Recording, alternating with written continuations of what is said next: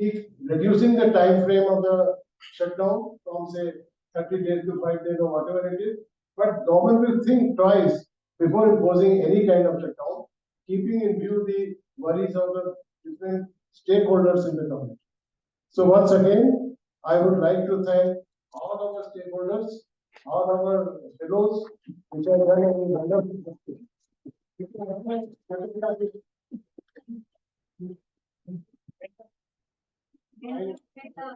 Thank you.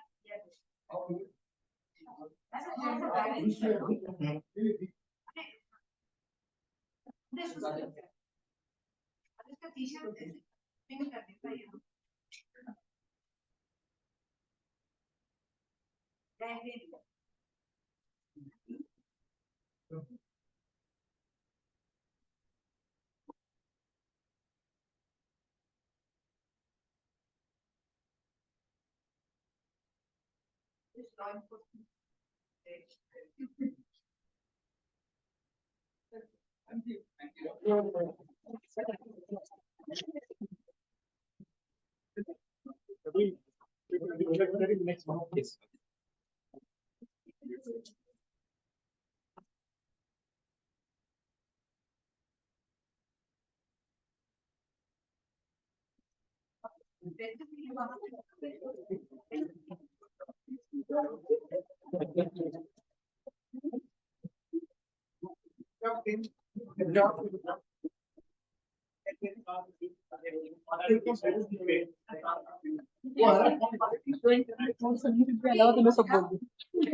यही तो सही है गवर्नमेंट होता है ना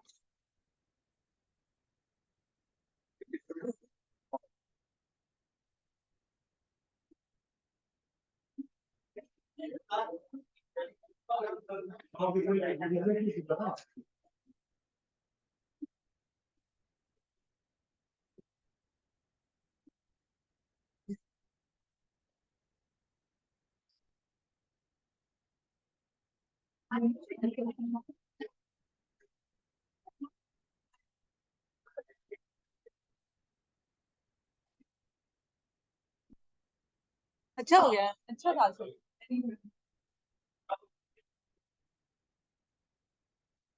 Send me the story. Same Zoom link. सबसे same Zoom link.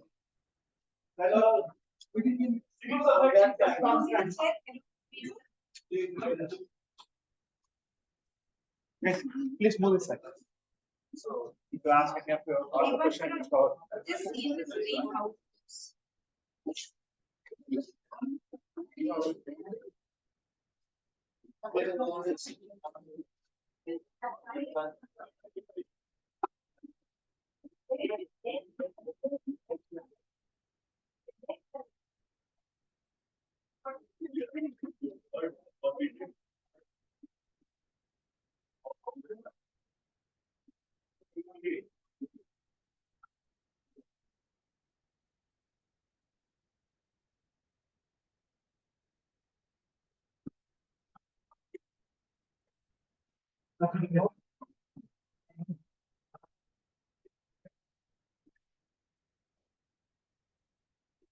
Ladies and gentlemen, please settle down.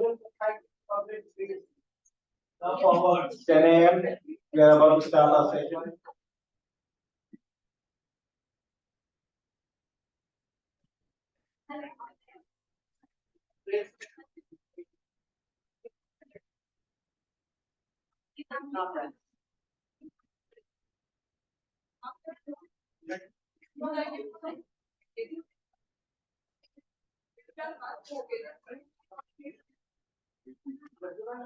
Narendra, please join me on stage.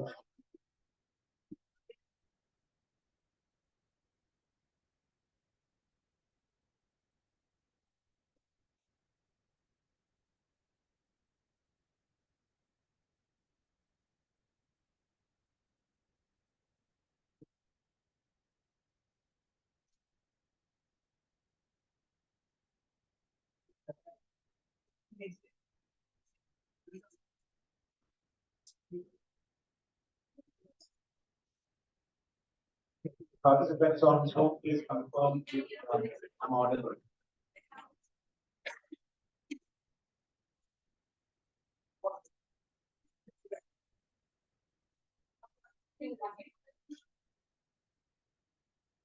Hello, good morning.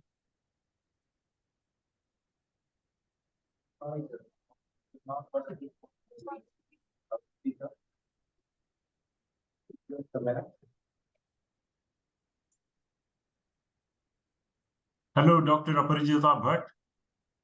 Good morning, sir. Good morning. Namaskar. Namaskar, good morning.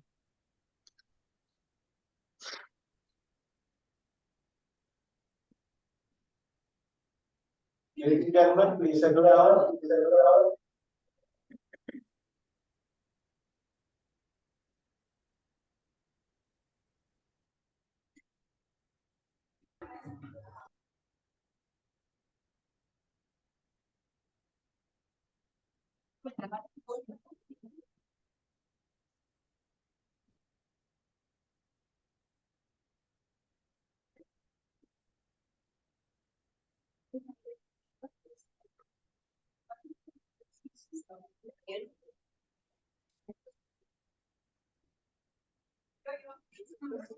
It will be somewhere.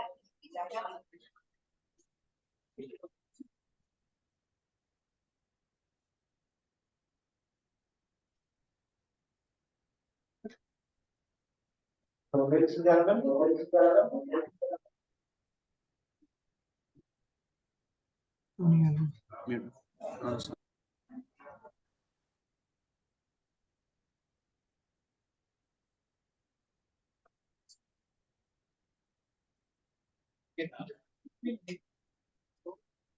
are starting.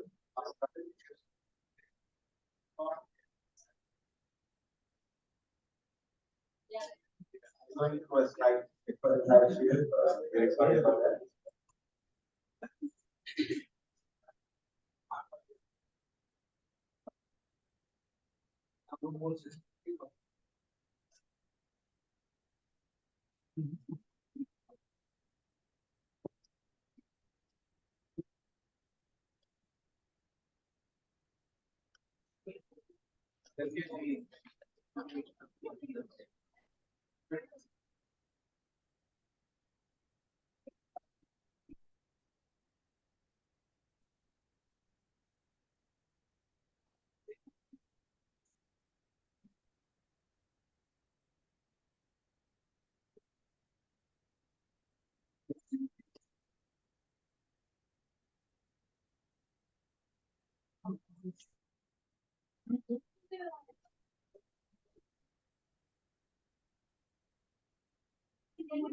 See who is speaking.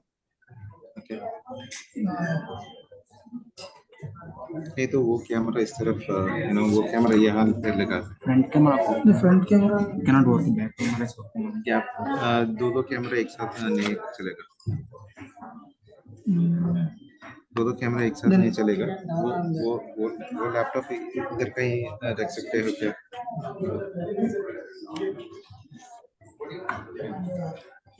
No, legal. yeah that is okay that is okay that is okay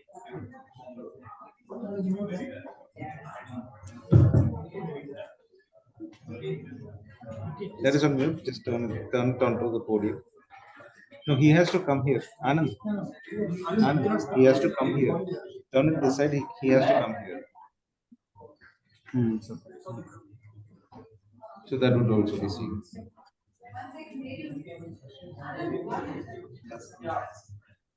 That's not needed.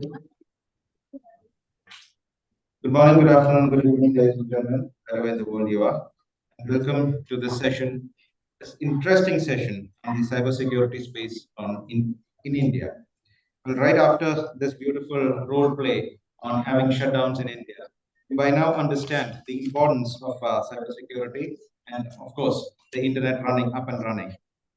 For this session, we have three beautiful panelists. We have Mr. Narendra Nath, who is the Joint Secretary of the National Security Council Secretariat, Government of India. We have Dr. Sriram, who is the Chief Executive Officer of the Cybersecurity Center of Excellence in Hyderabad. And we have Dr. Aparajita, a Faculty of Law at the National Law University. I would request all participants of this panel to quickly introduce yourself for a minute or so that the audience and of course everybody here gets to know your line of work as well. And with that basic information, we might go into a serious set of discussions. And for all your information, I am Shabrinath. I represent both the civil society and the technology space, and a volunteer of the Internet Society, and I'll be moderating this session. So over to you, Mr. Narendra, if you could just come in over here, introduce yourself for a minute and your line of work. Yes, thank you. Thank you. Yeah, good morning. Good morning, my fellow panelists.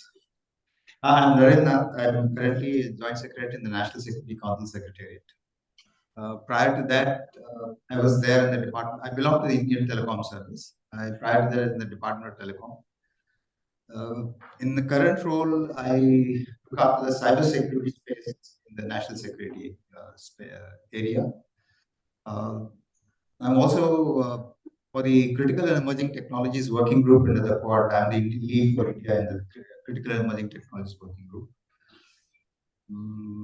That's all. I mean, and then the interaction with you, then I'll be able to, you'll get a feel of what else I'm doing. Thank you. Thank you so much. Over to you, Dr. Sriram. If you could quickly introduce yourself. Yes, hello everyone. I mean, it's wonderful joining on this. Dr. Sriram. Sorry, I'm on mute, is it? Can you hear me? Can you hear me? No, you are still not audible. Dr. Aparajita can hear Yes, me. I can hear you. Yes, yes. Then something is wrong at that end. Hello? Yes, that's good. Yeah, can you hear me? Yes, we can. Yes. Hello, everyone. A warm welcome to all of you on this Sunday morning. And well, on this excellent topic organized by inSIG. So I am here at Hyderabad, and I head the Cybersecurity Center of Excellence, which is a joint collaboration between DSCI, Data Security Council of India. Data Security Council of India is the cybersecurity arm of NASSCOM. And NASSCOM, as you know, is India's largest and most prestigious IT industry body. So anything in NASSCOM that pertains to cybersecurity or privacy, that comes to DSCI. And of course, because we're in Hyderabad, the Telangana government is heavily involved. They want us to build a cluster of cybersecurity companies. So no matter how much we deal with the government or the academia or so, our DNA remains industry. So industry is where we believe investments are made, jobs are created, collaborations are forged, research is funded, and so on and on. Okay, so that's where who we are. Okay, so as in DSCI, in Cybersecurity Center of Excellence, we have 3 goals. One is to strengthen and make the cyber ecosystem very strong and resilient. Okay, and introduce privacy into it on every aspect. Basically, secure by design, privacy by design. Then the second goal is to capture a share of that $2 trillion market, which is out there, as predicted. Now, if what happens is if the industry worldwide doesn't invest $2 trillion market, you're going to suffer damages of $12 trillion. So as an industry body, we want our people, our industries, companies here to not only service the needs of our country, but to service the global needs, much as the rest of the IT industry is doing. And so that a lot of jobs are created. Okay, so whenever I mention cybersecurity, I mean privacy also. In privacy, 137 countries around the world are going to adopt privacy laws. So if you are doing all this global business and dealing with any of them, we should be conversant with those laws. So we do programs in those. And the third one is to accelerate innovation and entrepreneurship in the cyberspace. So to that effect, we are incubating about 40 cybersecurity and privacy startups, 40 startups in this space here. So that is about me. And then the last line is about that we deal with different 5 stakeholder pillars. Briefly, the tech industry, large, medium, and small companies, including startups. And the second one is the government, central government, state government, law enforcement agencies, defense and policy making bodies. The third one is academia and R&D. So we do a variety of things like research, faculty development, student development, programs, international collaborations, and so all. One example is the IDCSS, Indo-Dutch Cybersecurity School, that is coming up. If you're interested, you can join. And the fourth pillar is that of user groups, like all the user industries, like banks, pharma, retail, all these energy companies and all. They give us use cases, they do all these user experience, they report breaches and all. And last but not the least, we run collaborations with a variety of stakeholders, international and national and domestic. So we've done with, for example, City of London Corporation on cyber insurance and Hague Security Delta on various things, IoT security, a lot of things we're doing, Cyber West Australia. So that is about us and about me. I've been a technology professional in corporate world throughout my career, now with NASSCOM DSCI, heading the Cybersecurity Center of Excellence, PhD in Technology and Innovation. I published a book called with Springer, Parker, Macmillan, Business Innovation and ICT Strategies, a little way back in 2018. Okay, so that's about me. Thank you. Thank you. Thank you so much, Dr. Sriram. We'll be coming back to you with more discussion points. Over to you, Dr. Aprajita, a quick introduction about yourself. Thank you so much. Thank you for this opportunity. A very warm morning to everyone. It's so good to see everyone, all bright faces on a Sunday morning here. My greetings to the esteemed panelists and the August gathering. I'm Dr. Aprajita. I'm a faculty at National Law University, Delhi. I am a learner, researcher in the field of cyber law. I teach this paper to the UG and PG students at the university. And I also research through my centers. I'm the director of Center for Cyber Law at NLU Delhi. And the center is basically into research work related to different aspects of cyberspace. It works closely in collaboration with different government organizations, I4C, BPRND, and other government organizations, industry professionals also, and regularly conducts training programs, capacity building programs for different candidates, for different gatherings, as per their requirements and needs. So this is what we do at the center, continuously researching in different aspects of cyberspace. So it's a pleasure to be here this morning. Thank you very much for having me here. Thank you so much, Dr. Aprajita. So, ladies and gentlemen, I suppose you have by now understood that this panel has almost all stakeholders in place. We have the governance, we have academia, we have business community, and we have technologists as well. So to start off and to set the table right, may I start with the lady in the panel, Dr. Aprajita. Could you give us some insights on the current Indian current scenario on cybersecurity policies and frameworks, and how it aligns with global best practices? Yeah, absolutely. The theme of this session is certainly very interesting, cybersecurity requirements. And not just India, but other countries of the world are also taking it up very, very seriously, the requirements of cybersecurity. And they are under a process of streamlining their legal and regulatory framework in accordance with the advanced technology which we are being introduced to. Now, technology as such is a good thing, right? All of us appreciate it and all of us want to be tech savvy. We want to have the latest of the gadgets. However, when it comes to misuses of technology by anti-social or anti-national elements, that creates a problem.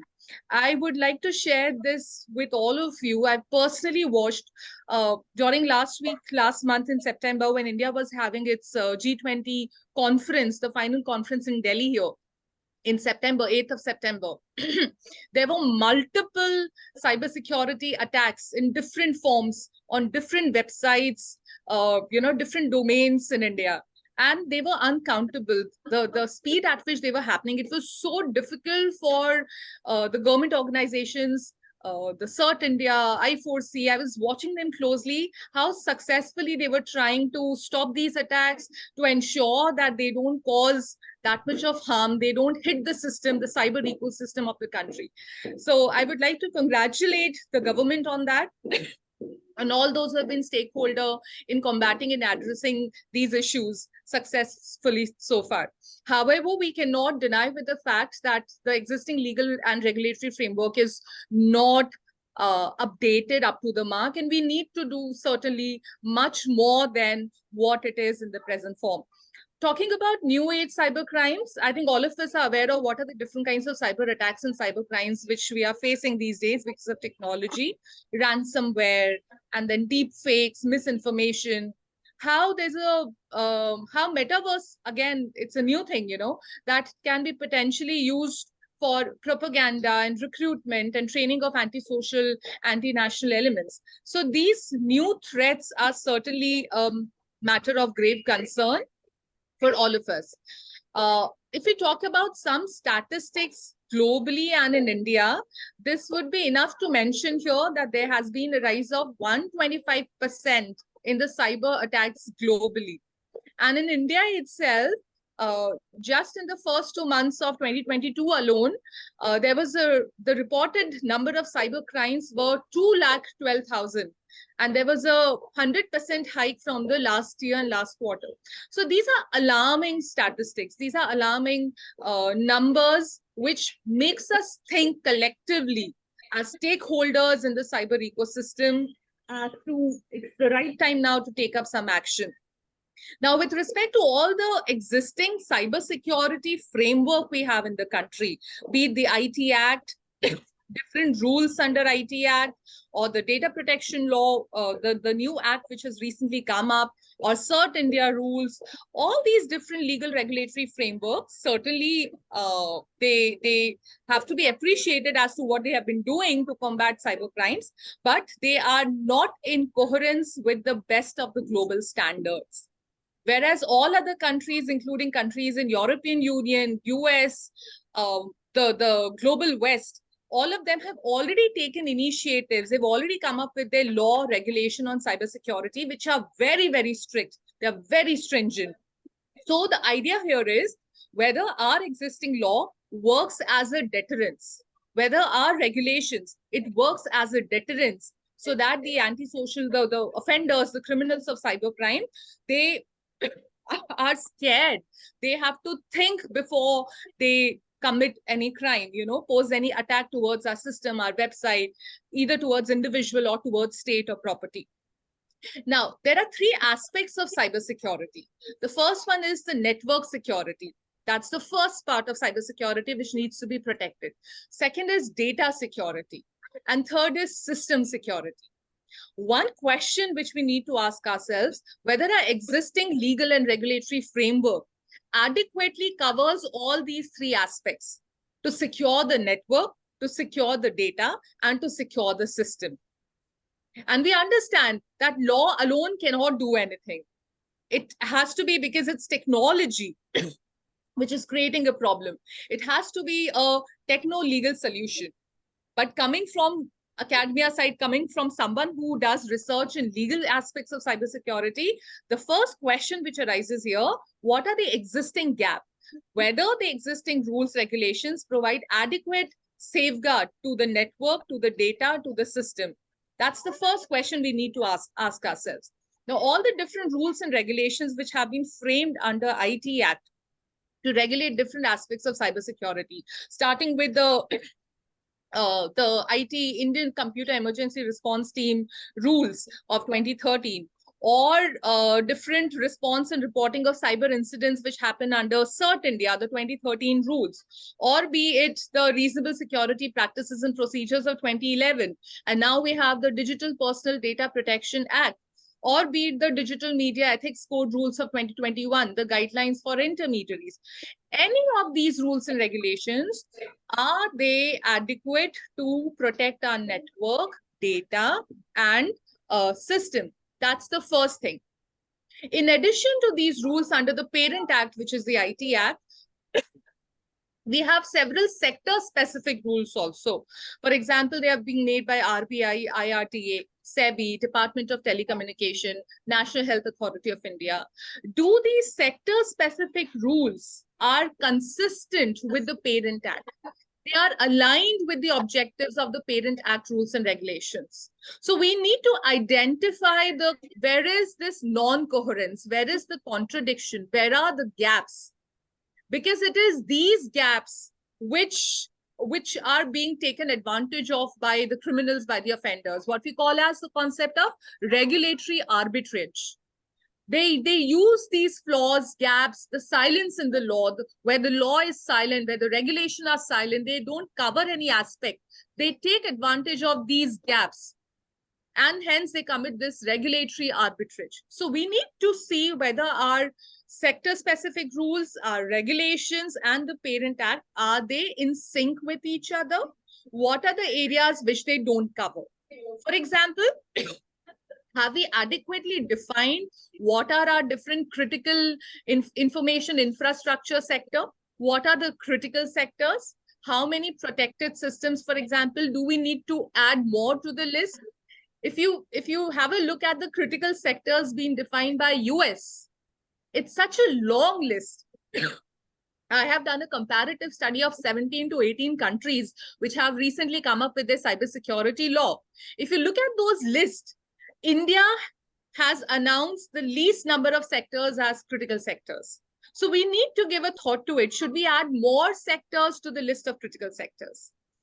Whether existing legal regulatory framework, next question for that matter to look into, should it look into proactive measures or reactive measures?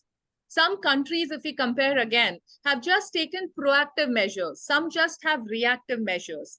India certainly till now have adopted a hybrid form where it has both proactive as well as reactive. However, is that enough? Whether every kind of cybersecurity issue must be handled proactively as well as reactively. So that's another thing we need to think about, all in the light, in the direction of a thought process that cybersecurity being such a major concern, should we have a dedicated separate law on cybersecurity? And yes, because I'm aware that government has already started working on it. A draft cybersecurity law is already in the making, and those who are stakeholders, those who are a part of the committee, they are already working on it. We are contributing in our own way. But then while you make your own draft cybersecurity law, what are the things which you should keep in mind while drafting it? One Parent Act, IT Act is not enough. We don't know what are the nuances, what are going to be the nuances of the Digital India Act, which supposedly is going to replace the IT Act. We don't know yet.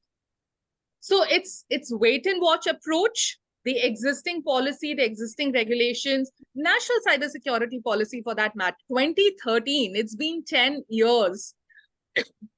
And there have certainly been issues with that policy with respect to, again, alignment with the Parent Act, with respect to enforcement. What are the powers of the designated authorities? Are those powers enough? Certainly, they were enough then. In 2013, 10 years back, the world has changed in 10 years.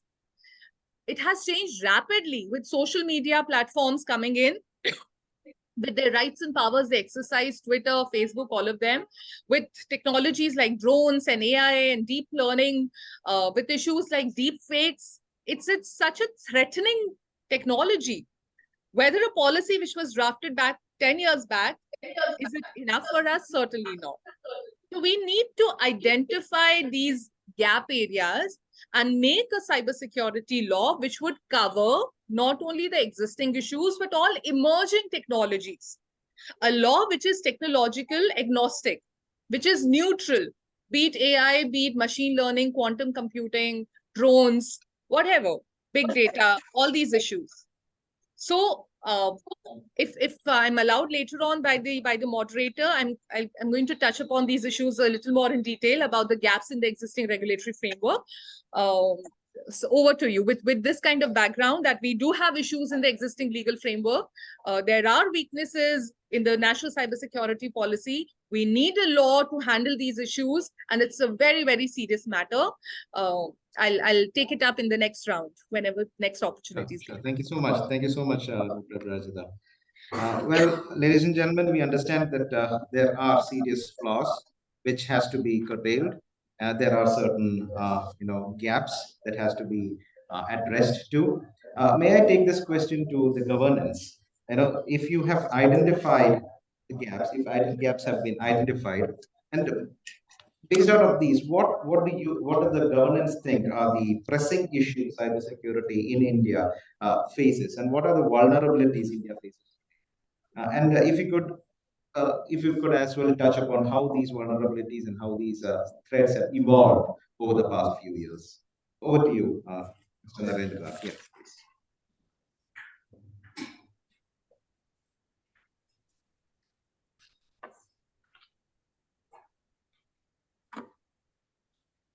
Yeah, thank you. I think it was a very elaborate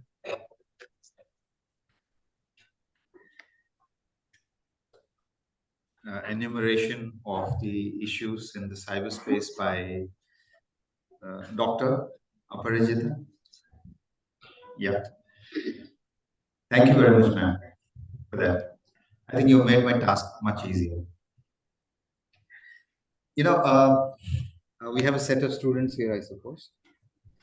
Okay, I'll be a little, how many of you have heard of the National Security Council?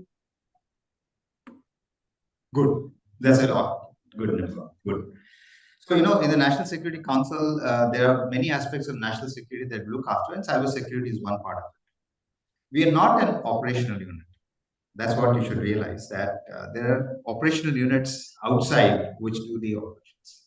Like we have these, some of them have been mentioned, my co-panelists, like NCIPC, the National Critical Information Infrastructure Protection Center. Then we got the CERT India. And then the respective sectoral regulators and entities also have been mentioned, like the RBI has been mentioned, Department of Telecom, Ministry of Electronics and Information Technology has been mentioned. So they're all the operational units which actually do the cybersecurity related work on the ground. So from our office, we have some sort of a bird's eye view, and then we do coordination activity, and also we look at how to try to bridge the gaps and then work with all of these respective entities to see that we ensure the cyberspace is secure. Okay. So when you talk of security of cyberspace, and it's been pointed out that we have multiple dimensions that we get. And one is, of course, the physical infrastructure in terms of network security and the other aspects that we talked about. And the other is the different stakeholders are also. You look at security at the citizen level, you are talk of all the frauds that happen, and that's something that keeps on coming in the news. And some of you might have been defrauded yourself, or you would be knowing somebody who's been defrauded. So that is one part of it, the cybercrime part of it, where you get defrauded. The other is security at the enterprise level. You must have heard of data breaches that are happening, or ransomware attacks happening on organizations, and then the companies getting affected, the operations of this company is getting affected. So that is one part of it. And then, of course, we have national security issues that are there that it could jeopardize. One is the viability of enterprise that I talked about, and then you would have national security issues that we have at the gross level where we have problems. And some of them were discussed in the group exercise that you had earlier, that disinformation, misinformation campaigns that happen, and because of which you have some law and order issues happen. Those are some key cases.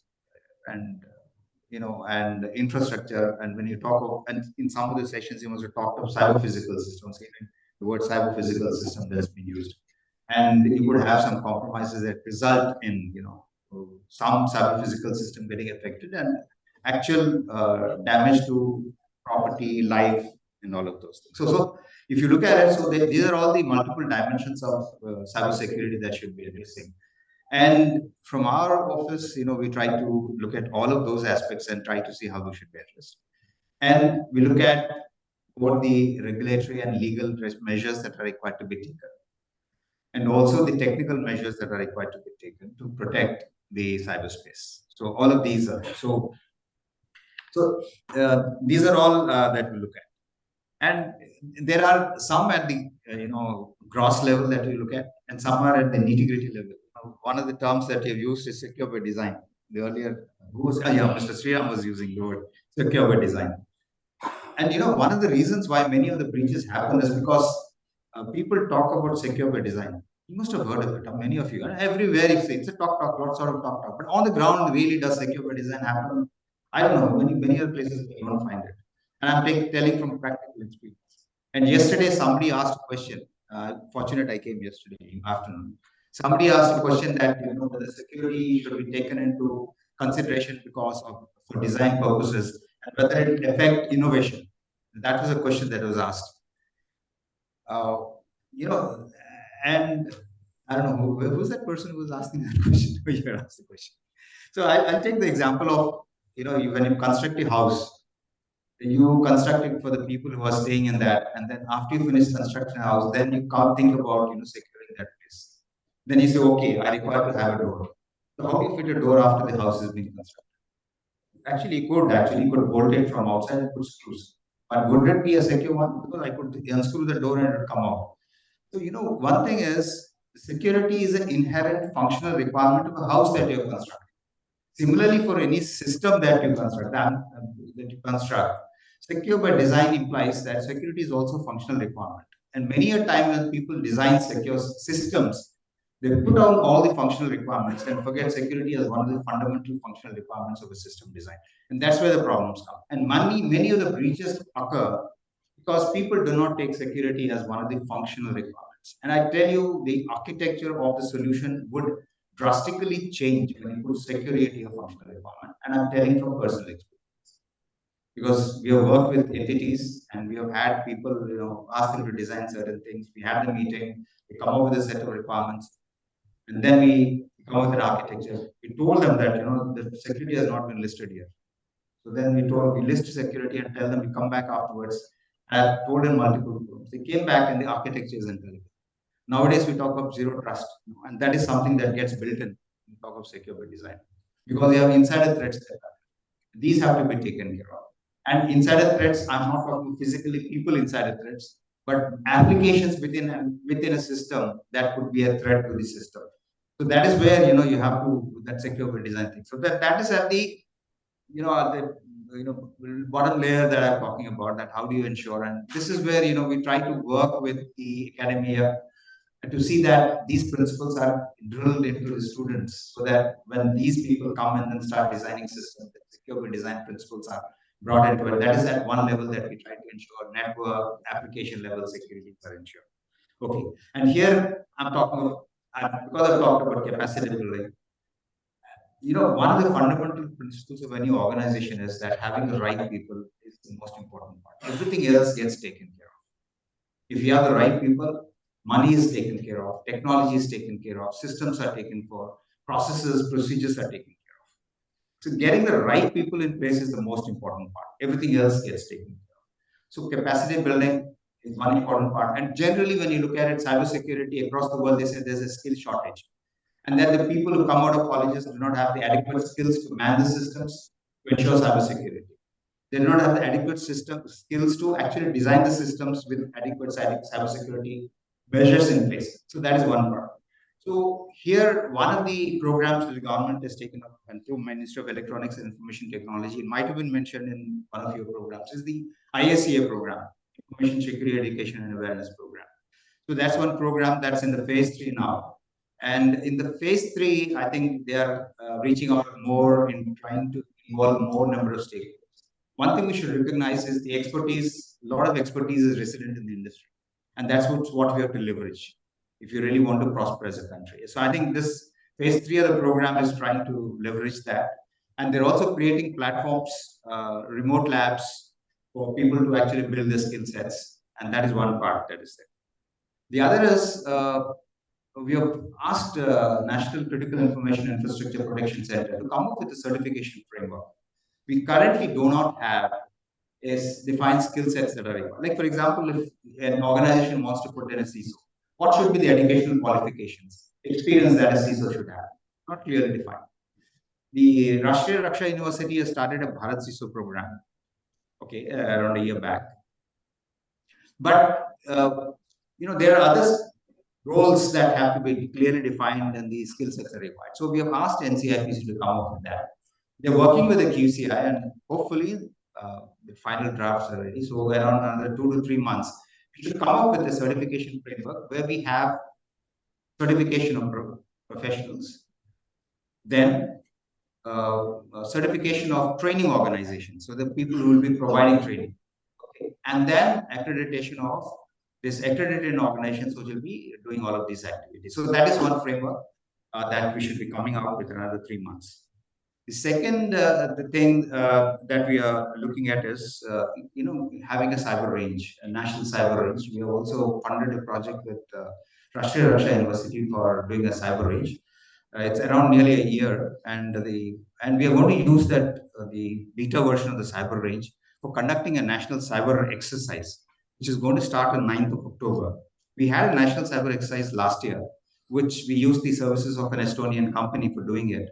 Around 100 people we had, and this time we are going to have 200 people, professionals from across all sectors who will be part of this national cyber exercise. And this will become now once we have this, and we're going to use our platform, this national cyber range that's been created with Rashtriya Raksha University for running this program. And after that, we hope to use this platform for really training people on the skills that are required, because cyber range will be practical skills of people, incident management, red teaming, blue teaming, white teaming, all of those exercises would be happening on this. So people will be professionally qualified to do these activities. So that is one other part. And once the cyber range is in place, then, Rashtriya Raksha University has been targeted and been, saddled with the responsibility on a regular basis to conduct it. And I think the number of professionals who would be trained over a period of time would be good enough for taking care of that. So that is on the capacity building part of it. Then when we talk of network security, one of the challenges that we have is that lots of equipment that comes into the country is imported, especially in the telecommunication sector, from where I belong. More than 90% of the equipment is imported. So the problem is that. So when you look at security, there are two dimensions to security. One is the quality aspects. That is, what is the cyber security architecture of it? And then what are the standards that are followed? Has it been designed as per the standards? And the implementation, how is it? Okay. That is all important. That's one part of it. And how do you ensure that happens? The second part is the trust factor. That's the intent. Because, whatever be the standards and whatever testing you do, the intent is not good. What you would say is a malware implanted, and that's very difficult to get it out of testing. So you have to cover both the aspects. So one is, adherence, coming up with requirements, security requirements. Then having a testing and certification framework to say that the equipment complies to that security requirement. That's one part. So you should have a framework for that. And the second is also to evaluate the sources from where this equipment comes, and then say that these are trusted sources from where the equipment is coming, and I'm going to have, for that. So both the dimensions have to be done. For the telecom sector, the first aspect of, having the security requirements and testing and certification is done by the Department of Telecom. The second aspect was not something that was covered. So the government, especially because 5G and IoT coming in, and this 5G and IoT is being, horizontal across all sectors. It's not only telecom. Every other sector is going to use IoT devices. Transportation use, civil aviation or banking or anywhere, agriculture, everywhere it would be there. So, it's important that. So they came up with the National Security Directive of the telecom sector, where we evaluate sources as trusted sources, product as trusted products, based not on the technical requirements. So a trusted product need not be a secure product, because we're not looking at the technical parameters of that. But evaluating based on where the company is from, who are the board of directors of that company, okay, what are the manufacturing practices, where does it manufacture, how the sources are, where the component sourced from. So based on previous history of those companies. So we do an evaluation and decide whether a source is trusted, a company is a trusted source. And when we come to the product, we also explore the product in terms of the hardware components and the software components, and look at where these software and hardware components are coming from, and whether are they coming from trusted sources themselves, and whether the R&D is happening in a trusted location. Okay, and then evaluate that product as a trusted product. So a trusted source do not have all trusted products. Some of them could be trusted, some not trusted. So that is one implementation that's happened in the telecom sector, and that's been administered from our office. Now the power sector is also coming up, and they're moving a cabinet note in this regard for a trusted vendor system. So ultimately, I think over a period of time, we would like to see that, identify trust as a factor for getting, especially in the critical information infrastructure, the equipment that goes into that. So you can, halt me because I could go on forever and ever. Okay. So that is one part. So the equipment part is that's how it's being taken care of. Okay. Then, yeah.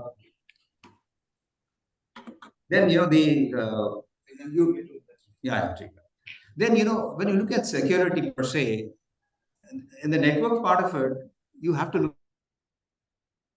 And there's a predictive analysis that you can do based on how the traffic flow patterns happen.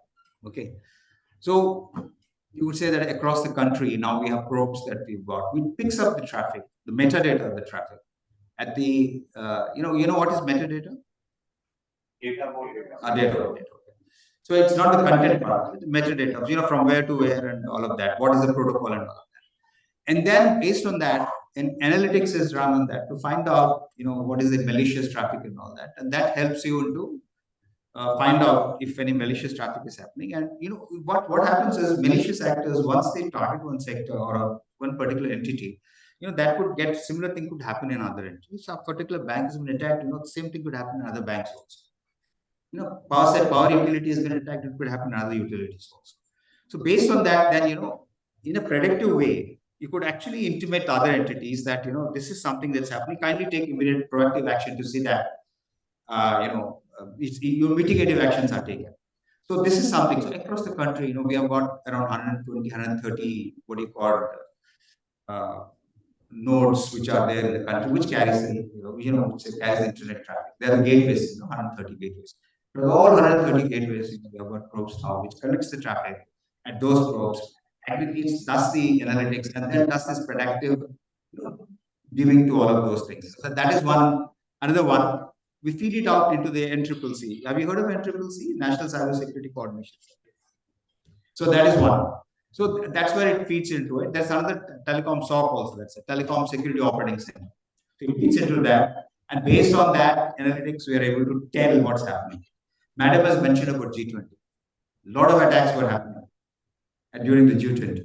These are the infrastructure that has been created that has really helped us in doing it. And we created a WhatsApp group of all the people who are relevant, like NCIPC, CERT, and all of those.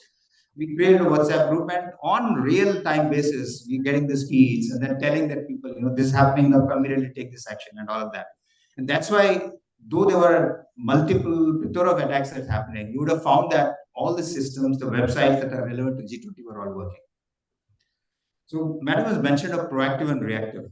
Whether we should do proactive or reactive, both are required to be done. For example, reactive actions are, let's say, I collect logs and do a forensic analysis. But for that to happen, my proactive action is that my system should be designed for creating those logs. If I don't have, for example, if I don't put CCTV cameras, and it's a proactive action is to design a system to have CCTV cameras. But I don't design a system with CCTV cameras in relevant places. After an event has happened, let's say some mishap has happened or something, how do I get the information that's required? So both proactive and reactive measures are required. The proactive measures would be training, so that I've trained manpower, security audits, so that I find out if there are any problems or not. Secure by design and all of those are all proactive measures. The reactive measures are after the incident has happened, collecting the logs, doing the analysis, and doing the mitigative actions to see the systems come back online. So both the proactive and reactive measures are required to be taken. And in our office also, then we have, one wing that looks after all the reactive measures that are required to be taken. And the other one that looks at all the proactive measures and includes the legal and regulative measures, which are proactive measures. That's to anticipate, what is required and then come up with the legal framework. So here, regarding the legal framework, one of the projects that we have is to look at a study for having a cybersecurity act. So that is another project that we're having. I don't know if National Law University, I think we have a representative from them on PRMC. We call that project even monitoring committee. I don't know, ma'am, if one of you is there in that review committee. So this, this is actually it's a canvas. It's a big canvas that we have in cybersecurity. It's an exciting field. And it's a field to be in. Like, earlier when I was doing BTech electronics and communication, they said it's in field and it's a growing field and all. Actually, this is a very exciting field, and for people who are interested, I would say that it's not only the technological aspects that are important. There are other regulatory and uh, legal aspects that are pertaining to cybersecurity that are important. And for people from both the backgrounds that are present in this room, I would say that consider this as a career choice, and it will be fruitful both for you and also very important for the country as well. Thank you.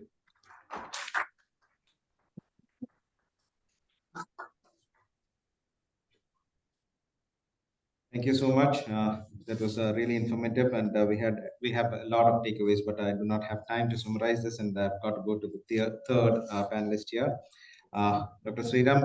After listening to all of these communications here, may I pose this question to you? How is the collaboration of India with private sector organizations and international partners about to enhance India's cybersecurity perspectives? Because we've understood by these panelists here about the myriad of issues that we are facing, and a few of the solutions that we are taking forward. Over to you, Dr. Sriram. I'll also request you to please take a note on time, because we've got quite a few questions from the participants here coming to all three panelists. Okay. So, of course, it's wonderful hearing to Dr. Narendranath and Dr. Aparajita Bhatt. And he's in NSCS, so who better than Narendranath to really elaborate on these? So I will talk about the private sector or the industry. So first of all, a few comments here based on the proper, like Dr. Aparajita had mentioned that these Western countries and all are at a terrifically high level, far more advanced than India and all that. Well, all that may be fine and true, but still we have the major attacks like Colonial Pipeline or the major Fortune 500 companies getting breached and all that. We hear about these every day. So one thing to realize is that, and this leads to my next point, is that this thing about deterrence, while military warfare and all that works fine. What does deterrence mean? That's saying that I have so many weapons, including I have nuclear weapons, so that the other side is not even tempted to attack me, right? It is sheer force I can overwhelm and do all that. That doesn't quite work in the cyber world, because a handful of smart hackers sitting in some remote corner of some remote country, can attack a major critical infrastructure of another country if they are motivated enough, either through finances or otherwise politically or hacktivists or whatever it is, right? So that there is a great deal of asymmetry there. So that one has to bear in mind. A person with a computer, a smart guy with a handful of resources, a few computers can wreak havoc. So that asymmetry one has to respect. Another thing about this secure by design and all these things. So the CMMI has mentioned that minimum of 1% of code is vulnerable in any code that you write.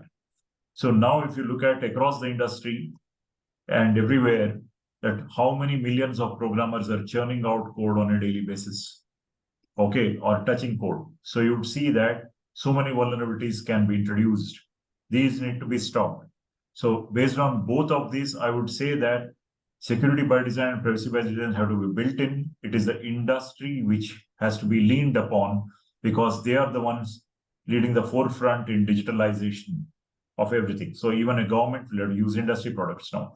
So I'm very happy to say that India has about 300 plus homegrown domestic cybersecurity product companies. Okay, services companies are many, but homegrown product companies, I would invite you to read the report, which is by DSCI, Data Security Council of India. So that is there.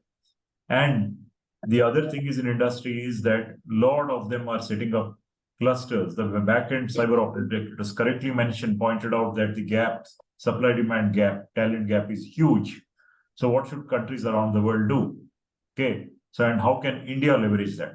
I mean, I'm talking about a business market opportunity, and which means a lot for all of us, is that they are going to set up, if we can tempt them, saying that we have excellent talent, we have good knowledge of the laws, and our own regulatory framework is strong enough. we can have them set up their complete backend cyber operations here in India. So we are running another report for GCCs called Secure in India, which means why major MNCs that have a footprint in India, major MNCs, they are setting up cyber operations in India. So on one hand, we are developing our own capability in building these companies. Please do get in touch with me if you need any help on any of these. The second one is we are inviting global players to set up their backend operations here. So that is there. So one of the things I would like to, it's a paradigm or a philosophy shift. People think of cyber as something different. It is not a layer that has to be added in later as an afterthought, as Dr. Narendranath has pointed out. Or it has to be thought about as something natural. So for example, every natural system, including the human body, has white blood cells, which are defense, right? They are part and parcel of the body. And it is not that some audit is done, hey, the body is safe and secure, and then they go to sleep. It's not like an yearly audit or anything like that. They are working 24/7 to protect your body, the body's immunity system, the white blood cells, and a whole host of measures it has. And in case a breach or an attack happens, how does it swing into action? So that is one thing that is, it is not something that is retrofitted. The scale and sophistication of attacks are rising by the day. So hence, what has happened is the attack vectors are increasing. So consequently, the industry, because when you talk about critical infrastructure, due to privatization and due to digitalization, a lot of these are on the private side. What frameworks are they adopting? So one of the things I would say is, apart from all what Dr. Narendranath has mentioned, a whole host of cyber laws are coming into picture, like the Digital India Act, which will encompass all the things. I mean, 4 areas: IT Act, Telecom Law Framework, DPDP Act, and all of these things and all. So the industry will need to adopt. First is the legal regulatory framework. The second one is the industry frameworks, like NIST, like ENISA. So we keep close track of it. For example, these industrialized nations in Europe, they have, in the past 3 years, they have rolled out 6 laws on pertaining to IoT security, 6 frameworks. So you see that, and we have published a report to navigate all of these. So please do look at these reports, what we have. And I invite you to connect with us and do that. Please understand that, as Gartner points out, in the industry, there is hyper automation going to happen now. Hyper automation of cybersecurity is one of the key things that is there. The last point I would mention is that the differences are there. For example, in US, they don't have something like a GDPR, but they have left it to the states. They left it to the different sectors to have the regulations like HIPAA and all these things. In India, we are probably going to have a mix of both broad-based, like the DPDP Act, and also the sectoral act.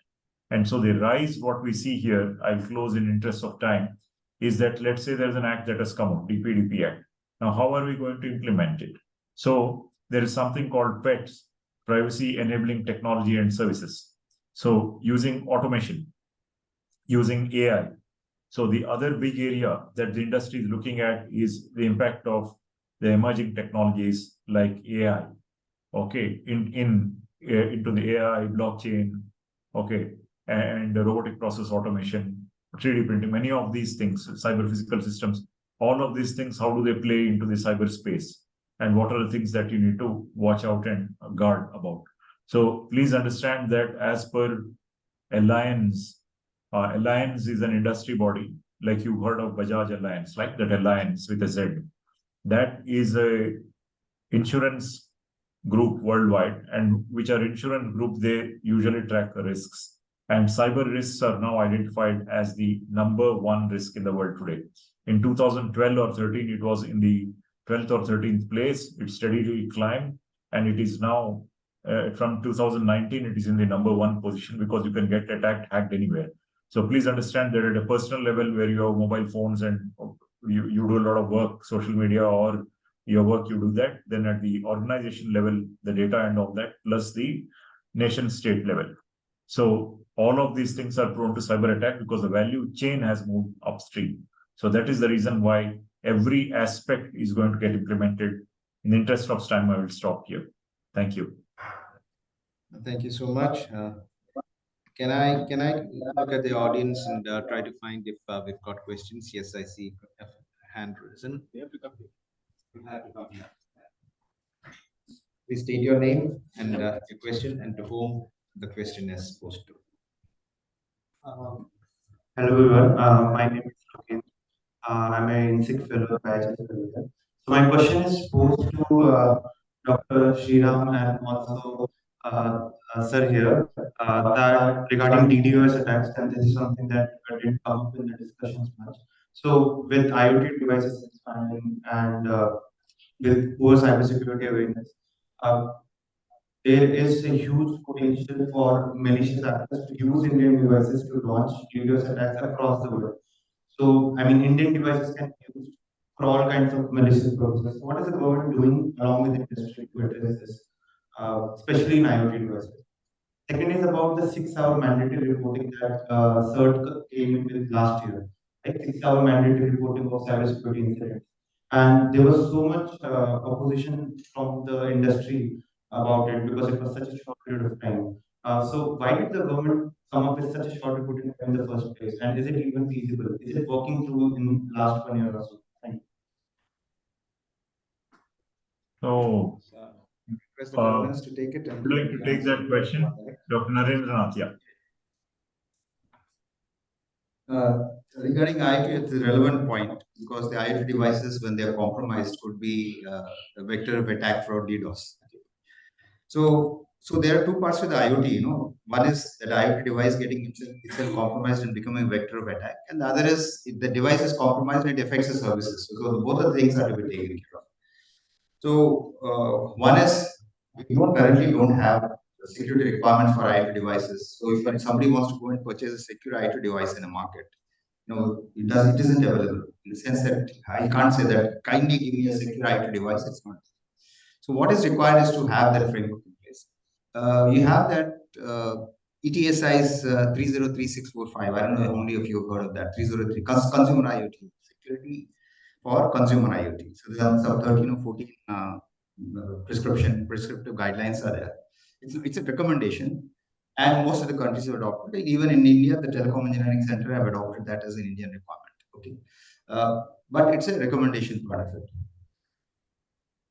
Recognizing this, we have from our office we have funded a project with IIT Hyderabad to come up with study these IoT devices and come up with security requirements, so that we could based on that learning that we get out of it, can we come up with a regulatory framework where we say only secure IoT devices go into the network, into anybody also. But having said that, there might be some regulatory intervention that might be required. Why? Because when you try to secure an IoT device, there would be some extra features that you should bring into it. So it might become much more costly. So what is the incentive for a person? Like I have a CCTV camera in my house. So I might not be interested in securing it. I'm not bothered if images from my house go anywhere else. But it could be a vector of attack. So, but I'm liable because my IoT device, which is not secure, is being used for attack. So there might be some requirement to force me as an individual to purchase a secure IoT device so that my device does not be the cause of attack to somebody else. So there might be some regulatory intervention that's required. That's a work in progress. One thing that another one that is there's a TRA recommendation of 2017 that talks of establishment of a national trust center for IoTs. So there we have currently funded a project. We just had the first review meeting around 10 days back. I mean, 6 months since the work has started on that, of creating a national trust center, because it will be some sort of an hard for IoT devices. So where we have enumeration of all the IoT devices, the service providers, IoT service providers, IoT manufacturers, and also the IoT devices which are there. So so we would be doing a pilot for one of the sectors. We are initially thinking of going for the transportation sector because there's an AS 140 standard which is already currently applicable and in the transportation sector. After that Delhi incident that was there, the standard and comfort tracking of the cars and all of the vehicles and all that. So that is what the National Trust Center is one part, one initiative that we've started taking to see that it comes up. But that's an ambitious project. Hopefully it will come out. Across the world, there is some recently around, if you read 3 weeks back, the US has come up with some guidelines for roadmap, say, let's say, for securing of the IoT devices. So that's a work in progress everywhere. In India also we have, there's a report that's come around 2 weeks back of secure by design for IoT devices. If you have a chance, kindly go through that. You can have a look at it.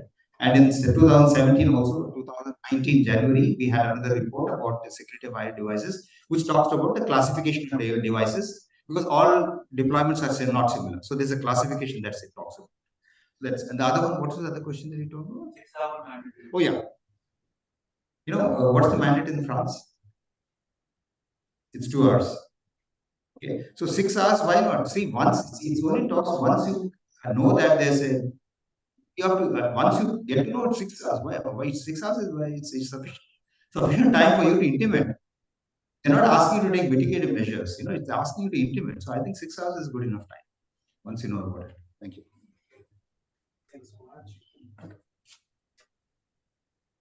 Thank you so much. In the interest of time, I'll have to have a hard stop at this point. Anyway, the session was really informative with a lot of information packed into 1 hour.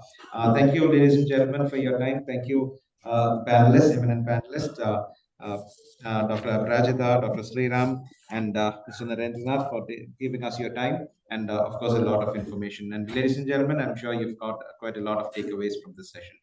We'll meet over here right after. We've got the photo session. Everyone from here you will move to the photography session. No virus, no do bio break, nothing. You will go take the photograph, then go for your bio break, take the tea, come back for the next session. So let's move now fast. We've got the photo session right now.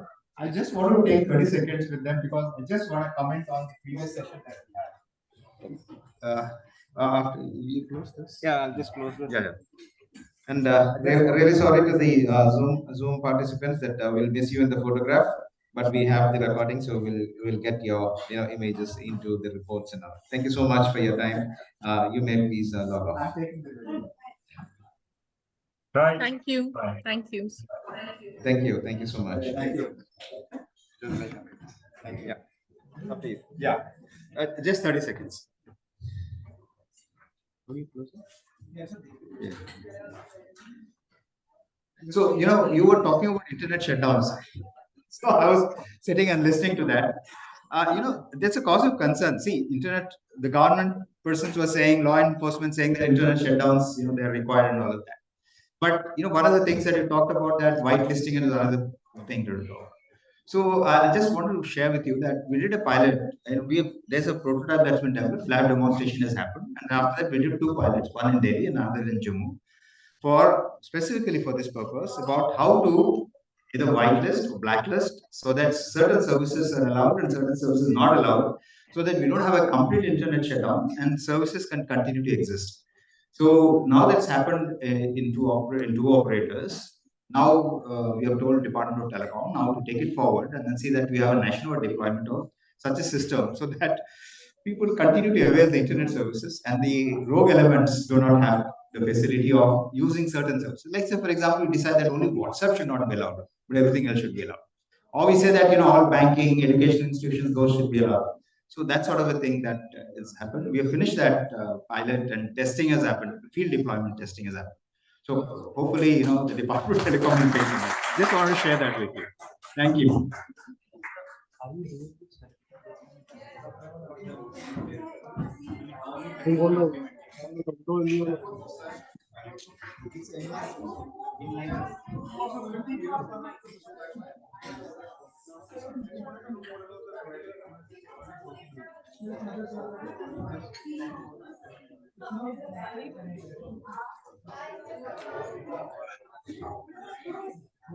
This was the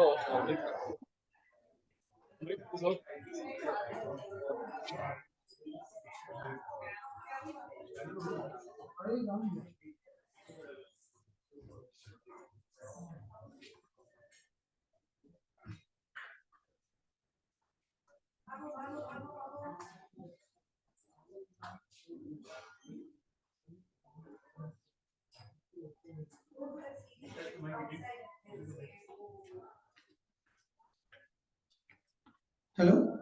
Hello? Hello. चाय के साथ मत ही जाओ एकदम Now it's fine. Because there's a lot of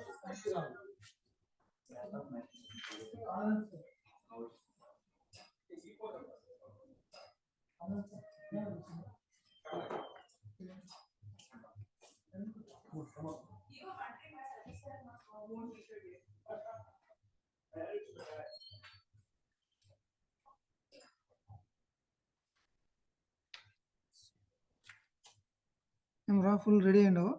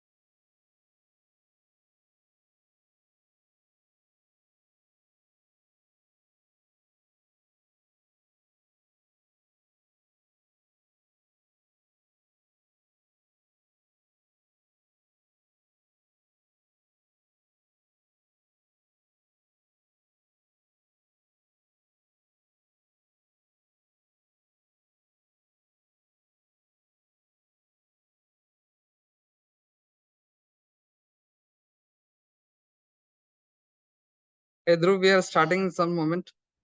Sure. Can you hear me okay? It's a tea break going on, so we are just fixing some audio problems. Okay. Let me know if you can hear You me. can okay. hear me, right? Yeah, I can hear you. What about you?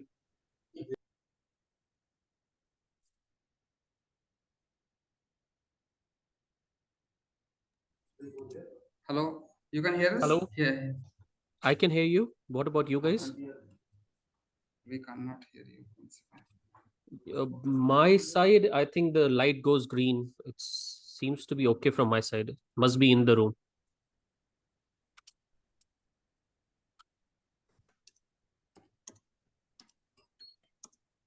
Testing. Testing 1, 2, 3, testing.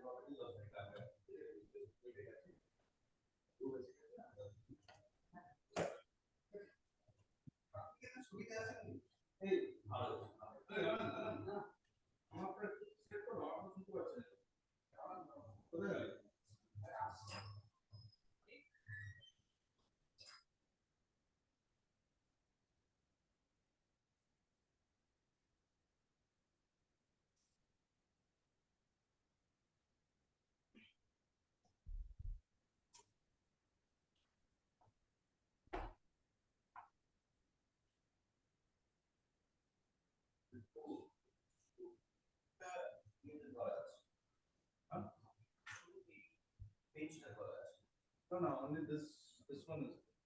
I'm coming back. Yeah, I'm coming back.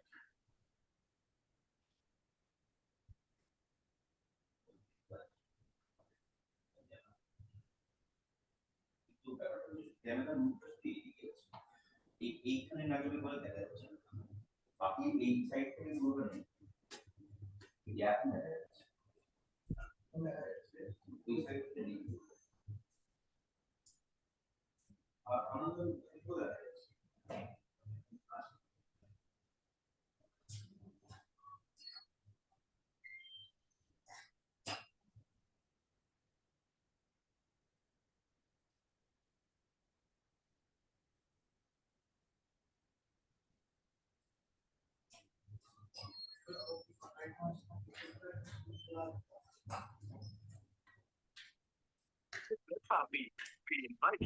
Cannot hear from their side. Hello? From their side? Dhruv, can you confirm that you are?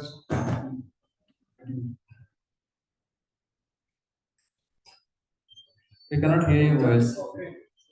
Dhruv, you are mute. Yeah. Dhruv, Can you hear me? mute. Yes. Now loud and clear. Okay. Thank you. You can sit there.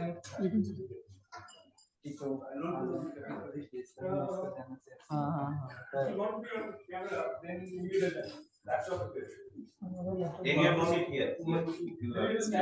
You stand there and speak. Because all around, चल गया इधर तो मदद loose हो गया था अब 2 minute बैठ के चालू होना तो because there is no physical, there is no person for it. Yeah, I can make it from here.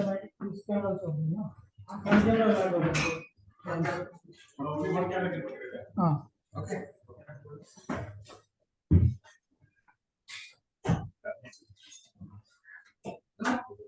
You can stand here. We will. Here I can see.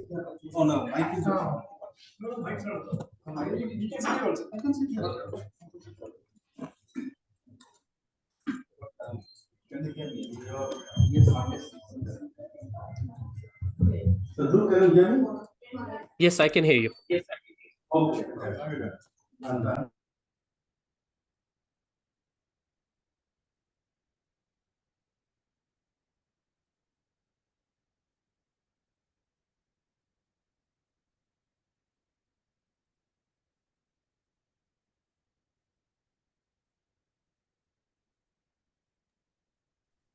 Hello, check. There's an echo. You have to mute this. Hello.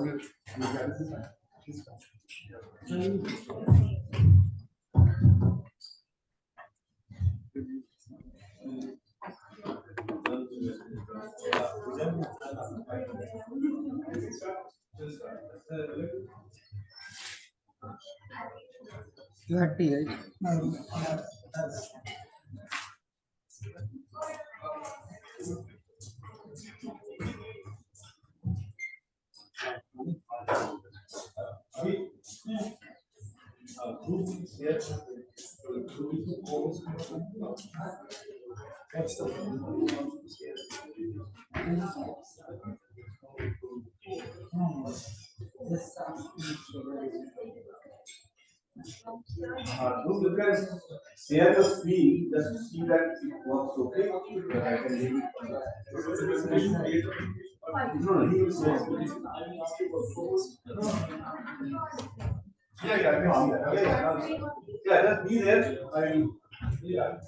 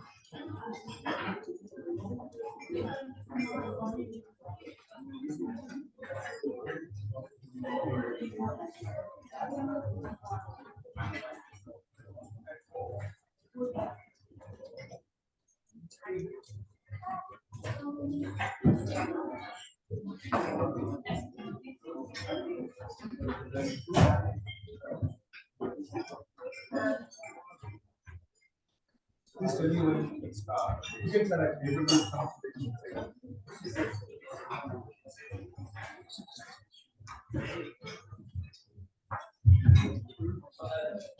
Are you all okay to start the session? Good morning, good afternoon. So let me set some kind of a background. You are here for what? This is the third day, right? First half day is almost over. You have some kind of a clear idea about different aspects of Indian governance. Now, the session that is to start now is a very important and probably one of the most important sessions for the entire 2 3 days. The reason I'm saying this is, we use internet, we govern internet, but unless it comes to a well accepted standards, right?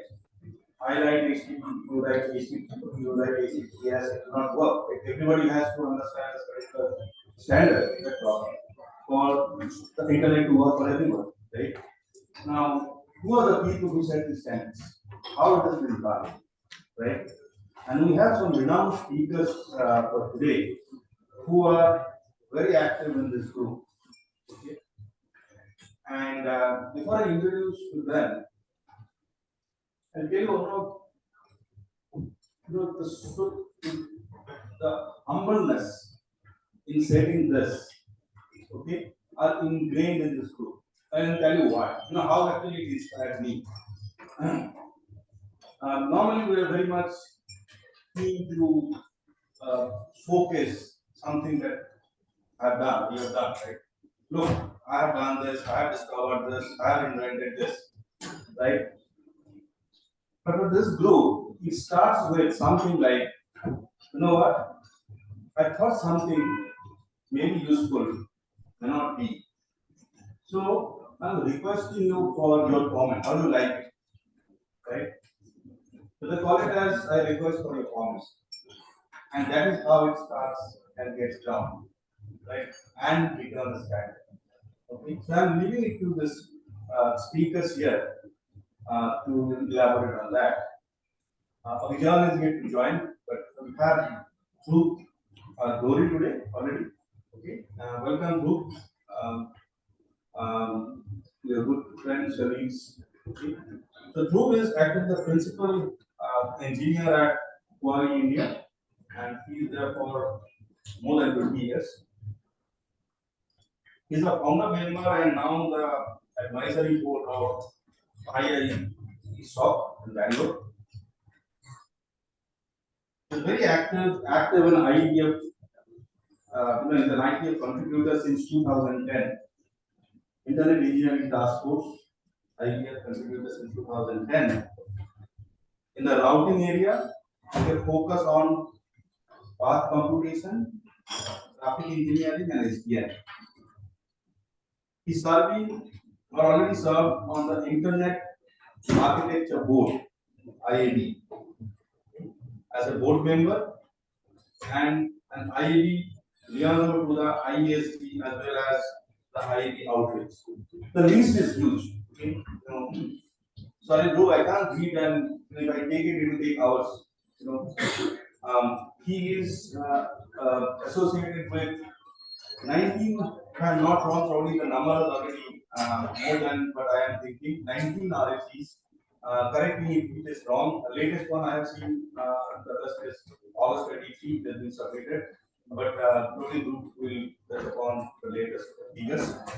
And there's so many. I mean, we talk about IDF, we talk about from India, and the group's contribution is huge. So welcome, group, and now I leave it to you for taking through this IETF. Okay, what is India's role? How much you have done, and what is the road ahead? Over to you, Joe. Thank you. Thanks for such a kind introduction. And I hope you guys had a very successful event and giving me an opportunity to talk about my favorite topic, which is IETF. So as we heard, IETF stands for Internet Engineering Task Force. The mission of the IETF in simple words is to make the internet work better. And how do we do that? By producing high quality standards, which are our technical documentation, and that should able to help people design, use, and manage the internet in a much better way. So just that is our mission statement. We are not a protocol police. We don't try to go and audit things or monitor. We just do the best way to serve the internet by coming up with the most perfect, easy to read, easy to interop, easy to develop documentation that would lead to an open internet so that more and more people can implement the protocols that are needed. We would have more openness, more decentralization. That are some of the key principles over which IETF mission was established. Again, in one of our documents itself, which is our standard, which we call request for comment, RFC. So in one of our RFCs, this mission statement has been standardized. So let's talk a little bit more about breaking this mission statement into how do we actually operate. Before we jump into the operation part, I think we should also think about what is the role of a standard. Imagine an internet in which we don't have standards. That means everybody doing their own thing, coming up with their own mechanisms, and then we would simply have silos. And in fact, in some cases, we know of these silos. Let's take an example of all the messaging apps that we have on our phones today. We need to have WhatsApp installed, we need to have Skype installed, we need to have this, because we don't have a single standard that every messaging app is able to use. There was one, XMPP, at one upon a time, which kind of died down. And in fact, IETF is currently working on a messaging interoperability working group called MIMI, trying to fix this problem. That why do we need so many different applications, each doing their own thing and not interoperating with each other? That leads to, as an end user, I have no idea whether somebody is I'm gonna find them on WhatsApp or Signal or this, and I end up installing everything and checking everywhere, and I'm not able to have a standard application. And now compare that to an email. Email, on the other hand, nobody goes and asks you what email app are you using. Are you using Microsoft Outlook? Are you using a web version of it? People have so many different flexibility on using any type of an email client and any kind of an email server. It doesn't matter where it is hosted. It just works. That's the beauty of standards. And that's where we see the importance. So coming back to the ITF way of describing standards, we believe in standards which needs to be open. That means they are freely published. Anybody can go and look them up, can read them, and then also implement them to allow devices, services, application in all the different layers, interoperation across an interconnected, heterogeneous global network of network. So that is our mission with respect to open standards. I mentioned our standards are freely available. Nobody needs to pay anything, which might be different from some other standard organization where you need a membership, you have a membership dues. And in fact, if you download the standards, you may need to pay some fees to download the standards. Not in case of ITF. ITF believes in complete openness as far as our published outputs are concerned. Then how do we determine that, like, we have reached success? That's by technical quality. That is, people need to agree that this standard sounds okay technically as well as editorially, and whether something gets deployed in the real world, which is completely voluntary. When ITF comes up with a standard, it can't go and force ISPs, it can't go and force network vendors to go and implement it some way. Everything has to be done in a voluntary way. So that's why consensus building is very important. It is not a top-down way in which ITF stamps something and now just everybody goes and implement. It's all voluntary. People go and in fact sometimes decide that maybe what's written in the RFCs is not practical.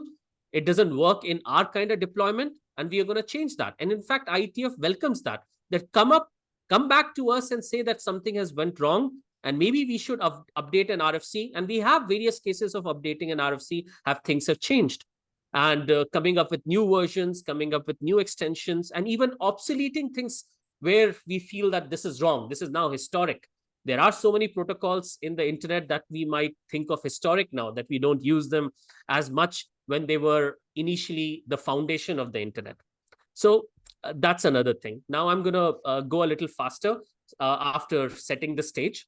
So with respect to ITF process, we believe in an open, transparent, bottom-up consensus building way. Transparent in the sense all our documentation is open. Every draft you can read, all mailing lists you can read, meetings you can participate in. There is no membership. You just need to show up. That is what we believe in, open and transparent. Again, I'm a part of a leadership body as an internet architecture board, and sometimes feel this, as a leadership body, I can drive how the ITF direction. Actually, no, we can just judge consensus. That is, yes, there is community support for something that has happened, but things have to be done from the community. ITF leadership cannot just go and create working groups, create research group, change the direction of research on its own. It has to be bottom up, which is again extremely useful in a multi-stakeholder environment. And that's where people trust the ITF, that yes, we can trust an organization which is completely open, transparent, and believe in a bottom-up consensus building way. And then let me talk also about supporting a permissionless innovation space. So what that means by this is, when ITF standards are like building blocks, we come up with a protocol, we standardize that protocol. Now people can develop things over that protocol. And when that development is happening, nobody comes to ITF and asks for a permission. For instance, when Facebook decided that they are going to move on metaverse and they are going to develop something new, it's not like they came to ITF and say, can we use your IP protocol or TCP or QUIC or TLS to do this new use case? No, it's permissionless innovation. And that's why the internet developed leaps and bounds, because there were no licensing, there was no nothing. We just had building blocks that people came up with new ideas and new innovation on top of it. And that's the beauty of the internet architecture as well as ITF way of working. At a very high level, this is how various different areas in which ITF participates. You have link layers, which we don't participate on. That's where IEEE, 3GPP, 4G standard, 5G standard, Ethernet, all that thing happens at the lower outside our scope. Similarly, things related to how the web needs to work, how applications needs to work, that is also not our space. Our space is this, with IP as the lower layer. This is where IPv4, IPv6, DNS, DHCP, NTP, MPLS, all that stuff comes in. We have routing layer. Again, BGP, OSPF, various routing protocol, some of my personal work, path computation, RSVP, service function chaining, multicast related, all that stuff happens in the routing layer. Over that layer comes transport. And in the transport way, we will find TCP, UDP, quick congestion control, things like that, which all run over the IP layer and use the routing functions to as a control plane to achieve those things. And then application and real time, HTTP comes here, WebRTC, SIP, email, all the things over it. So you can imagine this is somehow aligned to even the TCP IP model a little bit. But then you have two parallel things. Security is in all layers. Even in the previous presentation, I heard a little bit, people were talking about security, and one thing came up, that security is not a layer. It's not something that's it. Security goes vertical in every layer. You need to secure IP, you need to secure routing, you need to secure transport, you need to secure your applications. So that's why security comes in every space. In every work of IETF is related to security somehow. Similarly, whatever we develop needs to be operated on, needs to be monitored, needs to be managed. All that stuff is again in every layer. Whether it is IP, whether it is routing, transport, or application, you need to have ways to monitor how the application is running, how to configure the applications, all that thing. So protocols related to that, YANG, NetConf, SNMP, Radius, that comes here. So I hope this explains at a very high level the IETF areas as well. In fact, IETF is recently thinking of doing a little bit rearranging, because web and transport have sort of merged a little bit. So web and transport, there is a new area plan called WIT, which will merge some parts of art into a new area, and that will be called Web Internet Transport WIT, and the transport area will disappear. So that's still work in progress, but just an update from IETF side.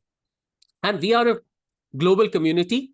We have participants from all over the world who are vendors, researchers, network operators, people who are even in policy space. They all come and participate in a multi-stakeholder environment as a part of our IETF community. Let's look at some numbers. This is the last meeting that happens in San Francisco. It's a hybrid meeting. That means people were there from on-site as well as remote.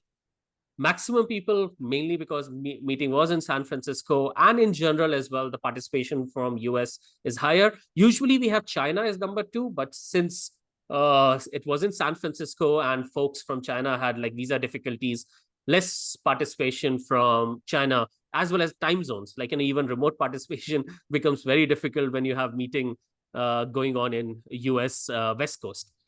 We had Germany, we had China, Japan, and of course, India. In India, a lot more remote participation, which is good. And this has been consistently increasing. But looking at the size of India, looking at the number of internet stuff that actually happens in India, this number is still very, very low. And that's one of the reasons that we were earlier mentioning that I've been working towards increasing participants from India. And that's a mission that very slowly we are seeing some progress in this space. Another snapshot from 2022, just to give you an overall idea.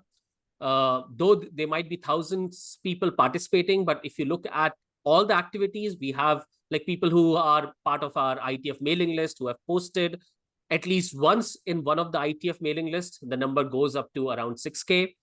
People who registers for meeting, the number is around 3K, like across different areas.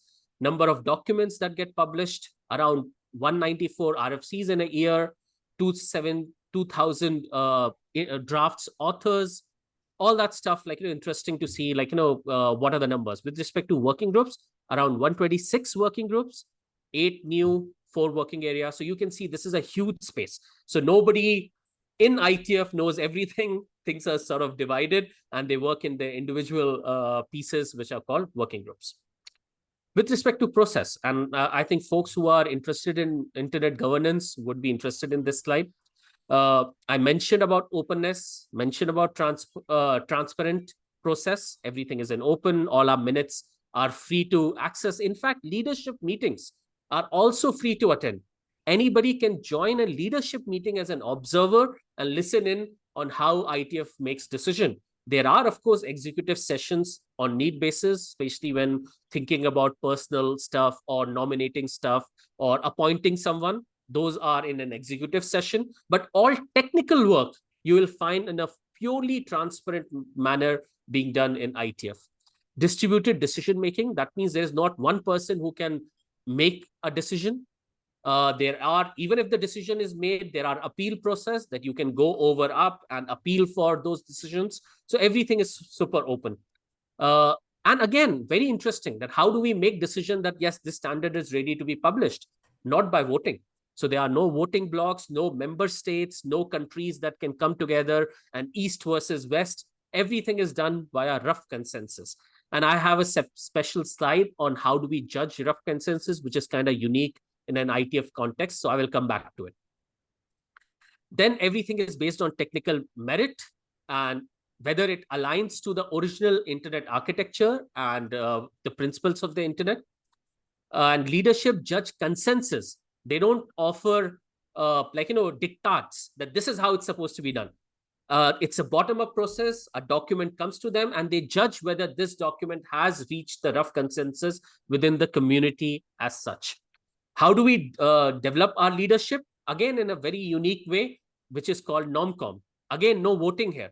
We don't vote for who should be our ITF chair or IB member. Instead, we have a random selection of 10 people who make a nominating committee, who go in deep dive, collect feedback from the rest of the community, and then make suggestion on who should be our leadership, etc. So that is also a very unique way of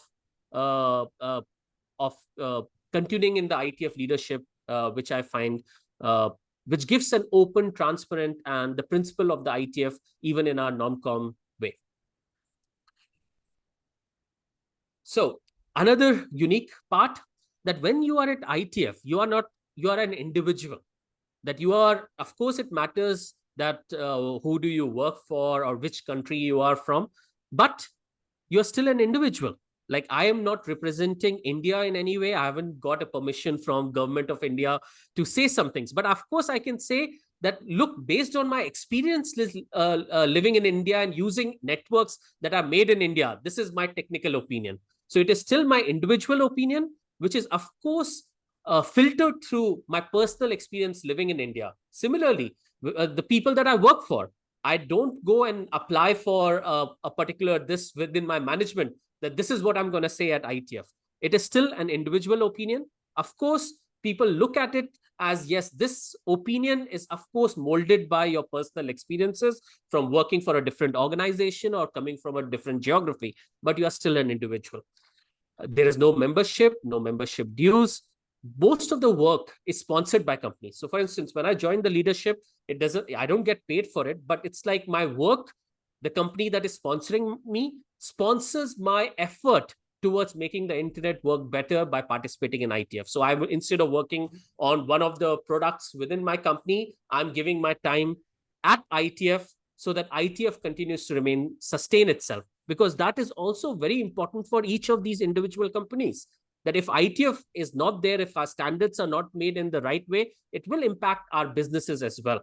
So because of all those reasons, various institutes sponsor folks as individual to go and participate at the ITF. We talked a little bit about ITF areas at the start and the working groups, and everything gets done on the mailing list as well, which is also sort of a very unique, old school way of making decisions at ITF. We do have meetings. They are 3 times. I talked about San Francisco meeting. The next one is in Prague. After that, we have in Brisbane in Australia. Sometimes we have it in Southeast Asia as well. There has been in Singapore, in Bangkok. There is a meeting coming back in Bangkok as well. And ITF also believes a lot in the running code. That means it's not just whether the proposal that you have works well on paper. Even if you have something in theory, which might be technically, you can say that it's a better, but if there's a running code for something which actually works, that wins the day. So ITF has always believed in rough consensus and running code. That is, they would like to see their standards actually get implemented and interopt. Then that gives us confidence that yes, what we have written in standards is easy to read, is easy to implement, and actually works. So running code is also very important. And ITF has been doing hackathons 3 times a year. Along with every meeting, hundreds of people participate in these hackathons and look at the standards and the open source community together, which is very nice to see as well. So people who are interested in the coding aspects, they can also participate. It's not just for people who are writing the standards. This slide I'll skip and look at the time. And let's look at the leadership. As I was mentioned, I'm part of the Internet Architecture Board, which sits alongside the ITF's ISG, which is the Internet Engineering Steering Group.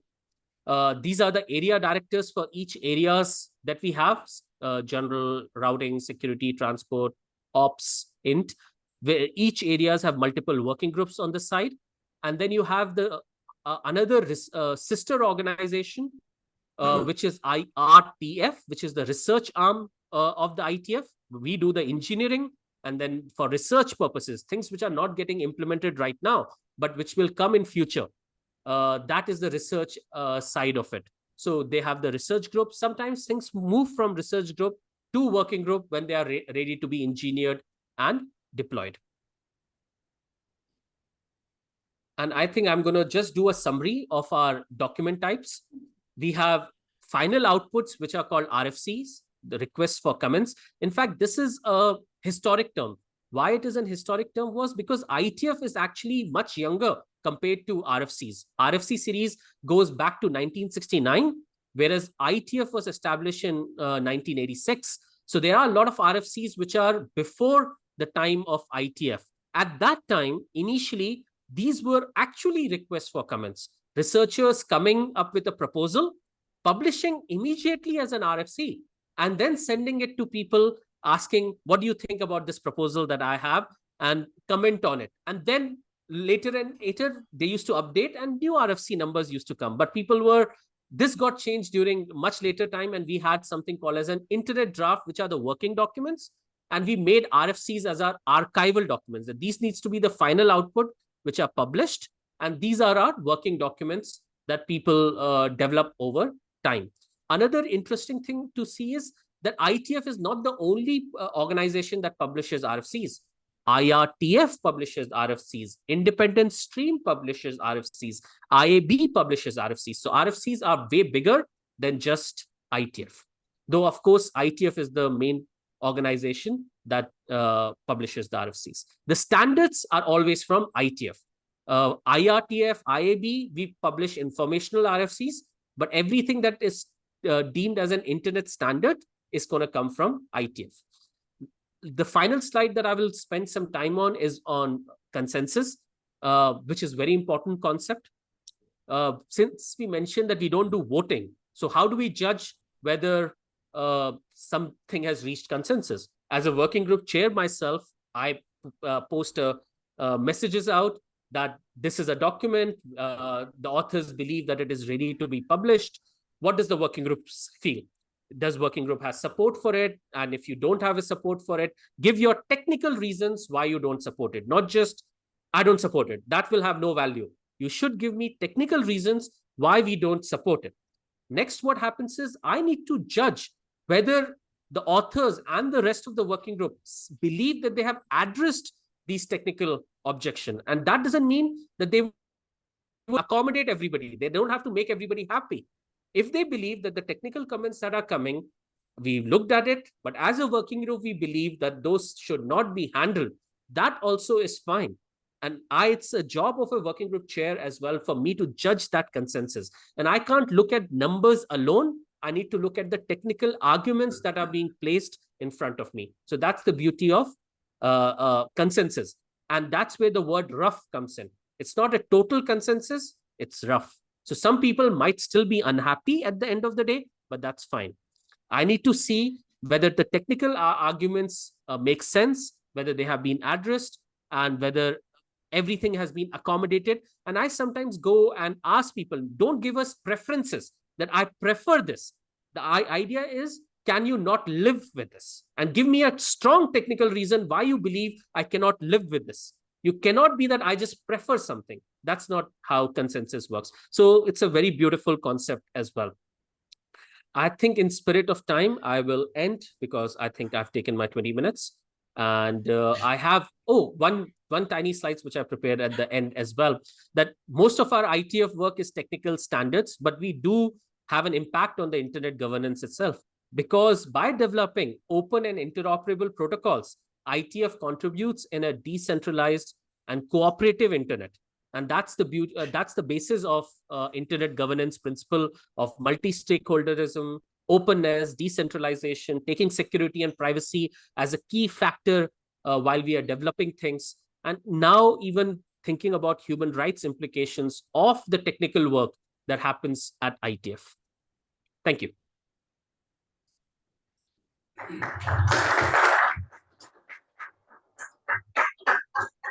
Thank you, Dhruv, for that insights, on the ground that you have and sharing with the audience. I will come back to Abhijan, and before that, I just quickly ask you, you are part of this shop in Bangalore now as an advisor.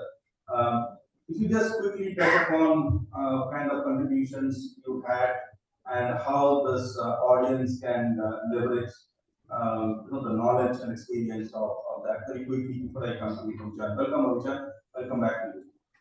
Yeah, thank you. Back in 2017, I've been participating in ITF in 2010. And over the years, I saw yes, there are folks, the same set of folks that we used to see at ITF. The numbers were not really growing. So at that time, we decided that, yes, we need to do something about this. We need to make it easier for folks from our region to come and participate in ITF, demystify ITF a little bit. So with that principle, we started inSIG, which is a non-profit entity, looking at India, now even looking at the whole Southeast Asia as well, on thinking that how we can make it easier for more and more people to come and participate. Basically, bridge the gap between India and internet standards. We organize a lot of events, a lot of webinar series, RFCs, we love meetups, connections events, something that we have done with folks in the panel itself. We had a last in-person connections event in Kolkata in close cooperation with everybody on the panel today. And even at the ITF, when new people come in, we mentor them, help them out, give them guidance on how to participate, etc. Even if you need help with, I have this idea, how do I write my first draft, and how do I start attending meetings? We do all these helps as well. So if anybody is ever interested in participating in ITF, reach out, become a member of inSIG. We have a very good WhatsApp group as well, where technical discussions as well as you can ask for help and review as well. So thank you for giving me an opportunity to also talk about inSIG. Yeah, thanks, Dhruv. And in fact, the message to the audience, like those who have the remote of your heart that you like to contribute to part of the standards, you can start your journey here. A lot of guidance are there, right? And you can leverage that. Okay. And now I welcome Abhijan Bhattacharya. He is a colleague of the same company that we work together. He's a senior scientist in TCS research over 20 years. Throughout in TCS. He is leading the communication research for tele-robotics and system deployment of cloud-age hybrid tele-robotics system. He represents TCS in multiple standard bodies like ITF, 3GPP, ITUT, 1M2M, and the list is long again. Okay, he is an expert on that. The member of India's National Working Group for ITUT. She happened to be 4 times ITF Fellow, author of India's first indigenous ITF standard. I think Abhijan is RFC 7967, and I would like to hear your own story of the journey. And I think you will not use any presentation, but I'll come back with some kind of a little questions and open to you to share the experience with the audience. He got around 50 patents, he has granted 50 patents, currently pursuing his PhD in Jadavpur University on certain 5G communication challenges. So over to you, Rijan. Start with your journey, connect the idea, your own experience with the indigenous, the ITF kind of community. All Indian authors are part of the RFC, and then again specifically, how do you see your own experience? Because you being a technical person, the representation from the civil society together along with that, your views on that, and then I will take it from there. Over to you, Richard. Thank you, Mr. Sushanta Sinha. I prefer calling you Sushantoda, as we say. And thanks for inviting me to Amrita and the entire inSIG team, Anupam. I can see Satish Babu there. Hello, sir. So, I think Dhruv has as he always does, very excellently narrated in a very lucid terms this complex labyrinth of ITF, because indeed, once you first go there without any guidance, any mentor, it looks like this. More complex, even more complex than Bulbulaya in Lucknow. Okay. So as Dhruv has already indicated, right, there are so many working groups, and when I first went to ITF, it was in 2012, and at that point of time, ITF was only technical, but over the years, as Dhruv has mentioned, ITF has understood and been more inclusive in terms of hearing voices from the segments for whom actually technologies are built. So it is not just the producer, but the consumer side of it. So what is needed to make things right? And I think that is quite apt in terms of the global sustainability targets that United Nations have already put in front of us. Now, I'm not sure what is this the community that I see in front of me, whether they're technical, from which angle they will be contributing, whether they're purely policy people or they're technical people. So I'm putting it in a more generic terms. So firstly, ITF without any mentor is overwhelming until and unless you are already accustomed to it through mail discussions, and you get to know how you can take part in email discussions. And there is a placeholder for almost every corner.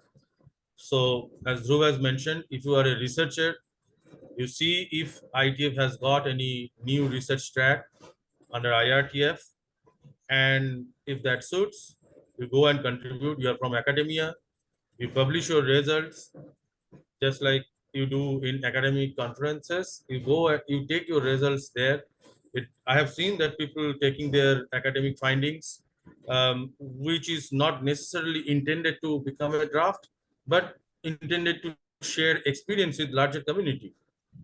And one difference from ITF and academic conferences, or one advantage I should say, because I have lived over last about more than a decade, I have lived both of these. In academic conferences, your paper, your review comments and everything are by just 2-3 people, maybe at max 5 reviewers. You get the review comments, maybe mostly from academic, academic diaspora. But when you take these to the same stuff to ITF, the kind of review comments you get for your work and the kind of insights you get are completely, it is a class apart, I must say. Because there what matters is what matters, right? That is the key thing. So if your technology has a merit, in changing the way internet works and in impacting the real use cases. Okay, that world is thinking about, that will change how at least one part of mankind, I mean a segment of our day-to-day work will be impacted. So that way I think there should be more participation from academia into IETF, since unlike other SDOs, as Dhruv has mentioned, this is free to participate, and free to participate at least in virtual form. I mean, of course, you need money to go and attend a meeting, and also you need money to virtually attend a physical IETF meeting. But IETF is a year-long, 365 by 7 by 24 thing that is happening. You can always get in touch over email list. You can contribution is not just putting a draft. Contribution is about putting your thoughts also over mail chain discussions and etc. And you can get into any discussion thread and you can put your thoughts. So that is one point. The other thing is the inclusiveness that I said that ITF has come. So I said about the researchers, because in India you don't see indigenous industries as such who are really shaping how technology in future works. But we produce talents in academia who goes out to the entire world and nourish the body of knowledge in technology for future. It's our people who are going out, right? So that is why I touch based academia first. Now, ITF has in, I think, past 2-3 years, they have got, so I think in 2014-15, I was there in the first meeting of ITF and human rights coming together. Okay, so there a special interest group kind of thing was formed. Fred Becker and all were there, where they debated that whether these things should be part of ITF discussion and how we can take it forward, because ITF works on the principles of internet, which works on an end-to-end principle, right? And there are certain democratic principles as well behind internet.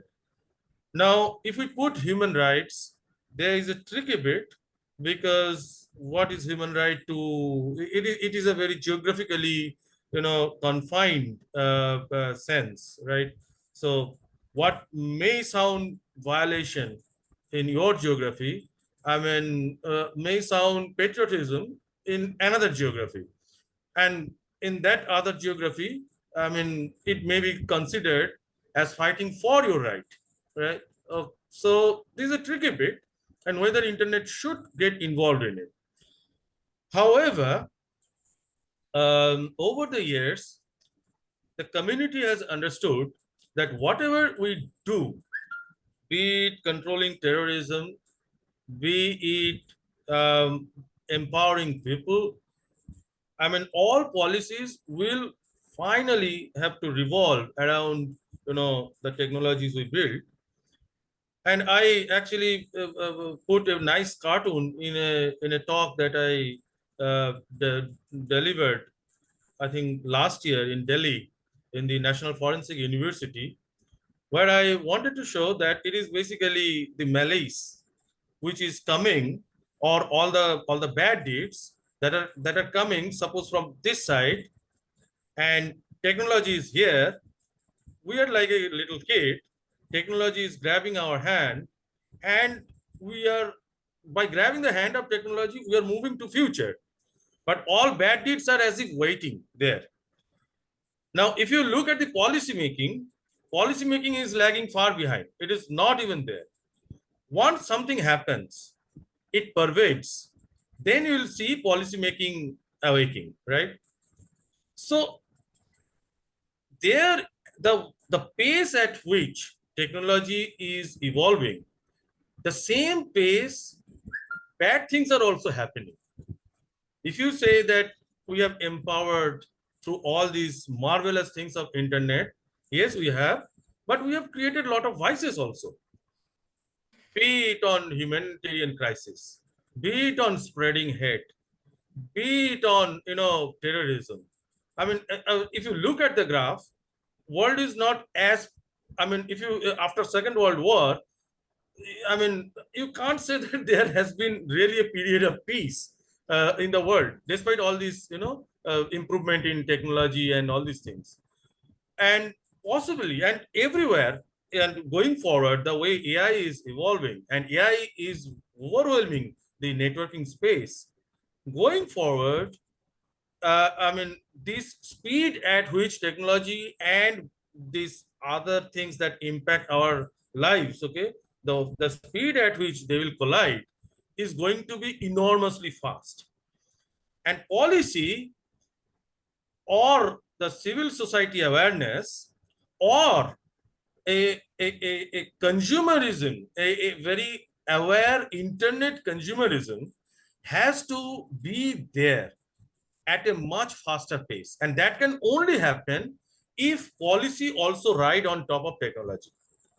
So while technology is grabbing the end user and running ahead to future, policy also will have to catch that bus and be aligned with technology. Okay, so that is why there is already a research group on human rights. Now I can give you an example how human rights coming into IETF has started a debate and has actually intrigued technology people.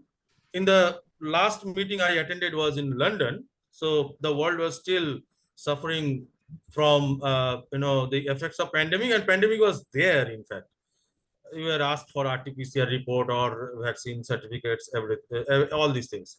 So there I found several institutes from several geographies. They're discussing on this very phenomenon of internet shutdown. Now, you will say that what has internet shutdown to do with ITF? It is a wire, you just cut the wire, you stop the service, that's fine. But I think probably a university in Brazil or California, I don't remember exactly, a proposal had come up in human right, research group, where so the discussion thread was on how you are violating human right by depriving innocent people from the right of internet. Because, and I mean, some mischiefs have done some wrong deed. You are shutting down internet from the entire large geography, which is quite rightly because because policymakers don't have any other way in terms of how you spread how you stop spreading of fake news, how you stop spreading of this fear mongering. Policymakers don't have a way, so they cut down. I just have a leading Ravijan, I have leading questions to this. In fact, to both of you, both through and this. See, the two things coming up. As you rightly said, that policy also has to wake up and run as fast as technology is growing, so that they can balance before the damage is already done. Now, the thing is, the role of government in this. As Dhruv, you mentioned that you can always participate as an individual, and you don't need to be an Indian government or some kind of an approval to participate in standards, journey. So you see the role of government to promote or maybe encourage or put this present fact in this journey. So what should be the role? Both of you, the common questions, can take Dhruv or Vijan, your opinion on that.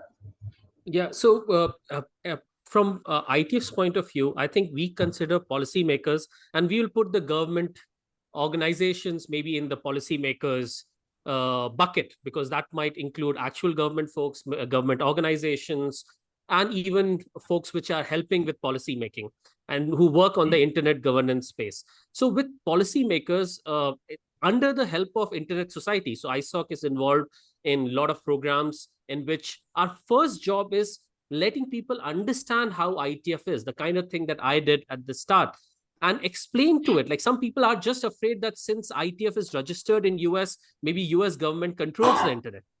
And breaking that myth out that no, the US government does not control the internet, and ITF works in this particular way, and this is our way. So our first is giving our way information out to them. Now, there are concerns, there are valid concerns from government. In fact, you can't put the whole government in one bucket, because within the government, there might be an IT industry asking for something else, and a human rights child folks asking for something else. So, and third person asking for something else. So within the technical scope at ITF, the first thing is we need to break between things that can be solved by technology and things which are purely policy. And we need to have this thing, because trying to solve policy implementation via technology is going to have much more havoc.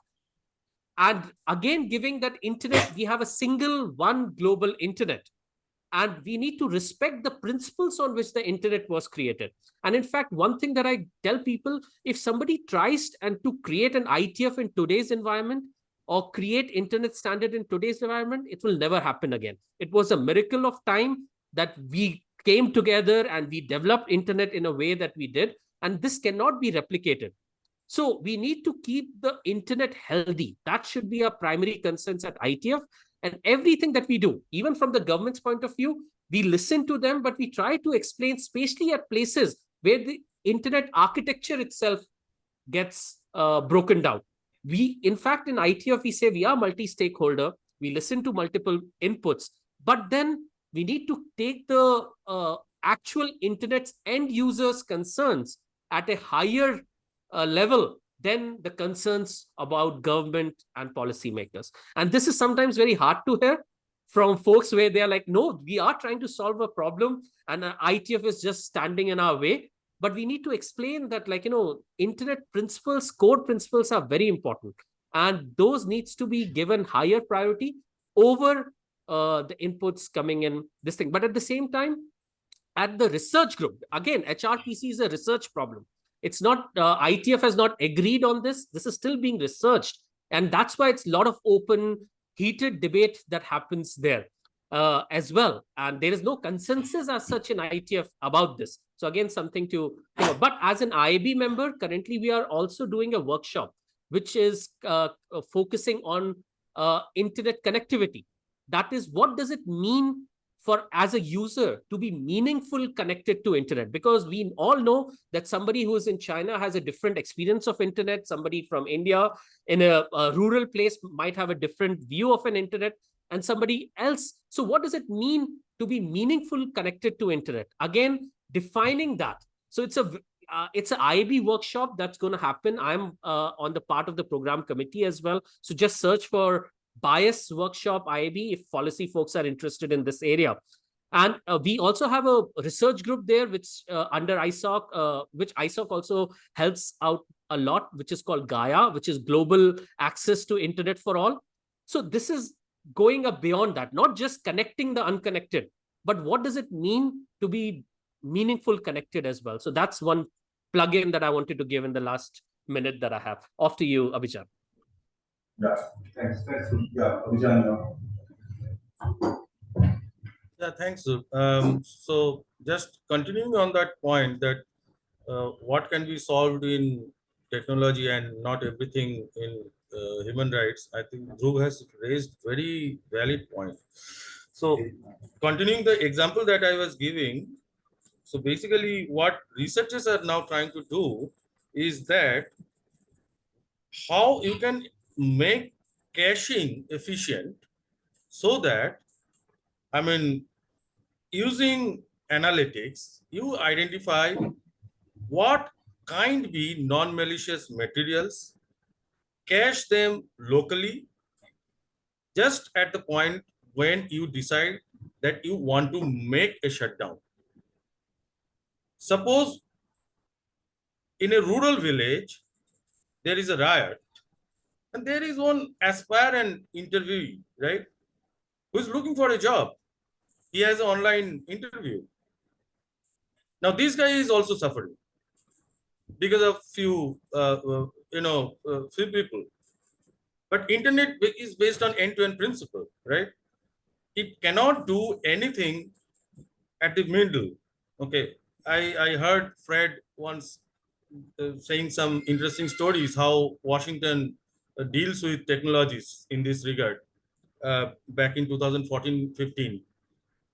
But then this is in such a manner because policymakers don't have the way to implement. So it is the duty of technologists to create the different ways by which you can make things more democratic, you can make things more fair.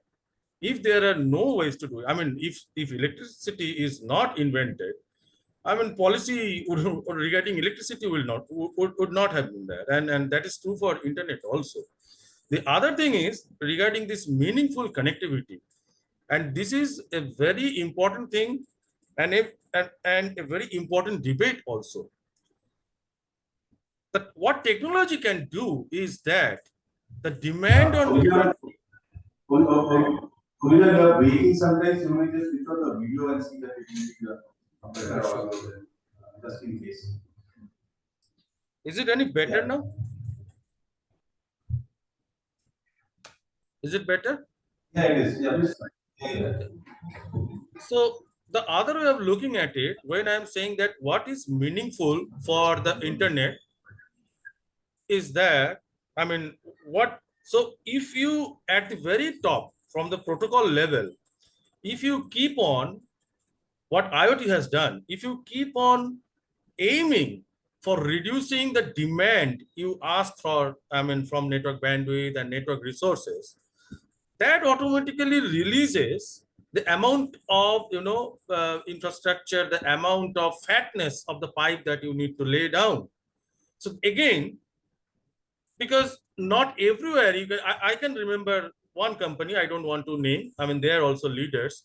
They created a video streaming technology which was dedicated to India, and I'm talking not very far. It was in 2018, and I know this because we presented a paper in EUCNC where we said that I mean, it is possible to beat their technology with a much less bandwidth.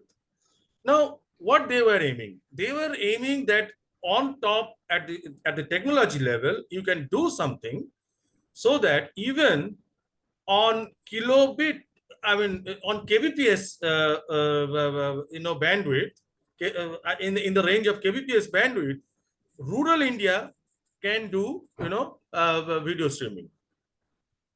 Now, if that kind of technology is in place, that eases policymakers to make an efficient policy in terms of democratizing telemedicine in rural India. I'm particularly seeing that. Sorry, just to cut short, we were just running out of time, so maybe you can just wind up. And Yeah, I we'll think take, I've given my message. Yeah. How these two should merge. Questions from the audience, so that we can just address some of their questions.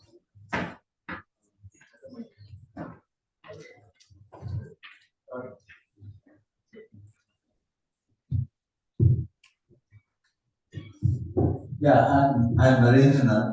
So, both of you have been participating in the IETF meetings. And one of the points that came out is that, you participate over a period of time for you to gain expertise and to contribute, because there's a lot of labyrinth that you talked about. So, one question is how many from India, because percentage have given, how many people from India are participating?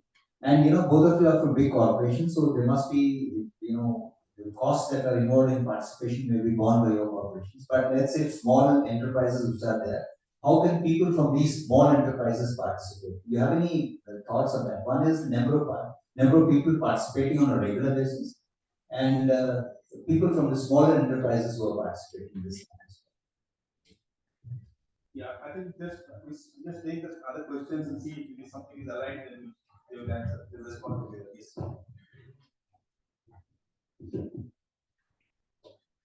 Yes. So RFP 3935, when it came out in 2004, it also had one interesting line about that IETF is not value neutral. It said that we embrace technical concepts such as decentralized control, edge user empowerment, and sharing of resources because those concepts resonate with core values of IETF community. So it is explicitly stated out that IIT is not value neutral. So would you like to elaborate on why that happened? Thank you. One last question. Just take the question. So, Hi, I'm Yog Desai. My question is, which standards and standardization issues should end users be concerned with, and how can relevant information be made accessible to them? Thank you. Yeah. So back to you. This tool is sharing something to respond to your questions. Participation from India in the last 5 years. Yes, you can take that. yeah, so let me cover that question. So yes, so India is the red line up there. We saw a lot more participation 2018, 2019 in the numbers of, if you look at this, between 50 to 100. And that has become sort of our standard. It actually increased during the Corona times a little bit. A lot more people online were able to participate. It kind of democratized participation a little bit. Like everybody suffered the same. Nobody's traveling. Everybody has the same internet connection. So we saw good participation in remote numbers, and that remote numbers continues to happen even now, so which is very good. In-person participation changes from region to region. Like once we are in Southeast Asia, I think we see a little bit more easier, because when the meeting is in Bangkok or Singapore, it's much easier. In fact, we have a hope that someday we can have a meeting in India as well, and that hope continues to live on. One part which I also want to mention, like, how do you participate? So the one that needs no money, no permission, no thing is mailing list. Join the mailing list anyway, irrespective of whether you want to come to a physical meeting. You need to start with the mailing list. To do that activity right away, you don't need to take anybody's permission, and you can just start participating on the mailing list itself.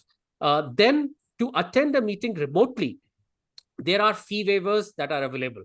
You need to just apply for a fee waiver. And then if you don't have the money, if your organization doesn't want to invest in this, and you are doing it on your personal capacity itself, remote participation, which is actually very good compared to a lot more things. We have remote queues. Our Meet Echoes is pretty good. Even the person who's in room logs into the same software so that we can stand in the same line, where remote people and local people, it's very seamless. So you can even start participating remotely without any money. Only when you have good backing from either your own organization, you may ask for some grant somewhere, or via landing of some money. Even if the organization, if the meeting is in nearby region, where yes, a flight to Singapore is way easier than flight to a US, then also there are in-person fee waivers that are available, but you need to justify. And you can write to the ITF chair, you can ask for help here with me as well, and we can help see if the grant is available. But I would say that start slow. Just landing up at a meeting without being on a mailing list, without experiencing ITF, you anyway won't be productive. So don't jump the gun. Follow the process, do the mailing list, do the hard work. And then once you are ready and you have backing, like you are going to ITF to achieve a result. And if you are convincing your own organization or a grant that you have applied somewhere, that would give you enough reason as well. Yes, I've done the groundwork. I'm ready to go and physically attend a meeting as well. So that's what I would suggest to do. And before we jump in, I also want to just cover the value neutral part as well, because that's actually, that statement starts with an Internet Architecture Board document, and I'm part of that IAB as well. And we have a document which says that internet is for end users. And what that would mean is, as I was mentioning, it's not value neutral, that we are not going to put the concerns of somebody, a vendor, like, oh, this is easier to implement, or an operator, oh, I like to look at the packets because that will help me manage the network better, over the requirement of an end user. An end user requirement is, I want privacy. I want to make sure that when I'm sending a packet out to the network, you as a network operator, or you as a government, or you as any other entity should not be able to look at that packet. That actually leads to much harder network management. That leads to much harder requirements for the government who wants to look at things and maybe control terrorism, control bad things that happen on internet. But those requirements are not able to be satisfied because we actually don't have a technical way to meet two requirements which are at loggerhead with each other. So when there are requirements that cannot be satisfied together, we have to make a give more importance to the requirement of the end user of the internet, because if the end user the internet exists, internet does not exist for the network operators, for the vendors, for the governments. Internet is for the end user, and that's the principle on which IB and ITF. Thanks, Dhruv. Thanks, Dhruv. We have just already got 2 audience from Satish that I'm in between station and the lunch. We have one more minute left for this. Other questions, if it does not get answered. Your question? And that has been answered. It is not. Yeah.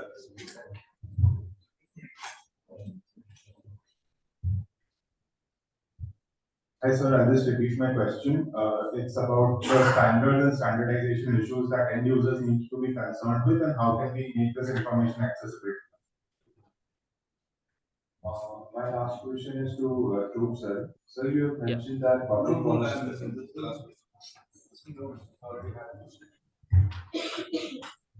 So, so as an end user, how do I actually looking at like so many of your ITF protocols are the one which are actually running on your mobile phones. They are actually running on your on your desktops as well. There are some protocols which run only inside the ISP networks, some protocols which run on your networks as well. So anybody who is implementing an application that touches upon that, ITF will come into place. In fact, ITF has some very interesting working groups which will have anybody who's implementing over the transport protocol. Like earlier, there is a working group that looks at TAPS, which is, oh, how can I have a better API considering what we know about the socket layer? Like earlier, everything was BSD socket, all programming, network programming was based on that. But can there be a better API layer on top of that? So that is very end user specific, as well as the idea of internet. Like nobody knows everything. Like I've been participating in this, I'm know only one part of the internet. But what's more important is one to have a lay of land. So you should be aware of what's happening without knowing what are the technical details inside it. So as an end user, understanding how the internet works and how the internet has evolved from a simple client server way to how the CDN came into play. How does the internet of now is actually very different from what we read in our textbooks ages ago. And you need to understand that reality as well. Yeah, I think if you summarize through, I think it is more on there's something of a breakup, on the quality of the internet here.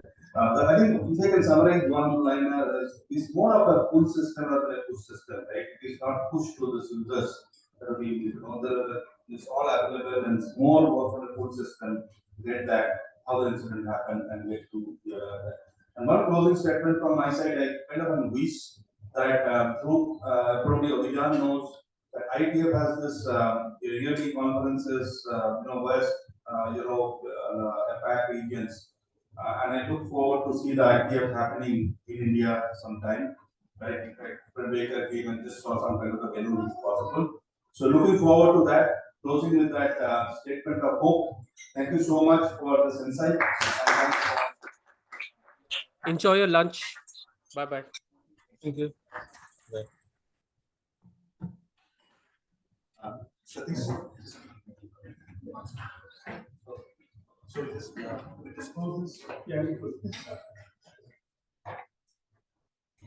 Thank you very much. We're closing this session now. Sorry, I keep on interjecting because there's something I want to share. This participation in standards, I just asked a specific question because I want to specifically find out how many from India participate. I'll just say one. I talked about quad. There, one of the items, the agenda items is this, participation, increasing participation from quad countries in standards. And that's not to a good extent. So we have done some analysis of AI, for example, in advanced communication groups. What are the areas, questions that are, what are the standards bodies, and what's the participation that's happening? It's not really. So one of the aspects that we come up with is that how do you support people for participation? it's like this. There's a lot of expertise available in the private sector. A lot of the small enterprises can't afford to keep sending the people on a regular basis. You just can't go for one meeting, next meeting somebody else goes, doesn't happen. If an expert has to go over a few meetings, and as they point out, there's a lot of bureaucracy that's in the standards body. You have to understand ICANN meetings, for example. It takes a few meetings for you to understand how to start contributing. The same thing with 3GPP, IETF, and all of that. So it means you have to identify an expert, and that expert has to be supported for a period of 3 years or something, so that he meets. So that is one, I think we recognize that, and now we move to proposal. Hopefully, this is the right day that we identify problem statements that are being addressed in the stories, and then also look at experts who can contribute, and then support them over a period of time, so that they can travel. Because support means, like both people who come from big corporations, companies can afford TCS, they can afford it. But a smaller company, they cannot afford this. So how do we support that is something that hopefully in a couple of months we should have a scheme coming around. We will start supporting people to go and participate in standards bodies, both for the travel and stay. That's the main component that the cost that's involved. Otherwise, then remote participation is there. I think as they pointed out, first all of you I would suggest that it's not about idea, just go and look at it. If there's some interest, start doing remote participation, become part of the mailing list, you get a feel of the subject. And then you get recognized as an expert, and then become part of that scheme where you can start getting support. Thank you. Be part of this mailing list. It's just simple, easy, no money to reward. And this mailing list, there is no presentation, there's no PPT, it's only text-based things. It's simple, technical, to the point emails. Follow the emails, archive it online, and then take it.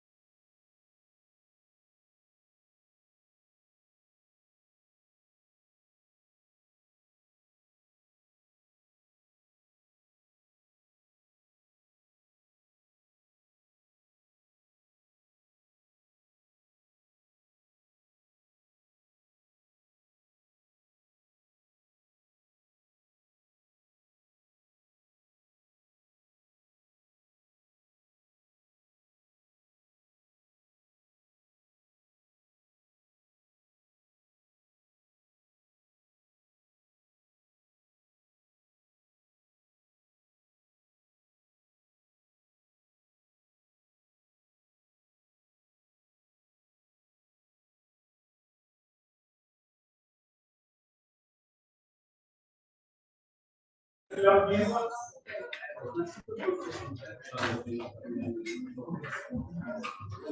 this session is we will do two things.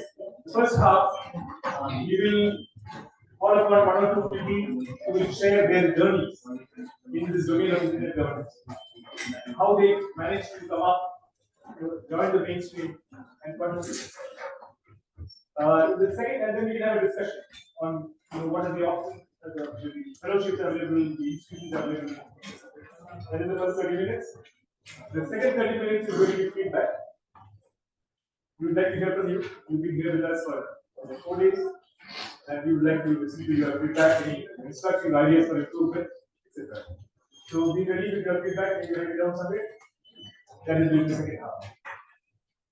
So in the first half, I have invited Anand and Anjita to share their journeys in about 8 to 10 minutes each. And then we will have a discussion on what are the options available for fellows in FASA. And then we move on to the feedback. So I'll hand it over to Anand for about 8 to 10 minutes.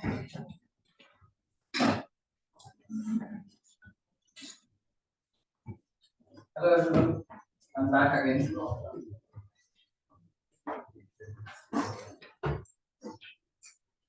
After lunch sessions is always kind of boring, and again there to go again. That's my story. Well, it has started like in 2010, 11 onwards, and whenever you start something, it triggers from your professional background, maybe from your academy or profession. And it started from my professional background. The first thing was I was kind of implementing an e-governance project for government of West Bengal. And that was for registration department. When you register your documents, and it was in IPP4. Everything was working well. I was a solution architect.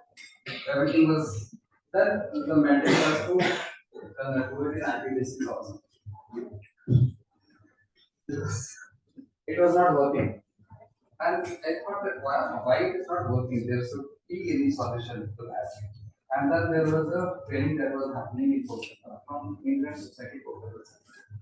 In 2019 onwards, and then I joined that training, and the same kind of training that is happening over here happening. So IP-based training was going on, and then I have just gone through that. What happening is doing, then what ISOC is doing, and all about that. We have implemented that successfully IP-based for registration department of West Bengal in 2010 onwards. And that was the first instance that I was exposed to internet governance issues from technical perspective. The training was a game changer for me. I started joining, and I have taken membership of ISO Kolkata chapter. And then we were discussing many things. We were doing awareness campaigns and everything. And the second thing that came over there is root servers. Me and Anupam, we were talking about, you have heard of Anupam, so we both were talking about having root servers in Kolkata as root servers. And we have gone to government and other agencies also, they say that there will be very less bandwidth that is needed. But whenever we have done that, it was kind of shut down. We need to shut down because it was taking more than that bandwidth. Then we try to understand what it is all about, and we wanted to go deeper inside it. And because I'm a complete technical person who is working on technical aspects of it, the idea was to go into the governance of technical aspects. Who are those who are actually working on this? And then I found some places where you get an exposure to different governance aspects or technical aspects. Maybe you people will be interested in policy aspect of it. So there were fellowships available from ISOC, ICANN, AP, then APSIG, one of the six Asia Pacific School of Internet Governance. I've applied, done some homework, like whenever you are working on the internet governance things, what you are giving to the society that matters. So while applying for these fellowships, I was also contributing to the society, and that time I become an entrepreneur. So it was very easy for me to maneuver from whatsoever I want. And then I have started applying for the fellowships, got the fellowships, and got that exposure that how internet governance works across the world. What ICANN is all about, what Epinic is all about, what ISOC's role, what is the role of IETF, how SIGs are performing. And SIGs, APSIG was my first fellowship and introduction to School of Internet Governance. And then I got to know that there is one inSIG that is happening, and that is happening first edition in Hyderabad. The second edition was to happen in Trivandrum. So Satish was there. I was a fellow, and at that time I have just given an idea of role play. So this role play you have seen, we have started in Trivandrum inSIG. And then this day zero event as an ITF day zero we have started. So in that way the journey has continued. Once 4 or 5 years has gone, then the actual thing came up that whatsoever I've learned, it need to be translated into some action items for the society and for the contribution. And then we have given some ideas to government and other agencies from either Kolkata chapter and from other institution also. And first of all, we have done IACB program, Indian ITF Capacity Building Program, where we have gone to the universities and tried to give them an idea of how they could write RFCs. Idea was to, if you know TMS, there is a RFC to it. You just go to that RFC, read that RFC, and after a month, come back to us and just tell us what is there in the RFC. And we have received around 50 such presentations. We have gone across Northeast, even we have come over here also, and Kolkata also. And the idea was we will choose 2 or 3 persons who will go to ITF and then start contributing in RFCs or standards. This is one way of contributing to the society, while you are also learning from the fellowships going over there. The second thing that has come into the picture is how we can actually work on measurement systems for India, because there are lots of measurement systems that are there across the globe. We have also given this proposal to government to have a measurement system of India for India, and then we have built a measurement system for India, 100 anchors, 5 servers across India, so that we could actually measure latency and performance parameters. What I try to say over here is, as fellows, whenever you come out of such schools, you have lots of wealth of knowledge, and we have at least given a direction from the discussions you get to know from the panel discussions and the visionaries.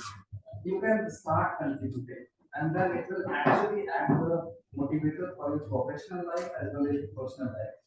And then something that is a gap in India is very few people work on internet governance policies and aspects. Like Satish was also talking about the Istanbul meeting. There are lots of Indians were actually over there, and this is something which is actually needed from such schools. So whenever you are there, you can make that difference.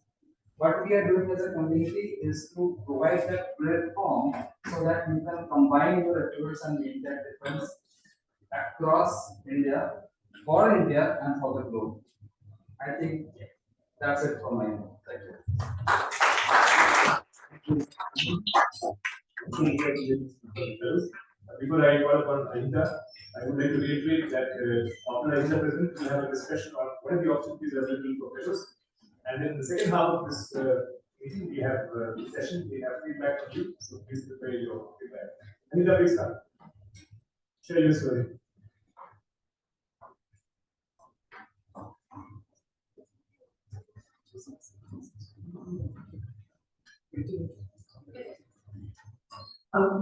Hi everyone. Good afternoon. Happy to meet you post lunch.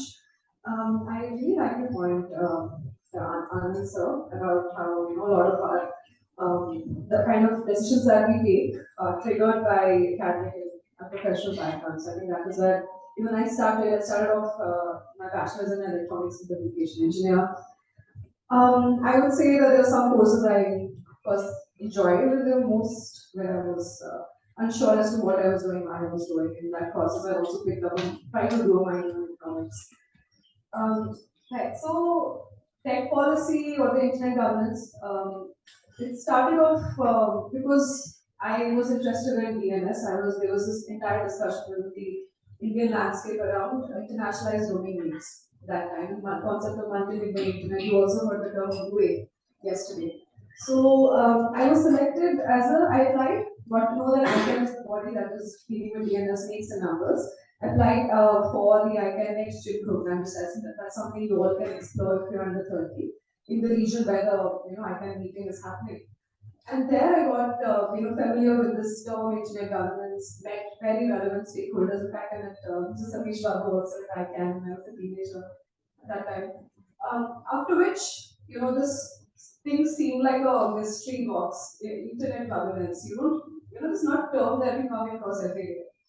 And I wanted to explore this more. And all I knew that I had to get selected or have the opportunity to join a particular school or an academy, which takes you through the entire internet governance ecosystem, the landscape, emerging issues, and so I also want to know how do I get to a position where I can contribute. So what is this gap that I need in terms of my own personal understanding?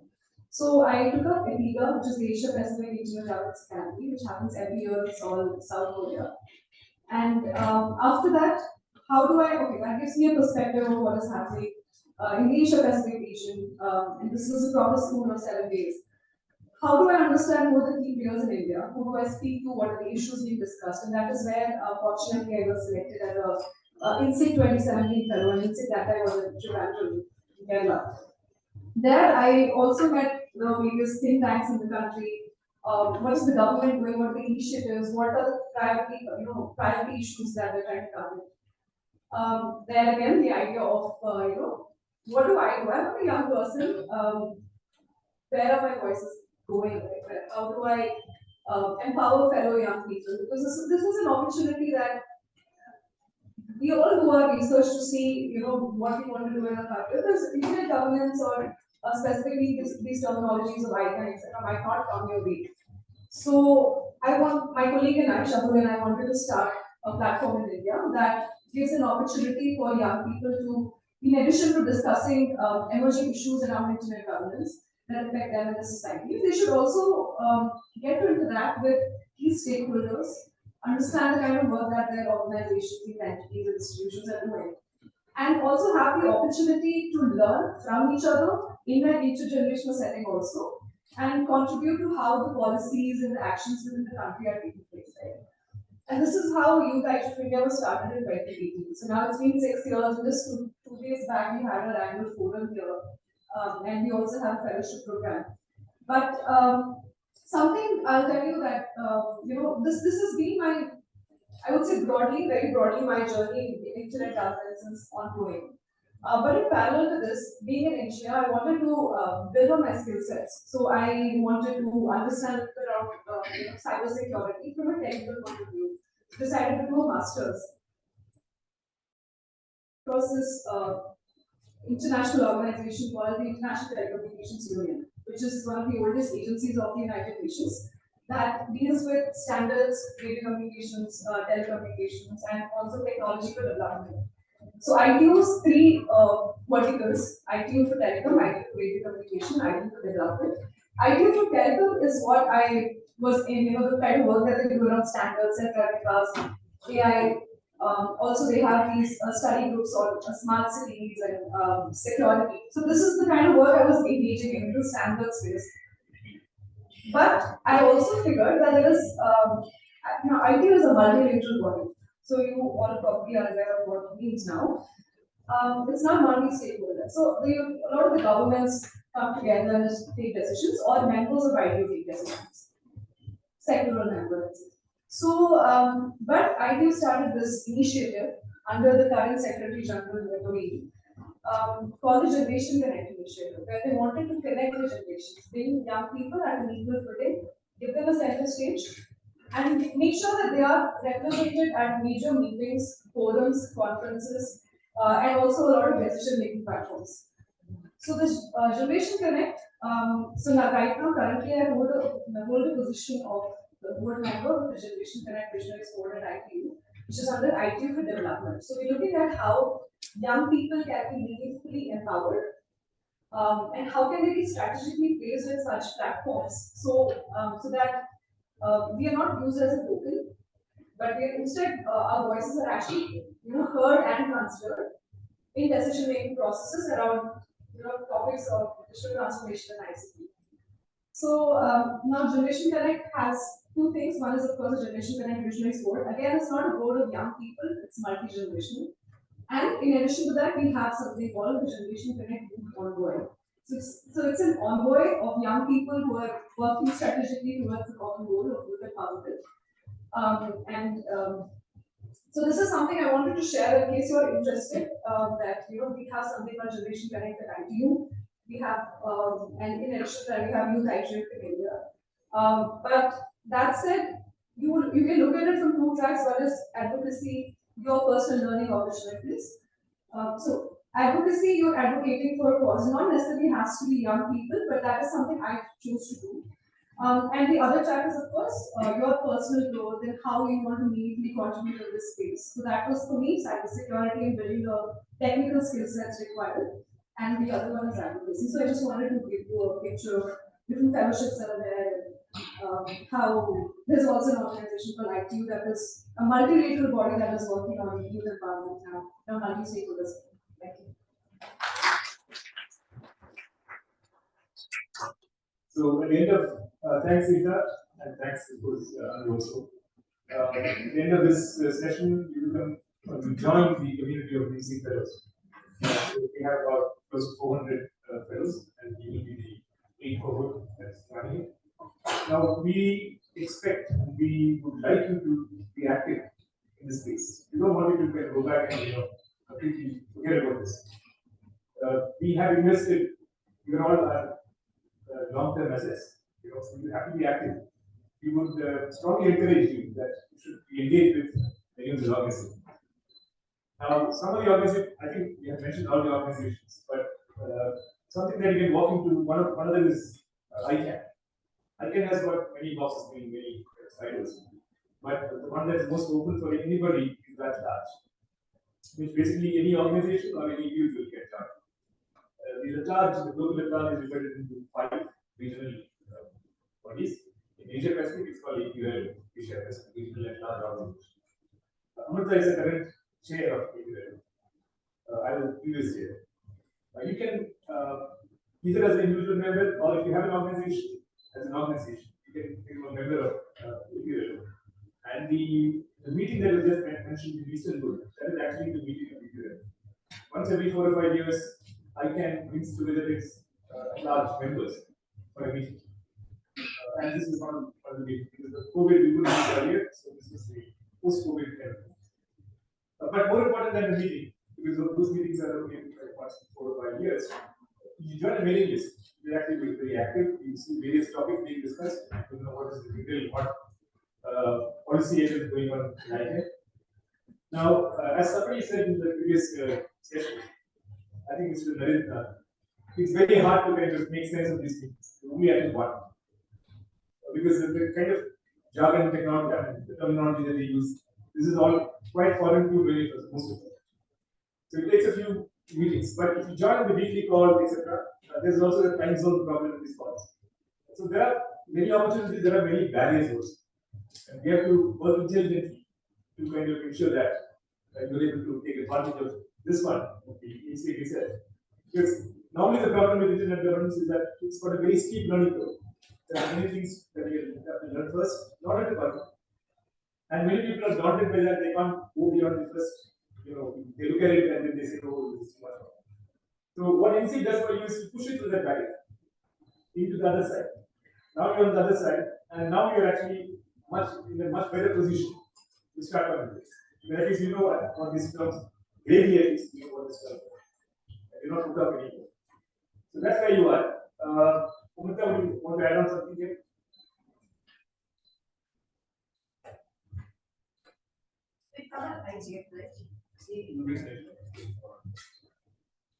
So I think what inSIG also does, apart from pushing you to the next part, is it creates visual platform where if you have any questions, etc., like for example, we have a mailing group, we have a WhatsApp group for alumni, so you will, after today, you will be moving into the alumni group. This WhatsApp group which you have is going to be kind of closed.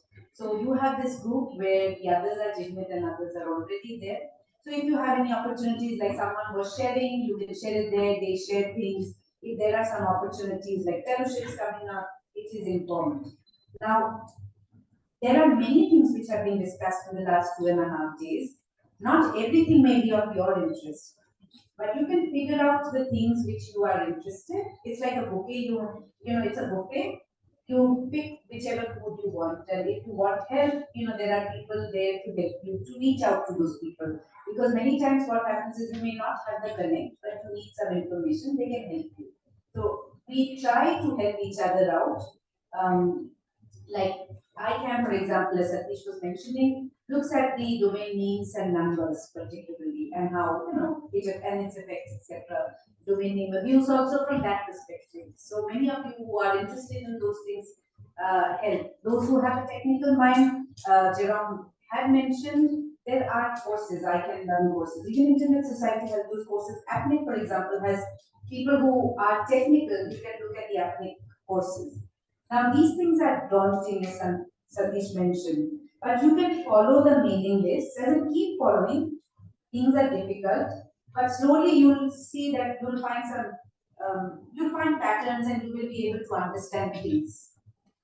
Similarly, you have the Internet Governance Forum, which is the UN Governance Forum. We have our the next meeting from the 8th, as in 8th is day 0. You can participate online. And here there are a diverse range of topics which are discussed. As in, it can be AI, it can be internet fragmentation, it can be access, it can be anything, disabilities, etc. So there are various dynamic coalitions which are discussing many things. You can participate in fields of your interest and you can contribute. And those are easy, as in it's much more easier than the technical discussions which are happening. We work throughout the year, come up with a report, etc. Like the policy network on AI was looking at 3 things. The internet fragmentation this year is looking at certain things. There is a best practice forum for cybersecurity. So you can go to the website, look at things, choose what you are interested in, and you just have to join the mailing list and contribute. And that's much more easier, I would say, more than the ICANN terminologies. It's much more easier. You can look at things, contribute, because we always say that things are made from the global north, but the global majority is left behind. But this is where you can contribute. Like, for example, the policy network on AI had specific interest in global south this year. So that, it looks at from those prism. And global south is a very global terminology. We have India, we have Nepal, we have even Bangladesh. In our sub-region, which is very different. Requirements are very different. So those are things which you can contribute. These are volunteer things, but it helps you build your understanding. Many think of it as a pain. I do not. Primarily, it's helped me. You make connects, you widen your understanding of what's going on. You can also share your perspective so that others also don't think in a myopic way. Simultaneously, we have the Asia Pacific Regional IGF, which is at the regional level. So we had our annual meeting last month in Brisbane. We have something called as the multi-stakeholder group out there. Any of you can write a mail and become part of it, but what we look at is you can contribute. For example, Rupinder was a fellow, but this year he was, co-chairing the program committee, and we have something like a document which comes out at the end of our meeting in APRIJ, the synthesis document. So he's part of co-chair of that thing. Similarly, we've got Nirosha. You were in fellowship this year? Yeah, she was looking at the fellowship. So we don't have an entry barrier at all in the APRIJ. You can join, you can participate, and if you want, you can kind of co-moderate, co-chair certain things, but we look at people who are working. So it's not as if age is a matter or experience is a matter, it is your interest. Like we had Brinda earlier who was in YIGF, she came to the inSIG. She was one of the co-chairs in one of the committees. I know for you all it is difficult at times because you have your your education or your careers to look at in this. But sometimes, if you want really to broaden your horizons, get some, more global exposure, it's much more easier to get. COVID had a bad part, but it's made online things much easier. You don't have to go anywhere. You can sit at home, participate, participate in the meeting, and these are all free of cost. So you could explore anytime you need. I know you may have an information overload at this point of time, but you can think about things. Always reach out to us, ask us, because if you don't want to do these things, that's fine. We have so many policies coming out in our own countries. Contribute to them.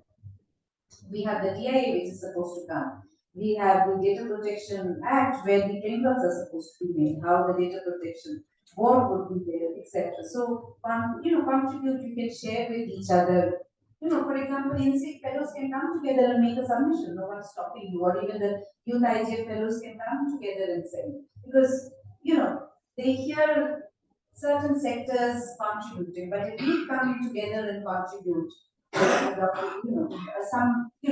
your own submission, why not? TRA coming up with, network usage fees, etc., or the convergence, etc. You can look at things like your own. Nepal, for example, is coming up with many things. Look at those things. Bangladesh is coming up with a lot of things. Similarly, in your country, friend, there will be many things coming up. Contribute with your way. It does not have to be huge. It could be minuscule, but that would help you. For example, mainstreaming Northeast issues in public policy, that's not happening. You can always share these are the issues. For example, yesterday when there was a rain, the internet was not working. That's an access issue, right?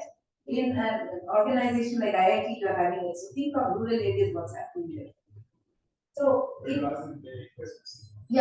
your questions. I think we've given you enough gyan. Any questions you want to ask, and then we would like to hear feedbacks from you. You can have questions, you can have feedback. A, what you liked, B, what you did not like. Doesn't be like candid things, what we can improve. As in, if you don't want to say what you did not like, but you can always say what can be improved.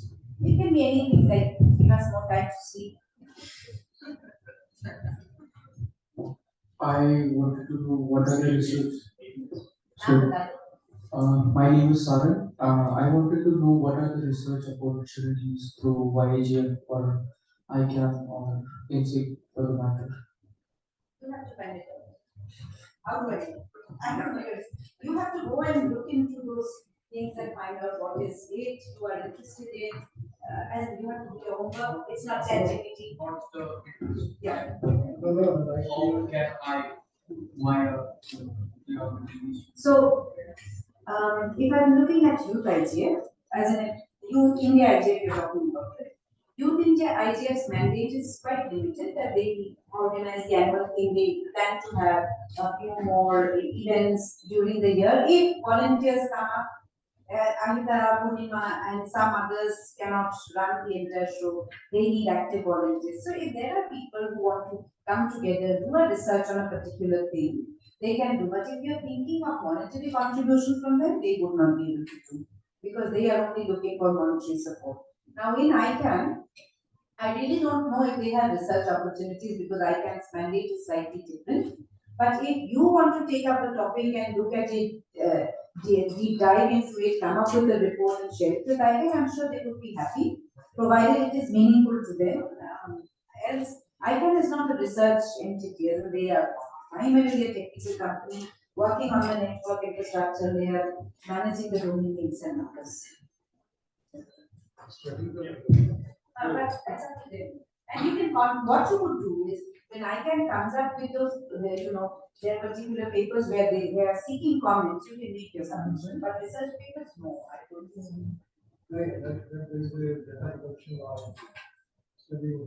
No, sir, he's talking about just ICANN. So ICANN doesn't have any research opportunities. I'm not talking about any specific organization. I'm talking in general. If I want to do research in any I can, what are the issues, what kind of studies here, like 5 years studies in on the next. Dr. will take it off and we move to the next question, but technically ICANN doesn't support it.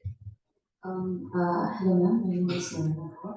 I would like to ask a question like, there are a lot of issues, especially within Northeast India. Let's say some of our fellows want to start something and we wish to target at least rural, let's say I'm from Meghalaya and Arunachal, rural Meghalaya, rural Arunachal. Will we actually get support, let's say from inSIG or ICANN? Like, for example, we want to start an awareness program when it comes to usage of internet, let's say within, let's say in Tawang or something. Can we get support, like maybe monetary support or maybe some kind, like if we do start something like this? So, ICANN doesn't do awareness programs, because what you're talking about is basic internet literacy things. what normally happens here is if you want to do an internet literacy program, etc., there, if you have some critical mass you are looking at, there are entities such as Meta, etc., who have some programs which you can run. Whether they will be funding at this point of time, I do not know. In inSIG itself, we look at sponsors for running. So if you are doing something online and you want a course to be, particularly, it's not a course also. If you want that program to be executed, you want some people to come and speak online, we can obviously from inSIG, we can get the best appropriate people to speak online. But if you're looking at funding, etc., inSIG will not be, because we ourselves are looking for funds to run this. We go from event to event because it's a volunteer-based work we are doing. We just do these, for these events, we generate funds, we do it, and we kind of go to the next one.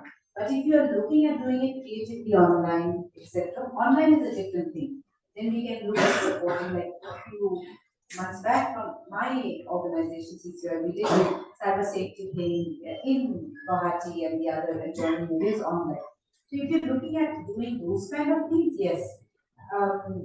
Whether there may be others also who are doing and you want the program to be utilized, those connects can be made. But funding is a bit tricky. You will have to go with a case to whoever is funding, and normally what I've seen in terms of funding is getting government funds are difficult, very difficult. Some private entities like Meta, etc., do outreach. Google also does. That could be explored, but I would say look at it creatively. I have seen even online things help. You can even do small videos, send it out to people, like these spam things which fraudulent activity, like RBI is making some videos and all. I think this is pretty creative because people understand videos, people love seeing videos right now. So, but if you want something online, etc., we will definitely help you to organize. If you're seriously interested in the long haul, then you might want to do an organization, even if it is to speak. There may be some money available for translation if you speak the resources. I can learn, but of course, if you want to translate into local language, there may be some. Otherwise, funds are not allowed. Not easily available for. So, I don't know much, and this is my name is Arjun, and I don't know much about the question I'm going to pose, and it's a very open-ended question. This is something I've been wondering about working in this field, and this question of funding is often thrown back at all of us who are trying to work in the not-for-profit sector, and it's a little bit disheartening a lot of time that you could always switch to private sector, or you could always shift to consultancy type job. And this is something I personally tried, or it might not be everyone's opinion. So I just want to know how can we leverage these solutions, something what I know Rupesh works in at work, and it seems very interesting. It's a very novel idea of like, I have thought of actually trying to do something about it, that we should create some sort of awareness, and not just awareness, create some scalable software or a technological solution, and create these kind of things that would actually help people. In terms of cybercrime, taking the Rupesh's example, they are actually trying to create some sort of solution. I don't know how much speed I don't know everything about the organization, but it's a comment slash a question slash just something I've been thinking about, because funding is a huge issue, and every time we worry about, okay, there's not enough money, what kind of nice work we can do at the same time that contributes to the society and academic progresses the academic rigor, at the same time provides solutions to people in terms of cybercrime, because people are losing their entire savings, like older generation, like very impressionable part of our society, younger people and older people are suffering grossly, and I don't know how to support that. I want to, and I want to get involved in these. So how can we leverage technical side of things? Because I see a lot of technical people. The short answer is, if your idea has a marketable potential, then you go for a startup. Sir, I disagree. Sorry. Yeah. I disagree because everything we look at this is such a private sector terminology of scalability. Everything when we talk to private sector is, if your idea is scalable, then it matters. And I disagree with that idea primarily because some solutions shouldn't be scalable. The problem with that is that what Satish is saying is right. Why I tell you, when you want someone to support your idea, okay, The support can be financial, the support could be in terms of reach. For example, if you go to the government and you say, I have this, this is a social good product, and I want to make it available for everyone. Now the government will say, how many people? The impact. The impact. And India is, you look at our population, the impact matters. You may do it in a small scale, a very, great thing. You will want to replicate it. Then what next is important. It may be a business terminology. Unfortunately, even civil societies follow it because when you go for asking for funds, any civil society organization, even right?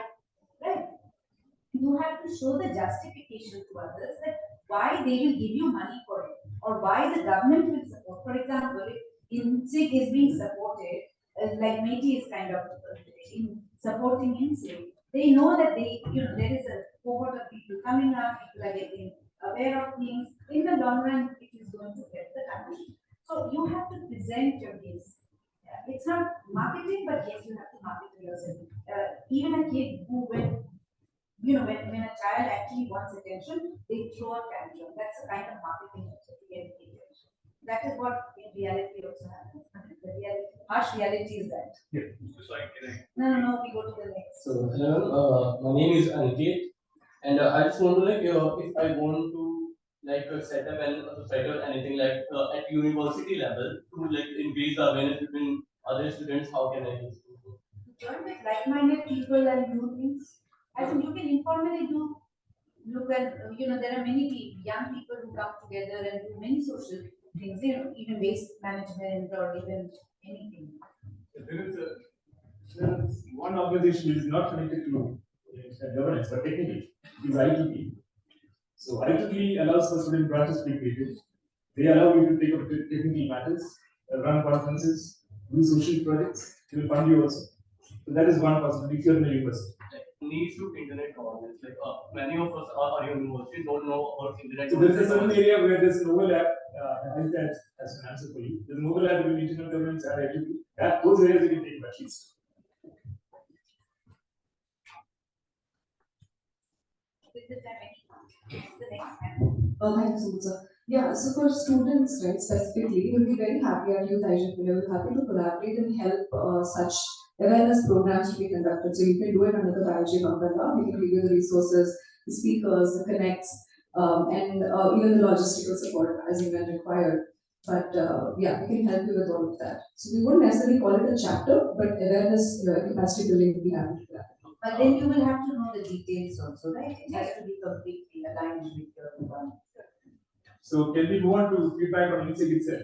What you experienced and how was it? That good and what can be improved. And we don't want this conversation to be like, oh, everything is great for us. So one thing that I felt, looking here, one thing that I felt was 3 days is too short a time for proper schools. I mean, a residential school should be at least 7 days. I know funding is an issue.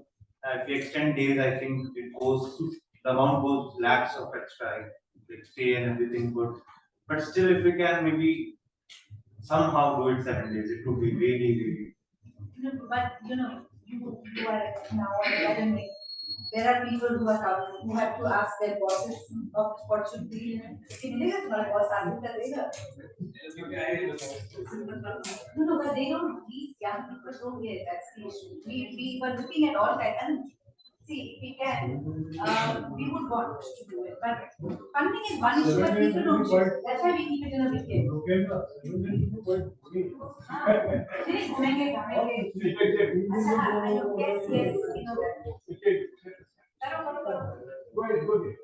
My name is Shubham, and I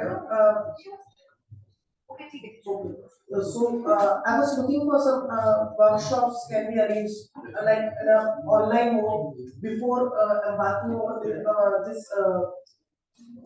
in-house event. So it will be very beneficial, especially for those guys who are not from technical background. We are talking about VNS, we are talking about core technical things, and it will be a great thing. They will be introduced by these terms, and then they can be more active participate in this. So I think this is a valuable point. This year's meet and greet was a very disheartening. But last year we did, but we should continue and the mind did. Next. Wait, we have a queue now. Yes. No, so what I wanted to say is that I'm Valina and so I am Valina and I am on with CSGB and the thing is that if you could have been provided a bit more information on what to expect the panel listing about say a week and a half earlier also that could have worked. Like what we could expect and names of youth people like who are in the organizing maybe like yourself and Amita ma'am, if I could have looked available on your profile, it could have helped me register a bit more information right now. Too much has like also because sometimes we overwork and work like really takes up some part of the brain and I'll have to look at the videos again to retain some of the information. So we have a queue noted. We will update Jay Hotel will start updating the website earlier. Homework will Jay and so we have a queue noted. We have 1, 2, Nana, yes, right? Then Amida, then we go to her and then short point. No. We have a queue. Thank you. This is Abhishek, and I was this is a fleeting feeling that I had. The panel discussions over the last 3 days were really exciting because some topics we have an interest in, some topics were new, and it's great because on an average in a 1 hour panel discussion, about 40 to 45 minutes was utilized by the panel speakers, and 10 to 15 minutes for the audience to ask questions. Now, it is just a fleeting feeling that I had that maybe if the panel discussions were slightly longer so as to engage more questions from the audience, it would have been better because a lot of us here are traveling from different parts of the country to be more curious about the space. And the experts who are at the panel, they are very good to answer those questions. The point is to gather knowledge from them, but also some of the questions that we have, something about some policy issue that we don't know or we're curious about, or whatever the reason may be. I had a feeling that we didn't, in some of the discussions, we didn't quite get a chance to engage with those panelists, maybe in terms of follow-up questions, or maybe in terms of so many people attending, and there might be some great questions, someone who couldn't ask because of time constraints. So maybe if the sessions in the future could be planned in a way that engages audience in a more constructive way, it would be great. Thanks, that's a very valid point. But what we try to grapple is 2.5 days in our hand, trying to bring in everything, also giving time for interaction. But what you could always do is we can always share the speaker's contact email ID. You can reach out to them and write and always say I was an inSIG fellow, I attended it. You can always mark a copy to us in case you feel that place. I'm sure most of them would be ready to answer. So what we do is we try to make the connect and we try to give you a high level overview because not everything interests anyone. AI may interest you, DNS may interest someone else. Someone may be seeking access, someone may be awake in another session. So that happens, right? Yes. I would like to add to this point. So I'm Khalid. Yes, I'm Khalid. So the question that I think you are saying, my point is the sessions we have can be a bit curated. So we have been notified about the fellowship I think months back, and we had that number time. So a form could have been released with speakers coming up one by one because they don't end up at one time, right? So people could, fill a form with questions, and that could be shared with the speakers beforehand. So when they come here and when they speak out, they know what the participant expected. This is curation that happens. That's the point. Yes. We will try. We will aspire to it because we till last moment, if you're doing an event, we have changes, but that's a point well taken. I think we should note it down. The road taker. The road also is a bit confusing because I was last year as well and we had something with the cards that we take. We don't change, we changed it. We did change it. But the thing was, even last year we were confused to what to do. So again, like the period we have, because we got the email that we are a fellow, but we didn't know what could be planned beforehand. So something that could go out in that time that you could be prepared with these things or something. We don't like, give everything. No, I mean I'm a basic prep that go through these things and you might be a bit in line with what is. No, we didn't receive an email.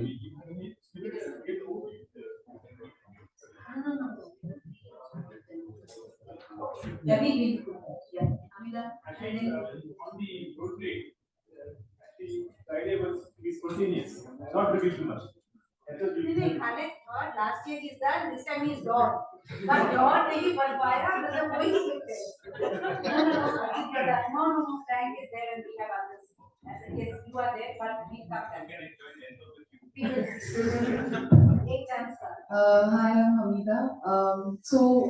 I remember my first day at inSIG and it was I think it was Professor Barua, and he spoke about his personal insights. And this is something that I've seen in panel discussions which stay with me the most, that when speakers come with their personal insights about the field, because a lot of times some of us have a different understanding.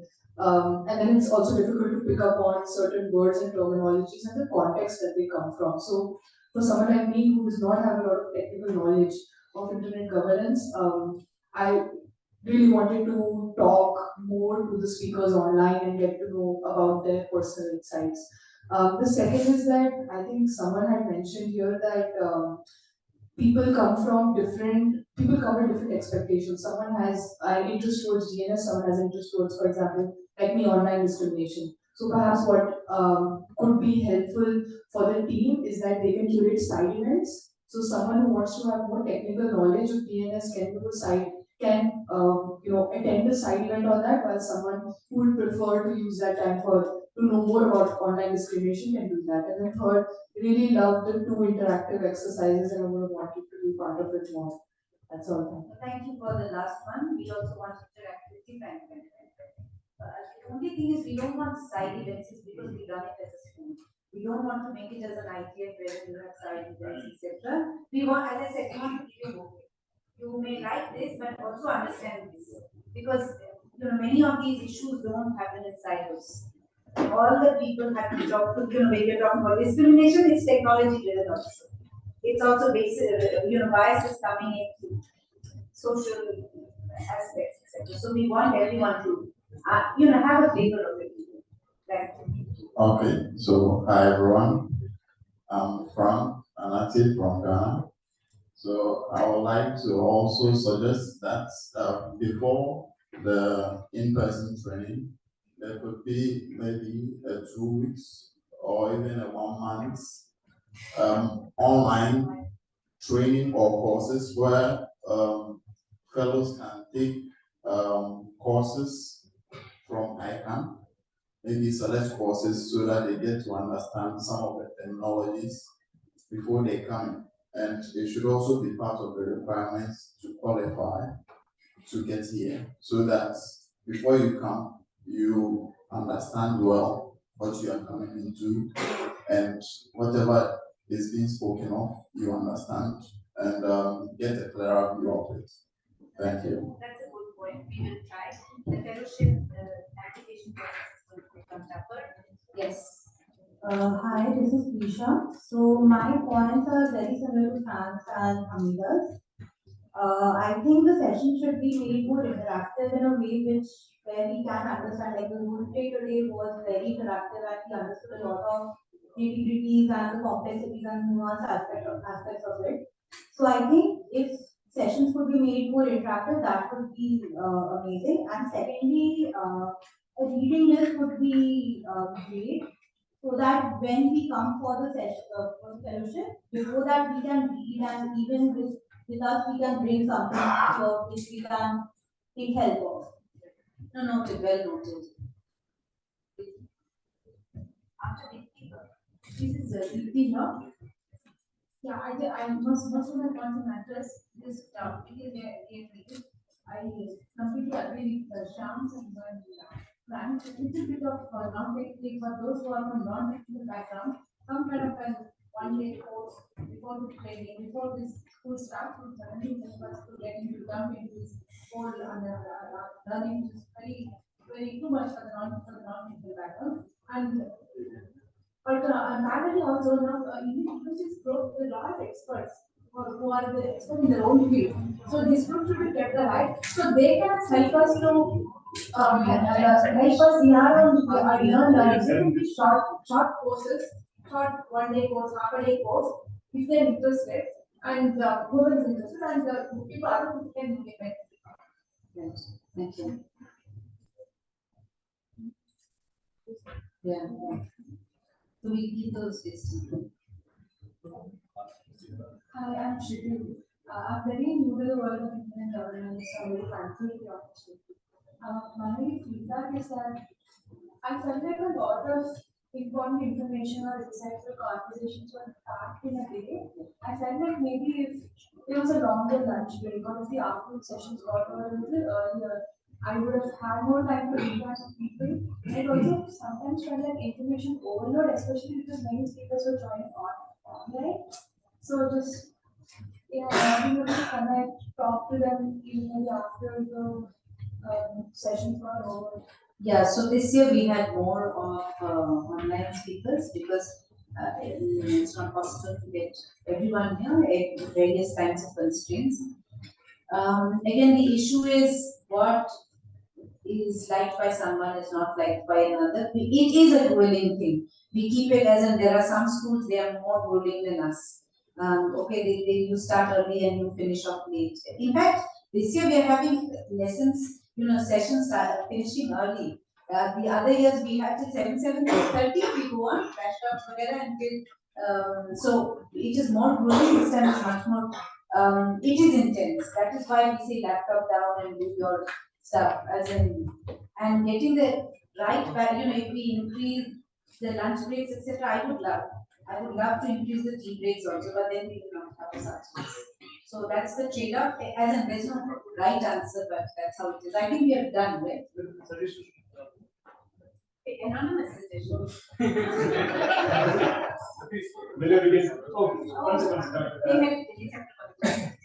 As a follow-up, can we plan a webinar series on fundamentals of internet governance for MD, both inSIG and YG, keep the do back till the next session? So, as in we can think of it.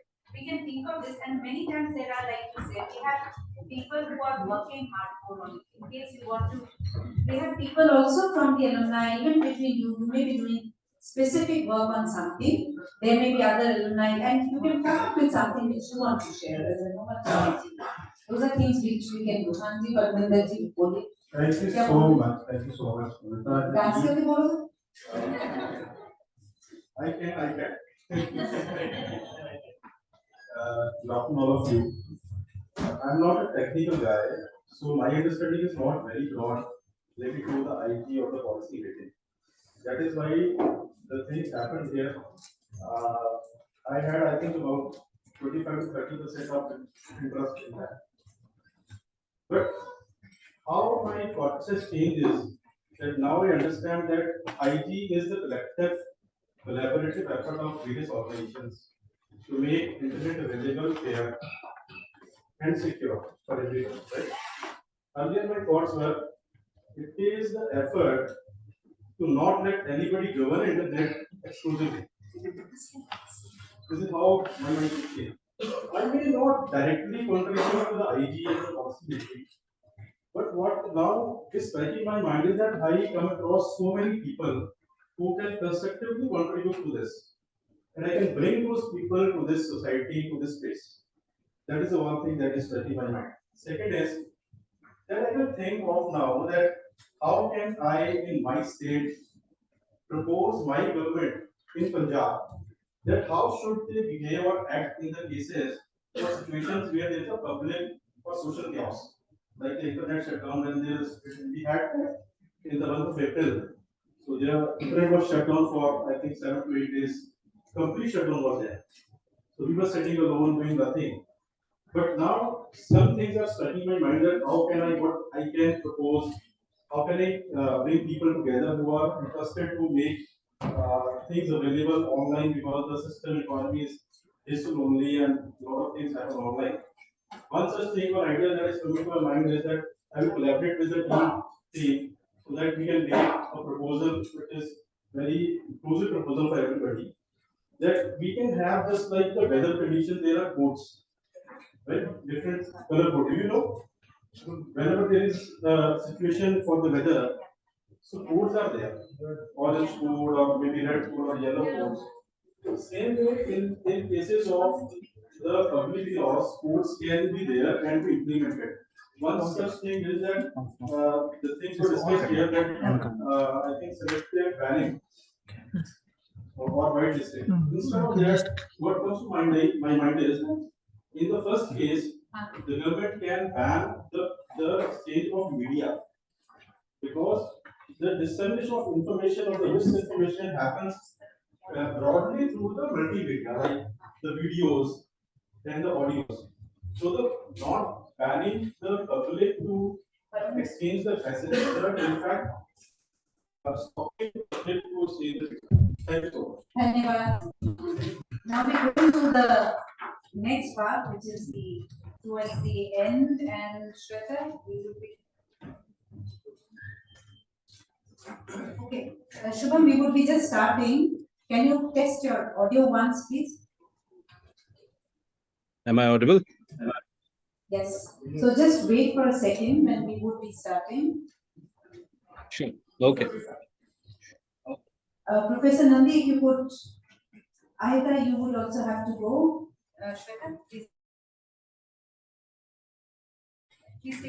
Please take the mic, Shweta.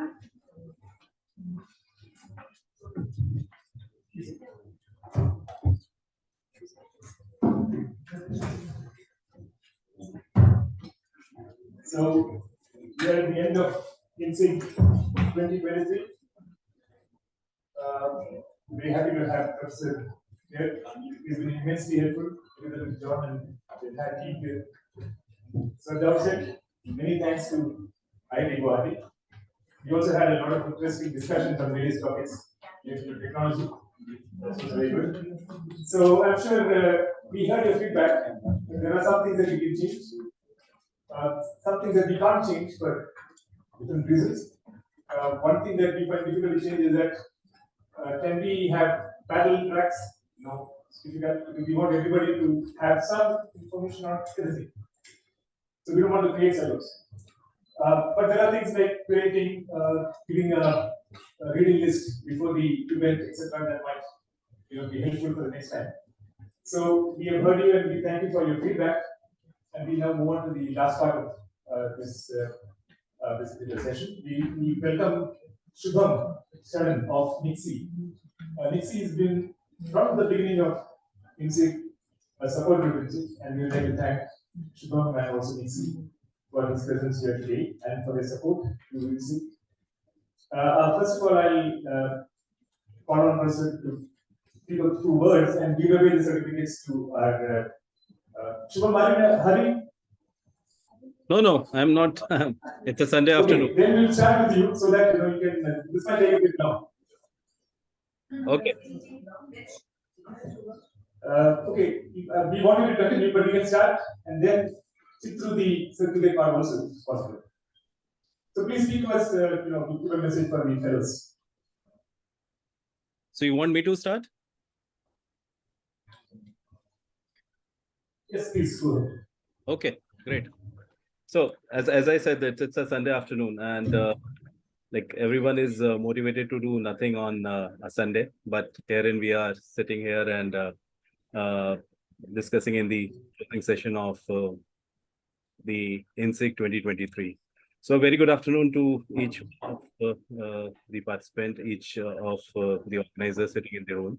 I'm thankful to ISOC and all the 6 chapters of ISOC who has been the organizer of inSIG. This is the 8th edition of inSIG 2023, and it's being conducted at Guwahati, which is. We have a internet problem here, so if you can turn off your video, we've seen you already. So Okay, I'll turn off the video. Right. Awesome. Yeah. Please continue. Okay, so this is the 8th edition of inSIG, and it's being conducted at Guwahati, which is definitely a gateway to the northeast of India. I remember when Dr. Govind shared this proposal or shared the concept of inSIG 2023. There was a point which clearly mentioned that there would be a good amount of focus on the Northeast student community and the participants from Northeast. So I'm delighted to know that the participation from that side of the country, which has got a huge potential in terms of contributing not only to the internet governance space, but to each and every sector wherein India is progressing. So each one of us knows that the world is moving towards the increased digitization, and it continues to provide the opportunities for innovation, growth, and development. And the internet, which we have been using, it has emerged as a kind of a key enabler in transforming the lives of each one of us. We have also witnessed of late the adoption of and the inroads of the emerging technologies in our lives. And in order to cope up with these and other dynamic changes in the internet governance space, this inSIG was established in the year 2016. And my introduction to this particular domain also happened around this time during ICANN 57, when it was the first edition of inSIG was conducted at Hyderabad. So NIXI, my organization, National Internet Exchange of India, has been fully aligned with the vision of internet governance and inSIG. That is to impart a formal training on internet governance to the participants, to make them and to prepare them for the engagement in the global internet governance process. Basically, the idea of inSIG to create or nucleate a community of internet governance professionals in India is unique, and we need this kind of a focus. And all those who are contributing to this cause, we are like from Ministry of Electronics and IT and NIXI, we are thankful to each one of you who is contributing to this cause. What I understood, I just witnessed only the inaugural part. Have not been able to participate in other session, but I've seen that inSIG 23 has seen a participation of experts in the internet governance space, not only from the government, civil society, international bodies, but even the professors of IIT Guwahati, they have contributed to the 2 day or 3 days deliberation. So to the fellows, if I say that over the past few days, you might have delved into the critical discussion on digital policy, internet governance, and evolving landscape of cyberspace.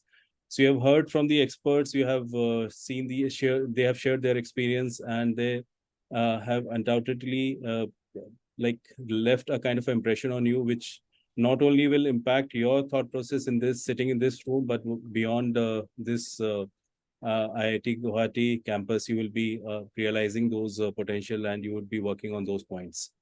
So I'm sure you, over the last 2.5 years, you have understood the evolution of internet, not only at the domestic level, but also at the international level, and how the internet from a mere connectivity to the meaningful connectivity has evolved. How it has is acting as a key enabler for all these stakeholders who are using or who are being touched by internet. You have also understood about the multi-stakeholderism approach and how the public policy is playing an important role in the internet governance ecosystem. In the last 3 days, what I got to know that that the panelists from the different sectors have mentioned or touch based on the evolution of the internet and the history of the internet governance. So Dr. Govind, who's sitting there, Amitabh Singhal who was also present there, they have touched based about the evolution and the growth of the internet ecosystem within the country and how it has helped each one of us. So you have also understood about the ICANN, ITF, IGF, the internet societies, the regional internet registry, and also the national internet registry. So NIXI, the National Internet Exchange of India, we are the registry for both names and numbers. And we are also part of, we also play a critical role in the multi-stakeholderism model of the internet governance space. I would not touch more on the day two. I got to know that you have understood more about the Digital India Act, and how the Personal Data Protection Act has been discussed, how it is impacting each and every stakeholder, whether it's the business or the civil society, or even each one of us who's kind of internet users. You have understood about that. You have heard the experts and their opinion around that. So I would like just mention that this opportunity to the fellows which has been given by the inSIG, this is something which you need to cherish, which you need to understand that it's a kind of a onus on you. You have been selected from few, and like once we step out beyond these walls, we have to carry the spirit of the collaboration and the commitment to make this internet accessible, open, and secure, which has been the motive, which has been the theme of all the IG organizations, all the international organizations, which has been working for its growth and evolution. So I encourage each one of you to stay engaged, stay curious, and continue to contribute to the global dialogue on the internet governance. So together, each one of us, together we can shape the future of internet for the better. Once again, I would thank you for being part of the inSIG 2023. And let's continue to make a positive impact on the digital world until we meet again. Thank you, and wish you all the best. And thank you for your time and patience. Thank you. Thanks so much. Inspiring words and your message to the fellows is very much appreciated, and thank you for joining us. I hope you can stay on for a bit longer. Yep. Now we move on to Professor Glenn, who will be speaking to us as a kind of closing message. Good afternoon to everyone. Before I say anything, first of all, I thank Mini ma'am. I think she's there.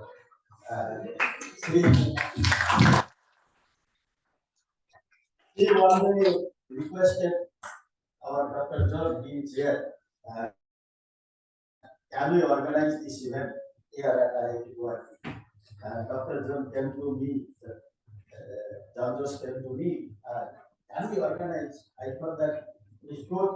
So we should get benefit from him, from the IIT as well as from this specific.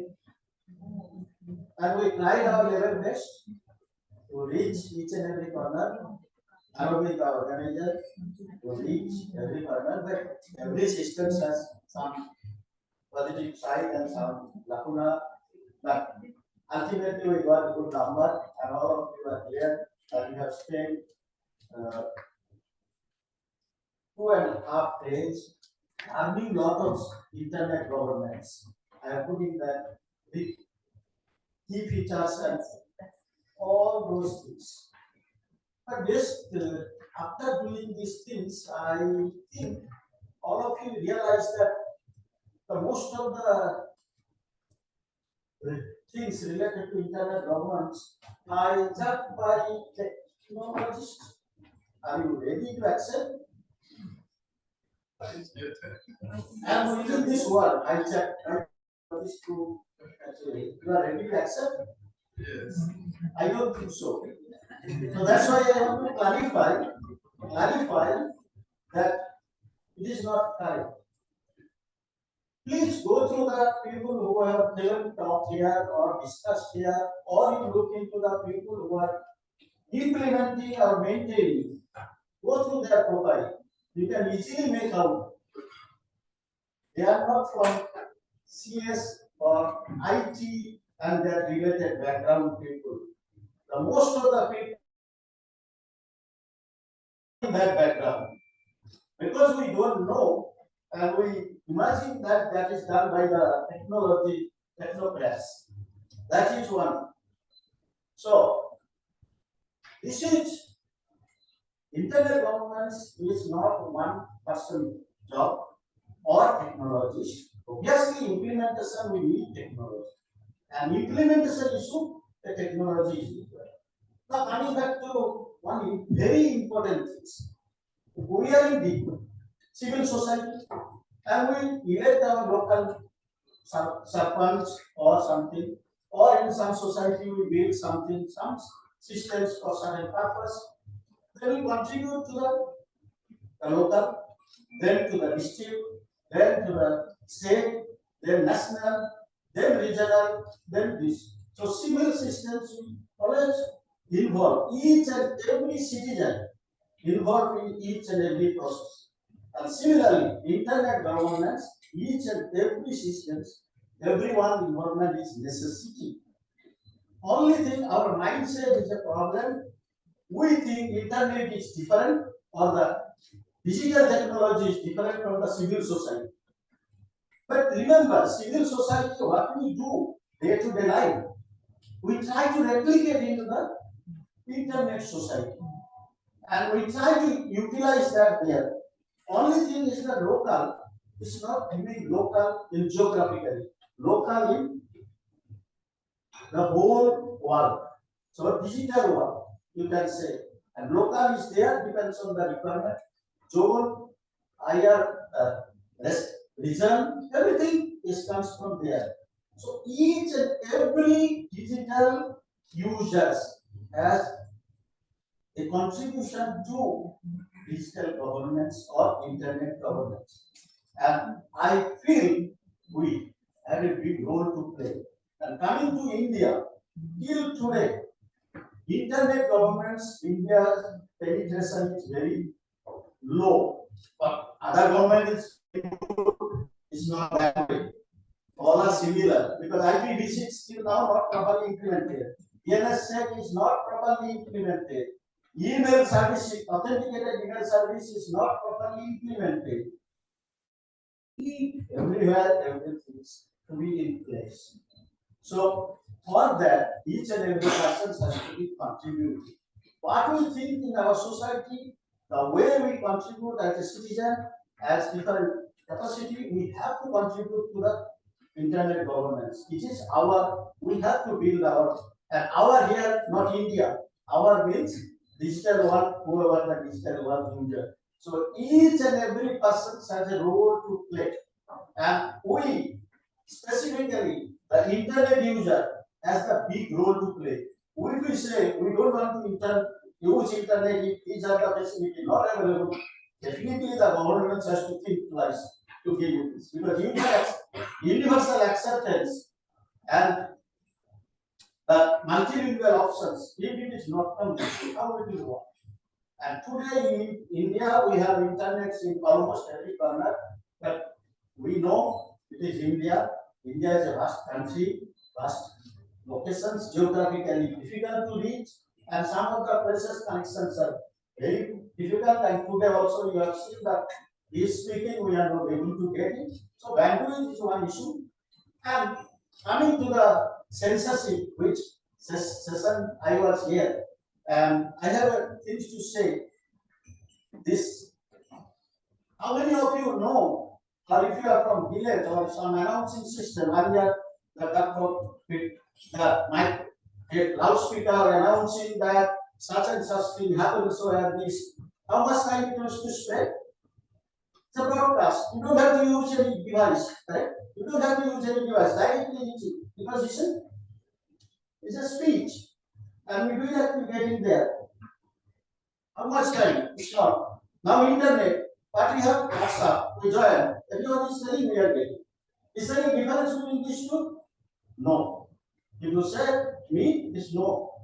So only excuse giving that internet is being abused or not used, it's not right.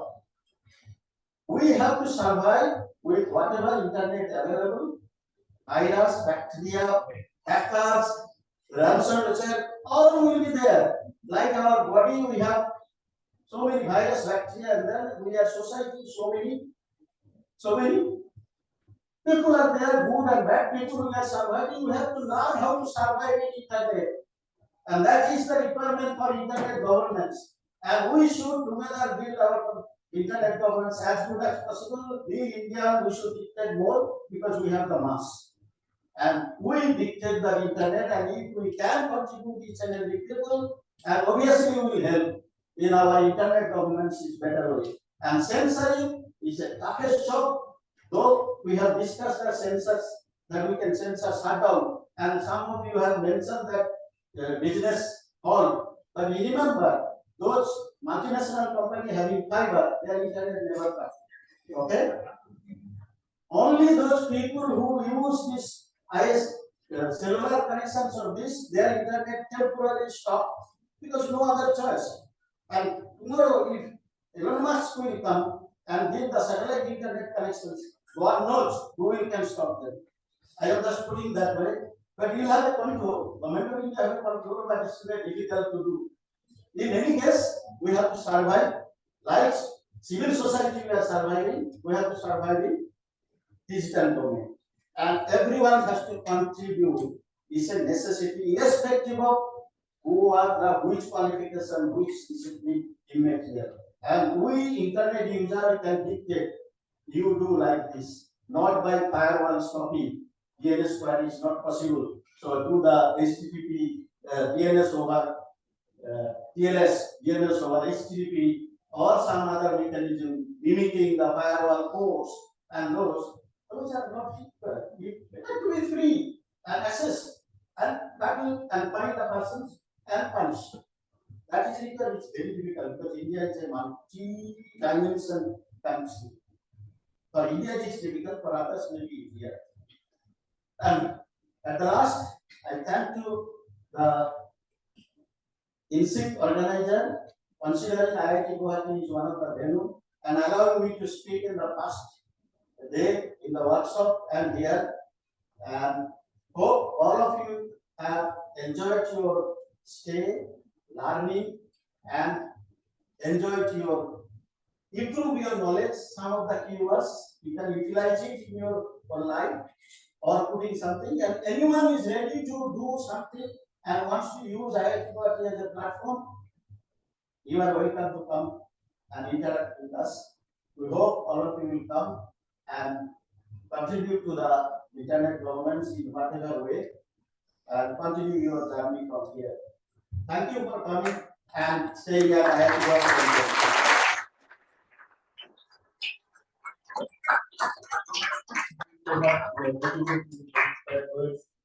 We take a message that the internet governance should be everybody's job and that we should adapt and move on rather than get stuck with a very particular thread. So we now move on to a short report from the Youth IGA, which has been our Day Zero event for several years now. So we'll invite you. Thank you so much, Satish, Ashwita, and Vidasanavi. I'm Ashwita Gangavarpu. It's a pleasure to represent Youth IGA India at the closing ceremony of inSIG. inSIG has been supporting YIGF since the very beginning. My colleague and I also started as YIGF, so inSIG fellows, the whole concept of YIGF. So it's an honor to be here. What is Youth IGF India? We are a platform recognized by the United Nations Internet Governance Forum, supported by the India School of Internet Governance. And our main focus is around capacity building, awareness, and making sure young people have a platform to discuss in a very multicultural, in a very comfortable setting around various issues around internet governance and in an intergenerational setting as well. And we usually, since internet governance itself has a lot of topics under its umbrella, we tend to look at 4 tracks: data, trust, inclusion, and environment. And how do we do all of these? I would say we have 3 tracks. The first one is through, of course, global collaborations, national, regional, global collaborations. I think I see a friend from Ghana here, so I think one of the very major collaborations we did was with Youth IGF Ghana, YIGF India and YIGF Ghana to organize a youth advocacy weekend. I think that was around 2 to 3 years back. In addition to that, we've done, recent, we've collaborated with ITU, the International Telecommunications Union, and YIGF and ITF together submitted a workshop proposal at IGF, and some of the team members will be traveling to Kyoto for the session this next week. Now, in addition to it, I think I can go on with the collaborations, but in addition to that, we also have an annual fellowship program because we believe that there are young people who are already, let's say, are extremely motivated and interested in the field of internet governance and have done some amount of research or are working in this area. So we tend to give them targeted mentorship on various topics so that they get a broad understanding of what the different issues are, concerns, where are we at national level, global level with policy and technology developments, as well as give them opportunities to interact with key leaders in this field and explore career opportunities or voluntary opportunities to contribute. That is an annual fellowship, and I can see a lot of the YIGF India 2023 fellows 12 of whom, who are in the room right now. So very happy to see them here. Now, not just first capacity building is important, awareness is important, but how do we make sure that this is translating into something meaningful action? Are our fellows contributing to what is going on in the country? Last year, our fellows contributed to the Indian draft telecom bill. This year as well, we submitted a synthesis document at ABRIG, which is the Asia Pacific Regional Internet Governance Forum. And we are also in process of, we've been submitting problem statements on some very prominent issues, which they are planning on solving in the next, given a timeline. In addition to that, two of the fellows are traveling to Kyoto to discuss various other issues and also panelists for various sessions. We are also building on a strong alumni network, and now it's been, this has been a 6th year of IIGF, and we have empowered more than 2,500 young people. So next plan of action is how do we make sure that the alumni network is strong, and we're creating a rippling effect in terms of what they're learning and how they are making sure that the newcomers are understanding it more and finding opportunities to get into this field. Now the third most important Youth Internet Governance Forum in India. So we definitely have an annual forum.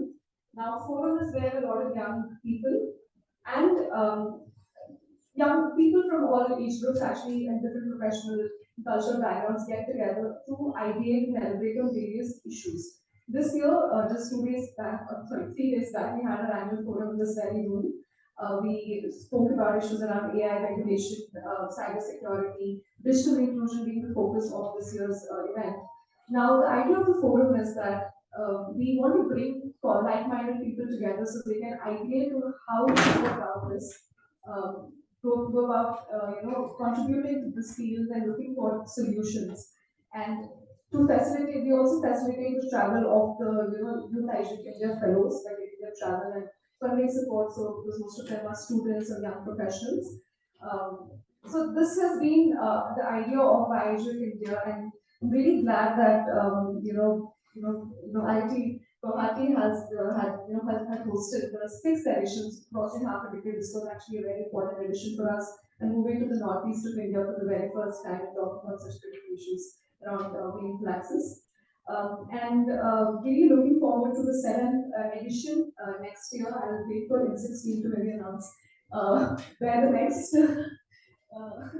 next event is going to be. But very thrilled, and since we are a group of young volunteers, we're always looking for more young people or like-minded people, not necessarily you, to join us or collaborate with us. So if you are interested in applying for the fellowship or joining the organizing committee, or collaborating with us, I think I heard one of the questions previously. We'll be more than happy to do that with you. So thank you so much. I'd like to thank inSIG and IIT Guwahati team for all the support. So now we move on to Shweta, who's going to take us to the prizes, the certificates, and the order thanks. Thank you, Sudhi sir. So this brings us to the conclusion of the 8th edition of India School on Internet Governance 2023. And I'm sure each one of us, be it a fellow, volunteer, or an organizer, has a lot to carry from today's event, be it in terms of knowledge, different perspectives, and yes, memories of the time that we have spent here. So before officially closing the ceremony with a vote of thanks, we have 2 important tasks, as Lisa mentioned, to be accomplished. First is the announcement of winners of various contests that we had. So for that, I invite my friend Jay from Delhi chapter. Jay, what do you hear now?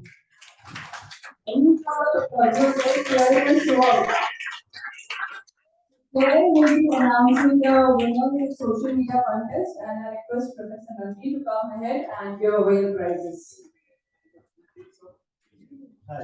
No, you have to come in front. So we have how many participants for class talk? Professor Nandi has a 3, solution. right? Not 2. And we have chosen 2 best class doctors. So I'm announcing their name. I hope they will be there in the room. Okay? So I'm calling two fellows here.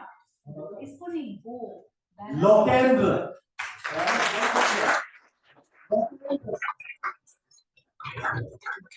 You can carry on your flags. Lokendra.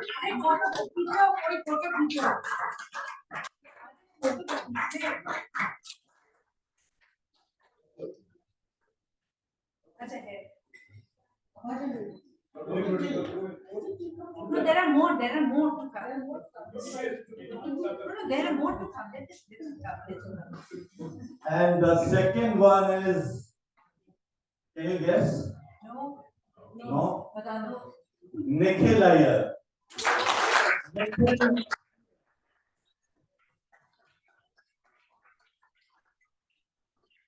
Carry on class is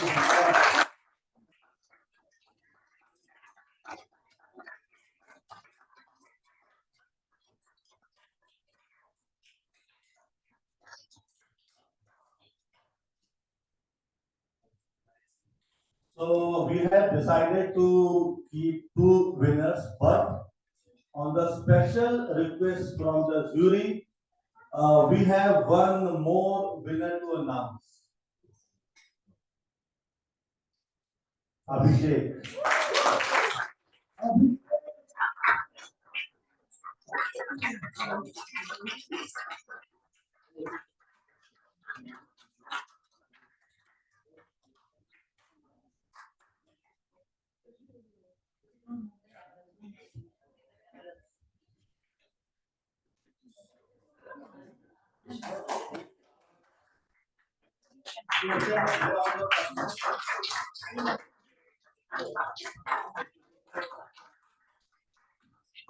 Wow, such an honor. Wow.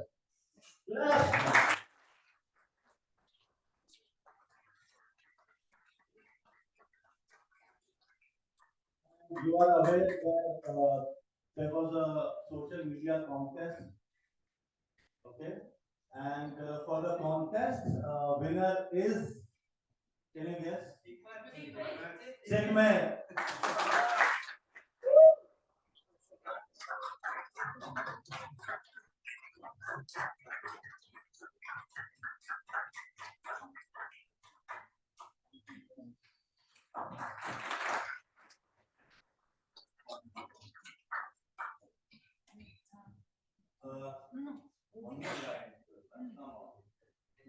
So guys, now you are inSIG fellows. Now you can clap for yourself.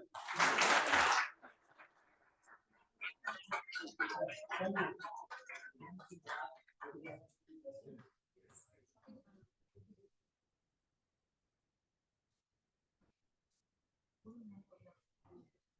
You all know IIT Guwahati has hosted us very graciously for this edition of inSIG. So now it's our turn to reciprocate their love and generosity. So I invite Dr. Govind to please present them a memento of gratitude from us. So I invite even Professor Nandi is already on the stage. I invite Professor John Jules. ताली बजाओ यार. Come on the panel.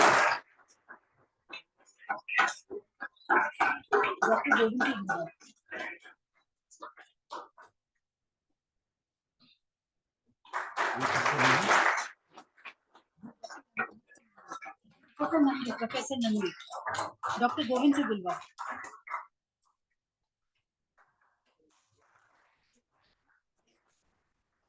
Package दे दो. Package दे दो अगर रखना है. So I would request you all to carry them and please hand it over for Professor Momita Batra and Professor Srinath Chetty. She is there. Oh, then please join us now. Jai.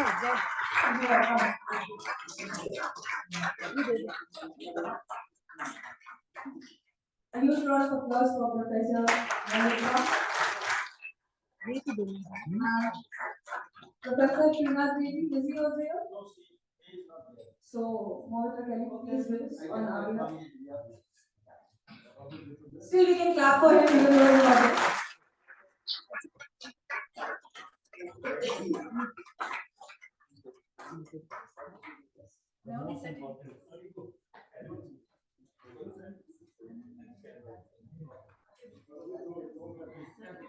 thank you everyone for joining us on the dais.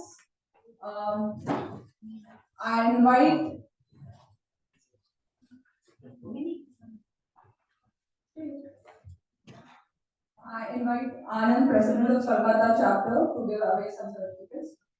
Can someone help me here? Jeff? Okay, there's a lot of just give, call them in blocks, call the names, we will have them. We have Alexander Lewis Prasad. So please put order the meeting.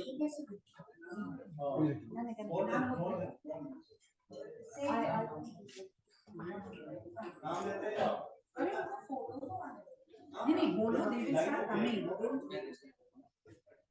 नाम बोल दो पांच का block बोलो. Anish V. Pillai. All the A's get ready. Please, all the A's.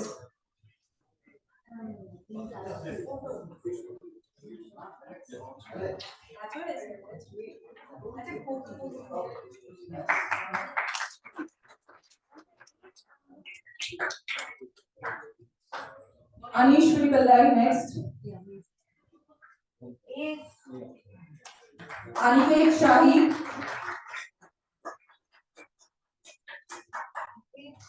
और कोई ए है?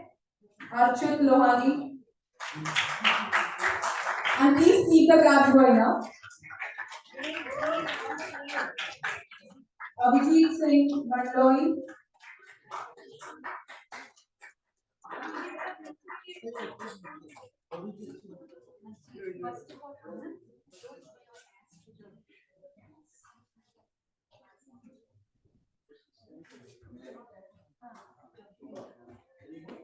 ताली बजाओ है ताली. नेक्स्ट चार नाम बोलो. Dr. Manojit Das. I don't. Okay, thank you.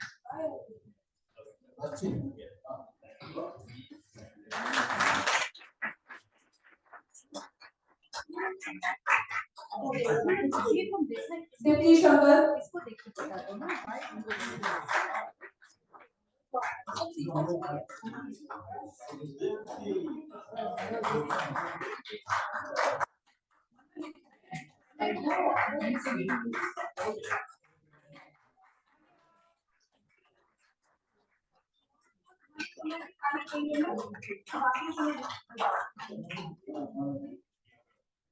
Amida Sayed.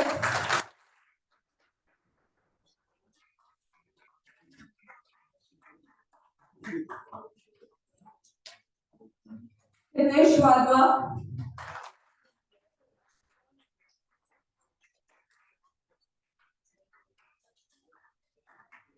Nishita Agarwal.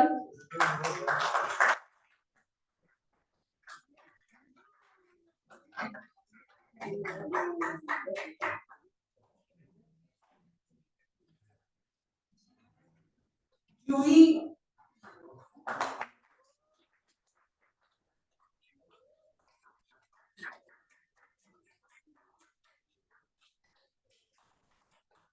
Lokendra Sharma.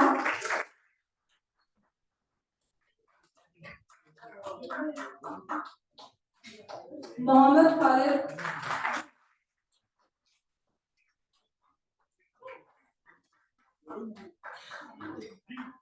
John, who are give some certificates.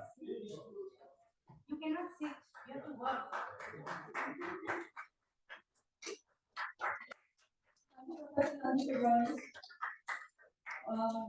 Narola Didhal.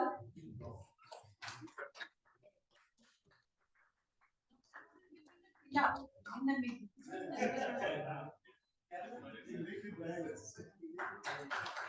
Nikhil Iyer.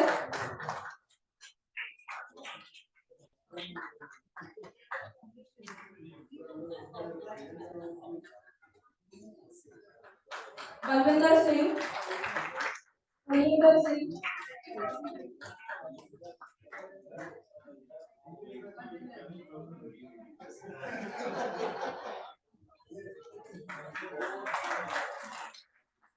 Rahul Pravin Desada.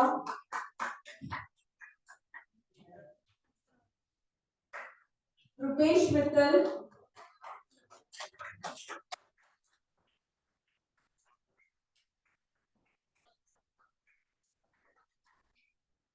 Samir Gehlot,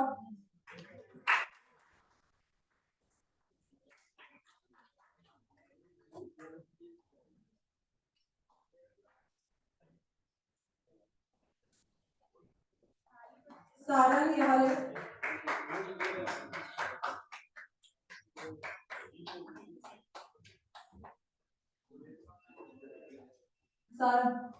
Shubham Agarwal,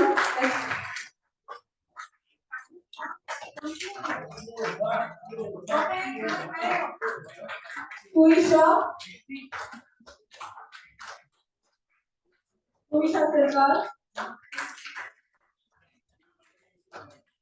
Next is you play side.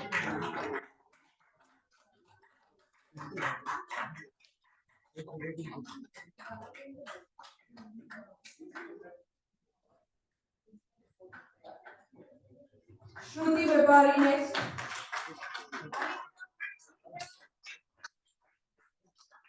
Thank you, John sir, for joining. I invite Professor Momita. Shruti, come with it.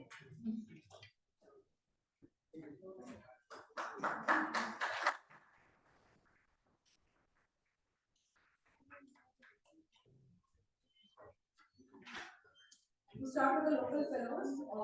Ansh Asti, Ansh, Vijay, Abhay,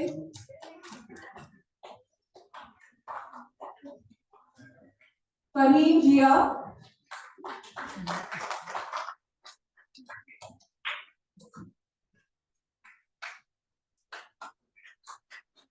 Diya Umesh Agarwal,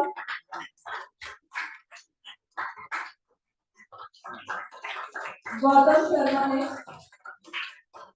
Gautam Sharma, Monmi Goel, Shraddhanjali,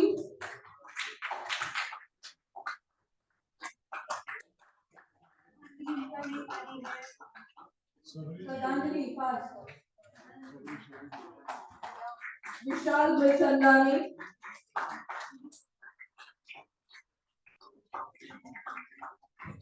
Violina Burman.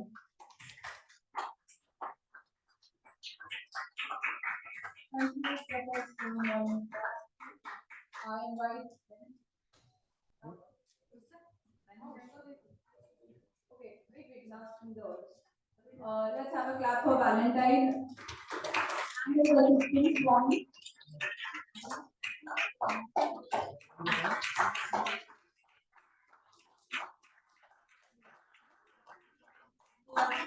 Good year for you.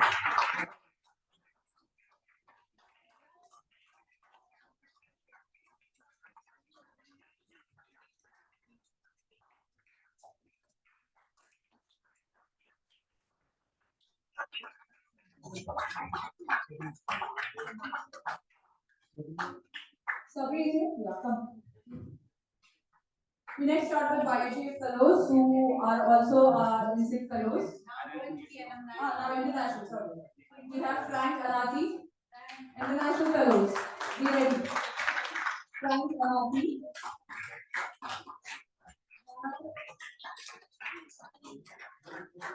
Golam Martuzua from Bangladesh.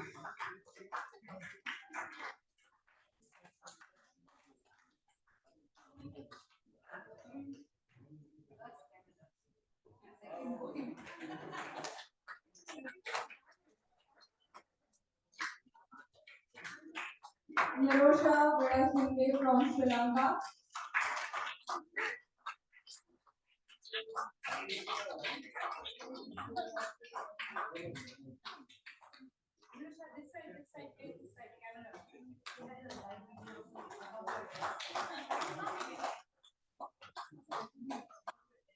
Ishara Thakil, Nepal.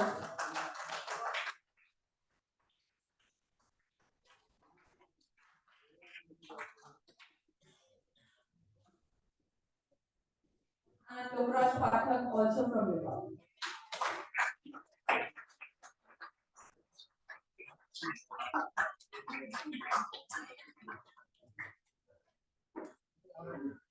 Thank you, Sabri. Now, Anand, on the stage. We have Shruti Ganguri.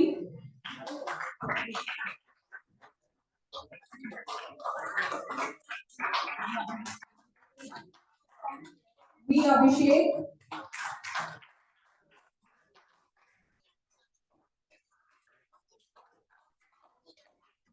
Amrita M.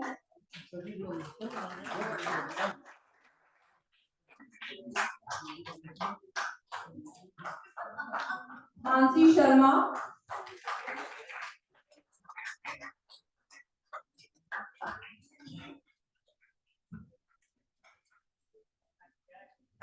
Suhaib Salman.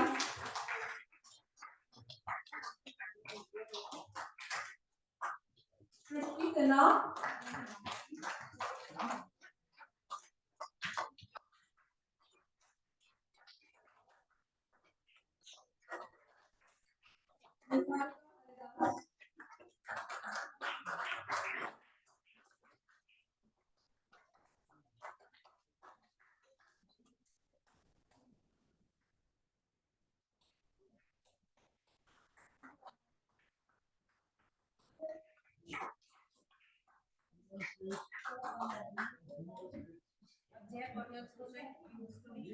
Vaishnavi Vijay. Ida. Ida.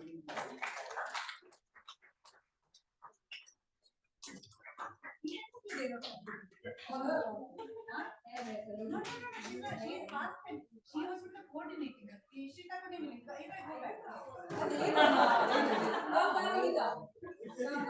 coordinating the meeting.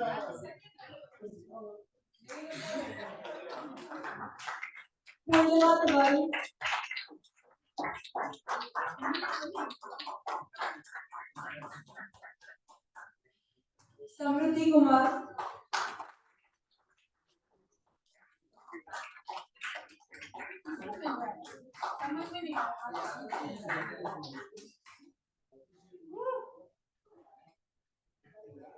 Next is Barkha Manna.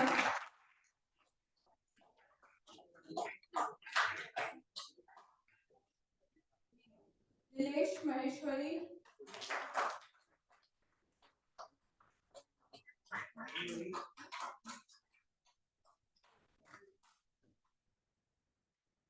Next, Apurva Dandavde. And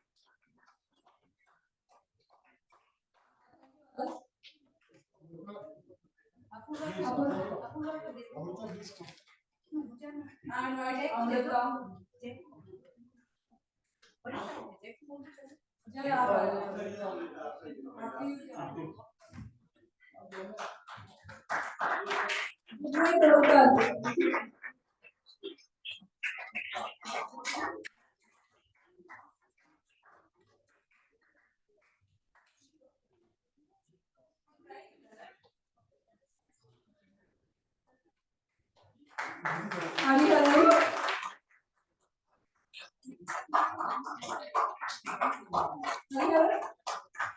Next, Nandan.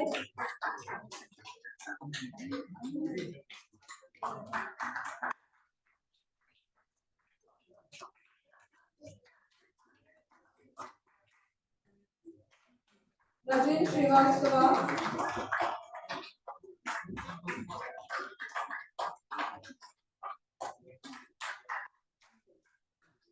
Raghunath Gopal.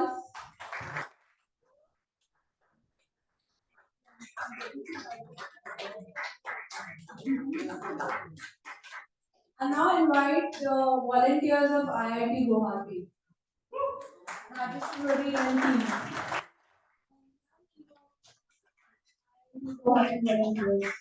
And a huge round of applause for Rama. I don't know whether they want to do that. The entire team of IIT volunteers.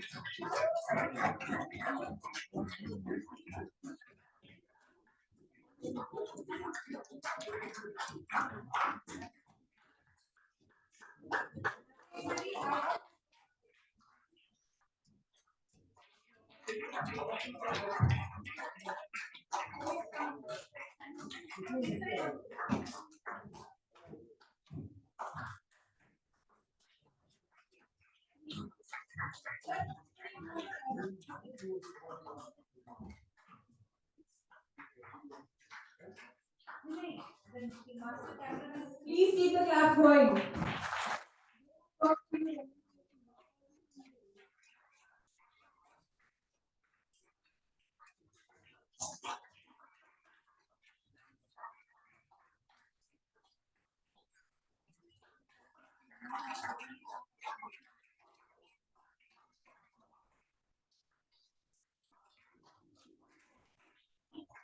Thank you, IIT team. Thank you, Amrita. Thank you, Satish.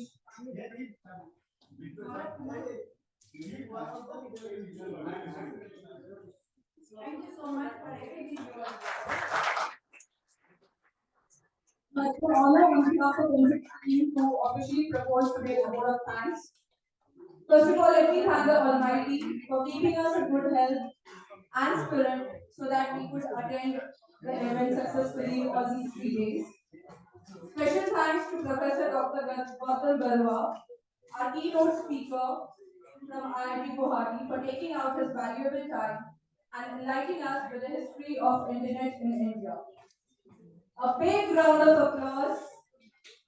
I said a big round of applause.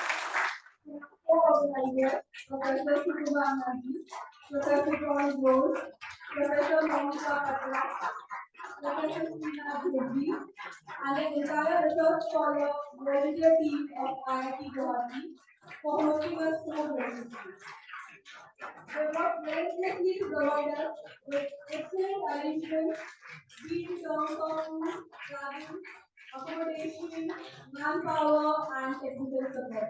Thank you, Team IIT. A big thanks to our sponsors, ICANN, Dixie, IGNIT, Meta, Northeast Development Foundation, PCAY, and India Internet Foundation. I would like to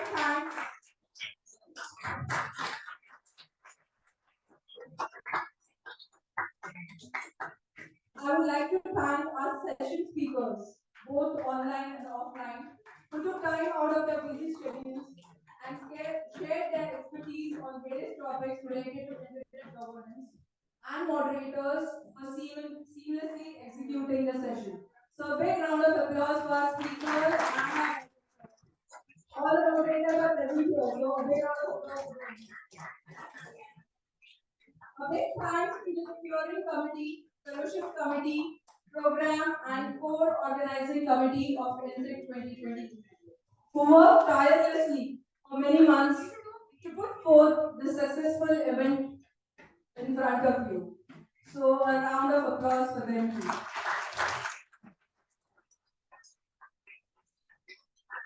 And last but not the least, I want you all to clap for yourselves.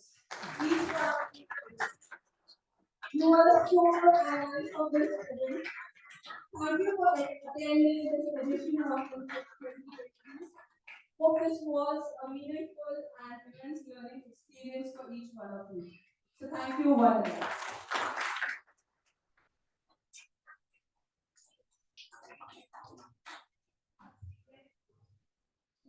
We declare officially the closure of inSIG 2023 and you can proceed for tea and refreshments.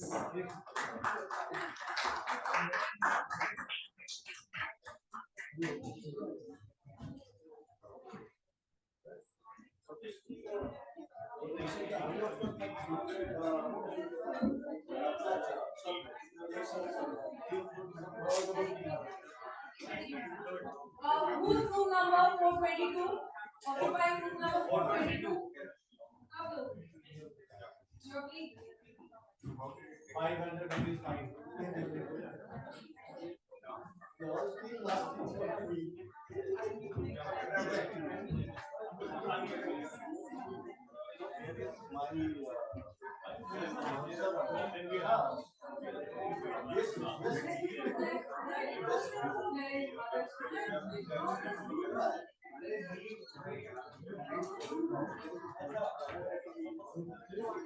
इनके laptop से laptop का close the recording